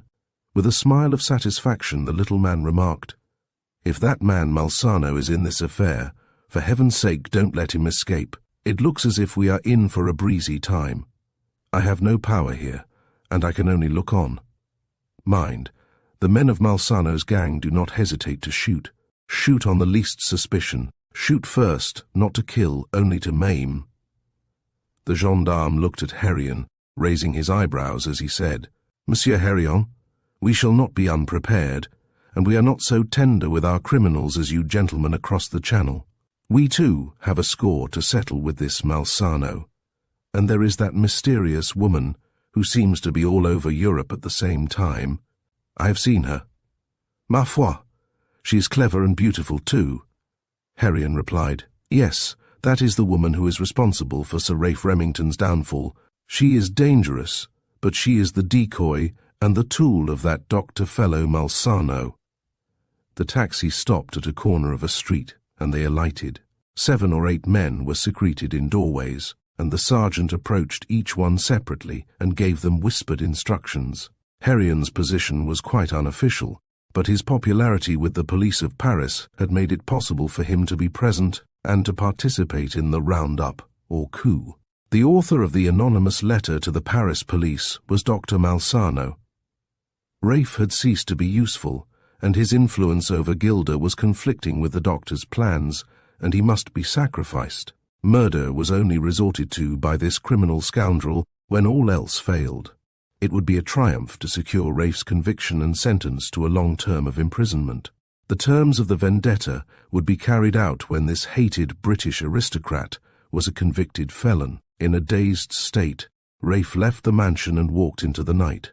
Gilda, from her point of vantage, had watched and waited in a state of anxiety from the time when her lover had made his perilous climb along the gutter pipe to the window through which he had effected his entry. She had felt, during the long wait until he reappeared, that she would willingly have changed places. She was accustomed to these hazardous undertakings and was inured to the disgrace of it. Malsano and Denoir watched at a distance, each malignantly confident of their revenge. A green light flickered in the avenue, and 2 cars from opposite directions dashed up to the house that Raife had just left. 4 gendarmes alighted from each car. At the same time, the front door of the mansion was opened, and 2 men servants en déshabillé appeared. Raife was called to his senses, alert after the dazed condition which followed the sight of his wife, lying asleep on the bed in the room which he had entered as a common burglar. 2 gendarmes made a dash at him. He drew his revolver, but hesitated to fire. He was a burglar, but some sense that remained in him prevented him from shooting a gendarme who was only doing his duty. A piercing shriek rang through the night. The gendarme, who felt he was threatened and in danger, fired at Raife. From a doorway where Gilda had watched the commotion, she rushed with an astounding swiftness, and was in front of Raife before that shot was fired. 2 gendarmes had thrown themselves upon Raife, but, with a violent effort, he threw them off and flung his revolver far into the roadway. He dashed to Gilda and caught her in his arms, kissing her with a fierce passion. "Gilda! Speak to me, Gilda! Why did you try to save me? My life is of no account and yours is so precious." The police stood around inert, as the dying girl, in short sentences, gasped her last message. She told him of the doctor's treachery, how he had betrayed Raife to the police, and that she had only learnt of the plot when it was too late to stave off the disaster. "They did not tell me until you had entered the house. It was then too late." Gilda's last words were, "Raife, I was not altogether bad. I loved you dearly, Raife. Your father killed my father. There was the feud, the vendetta, and we were made to suffer. I should have made you a good and honest wife if we could have escaped the evil influence. God has willed it otherwise. Goodbye, dearest. Kiss me. Then go to Hilda. Forget me. Go to Hilda and be happy. If you think of me, Raife, pity me." Gilda Tempest, the mysterious, beautiful girl trained to crime with the nature of an angel, collapsed and died in the arms of the man into whose life she had entered with such disastrous effect. In the presence of this pathetic scene, the agents of police stood in silence, and with what appeared to be respect. At length the sergeant approached Raife, saying, "This is indeed a tragedy, monsieur, but it remains my duty to arrest you. Monsieur Vachel, you are under arrest." 3 gendarmes approached. Raife bowed. A silent figure had been an onlooker at this scene until now. Detective Inspector Herrion approached the group, and speaking to the sergeant said, "This gentleman is Sir Raife Remington, the missing baronet of whom I have spoken to you. This is the house of his wife, Lady Remington. I don't think there can be any charge. A man is not a burglar in his own house. With deference, may I suggest that we enter the house? Lady Remington will make the necessary explanations." The scared men-servants were still there, and acting on Herrion's instructions, they carried the lifeless form of Gilda Tempest into the hall that was now brilliantly lit. Raife re-entered the house where, a short while before, he had stealthily entered as a burglar. The crowd of people which had collected outside in answer to the revolver shot and general commotion were dispersed, and the Avenue des Champs-Élysées resumed a more normal aspect. Detective Inspector Herrion approached the sergeant and whispered, "I will be responsible for Sir Raife Remington. You may trust me. Don't let that fellow Malsano escape you. He is not far away, you may be sure." The sergeant smote his chest, exclaiming, "That will be all right, Mr. Herrion. I have arranged for that. You may be sure he is safely with us by now." The arrest of Dr. Malsano was not effected without trouble. He and Denoir, when they heard the revolver shot and Gilda's piercing shriek, made their way down the side street to the motor car that was waiting for them. They were too late, however, for the doctor was, in a sense, hoist with his own petard, in his anxiety to complete the downfall of Raife and secure his arrest. He had given the police such warning that their plans had been skillfully laid with a view to capturing a gang, not an individual. There was a fight before the two desperados were secured, and the old man fought with the fury of a wild cat. Denoir was more easily overcome. Malsano was at last secured, but his resource almost served him to the end. Producing a phial, he nearly succeeded in swallowing its contents of poison. A quick upward blow sent it flying in the air. It fell to the pavement and broke in 100 pieces. The long life of crime had told on the man. Wanted in half the cities of Europe, his conviction was assured. He did not long survive.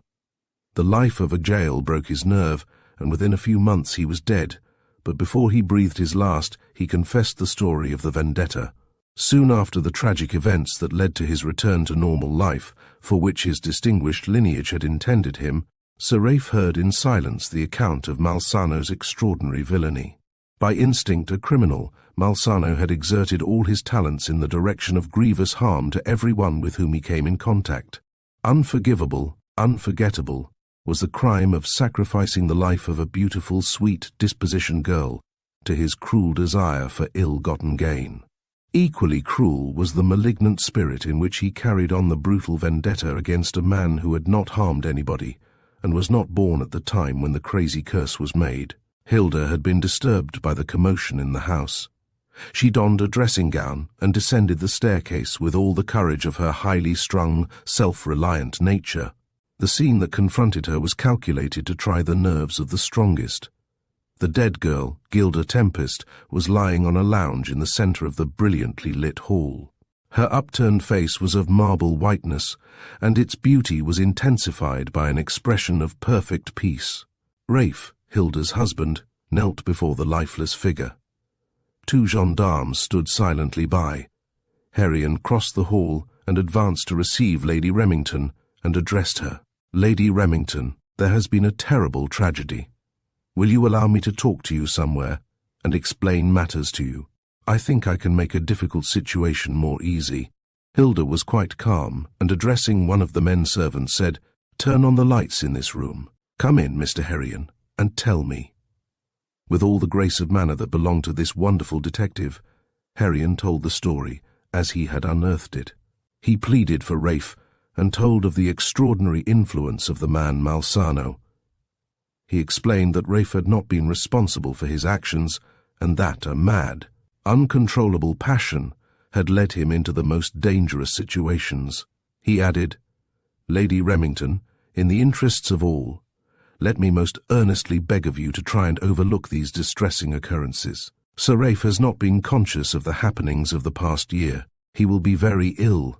Slowly he will recover, and let me hope that the sadness of these events will be forgotten. If you will leave it to me, I think I can hush matters and smooth things over. The woman, Gilda Tempest, gave her life for Sir Raife. I hope, Lady Remington, you will not think I exceed my privilege when I beg of you to forget the past." Lady Remington looked at this extraordinary little man. Then she held out her hand to him, saying, "Yes, Mr. Herrion, I will do as you suggest. You have done me a great service, and I will never forget."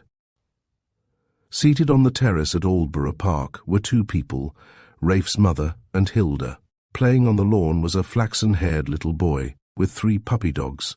They were rolling over one another after the manner of puppy dogs and children, with that complete abandon and understanding that belonged to them. A tall, handsome man, with white hair and slightly bent shoulders, surveyed the scene with a satisfied smile, smoking a pipe the while. The events of that terrible year, when Raife Remington was dragged from his high estate to that of a common criminal, were forgotten. The fever that followed the last scene of the tragedy had left him white-haired and slightly bent, but he was still a fine and aristocratic figure. The child who played with the puppies on the lawn was the heir to the baronetcy and Aldborough Park. Detective Inspector Herrion had displayed all his tact and cleverness in preventing a renewal of the scandal that followed Raife's disappearance, and, in the moments of his leisure, he was a welcome guest at Aldborough Park. Raife's mother, the Dowager Lady Remington, had recovered much of health with the return of the normal conditions of life. The brave American girl, Hilda, who had borne her troubles with courage and resource, was happy. When she knew the terrible conditions of Gilda Tempest's life, she felt sorry for her dead rival, but she would have been more than human if she had not a sense of relief that the shadow of the other woman no longer cast a gloom on her husband's life. Thank you for joining us on this adventure through The Broken Thread by William Le Queux. We hope you enjoyed the unfolding mystery and the suspenseful journey of Raife Remington and his friends. As the threads of the story continue to unravel, we're left with more questions than answers. What other secrets will be revealed? Be sure to subscribe to Storytime Haven for more classic tales and thrilling adventures. Until next time, take care, and may your curiosity always lead you to exciting stories.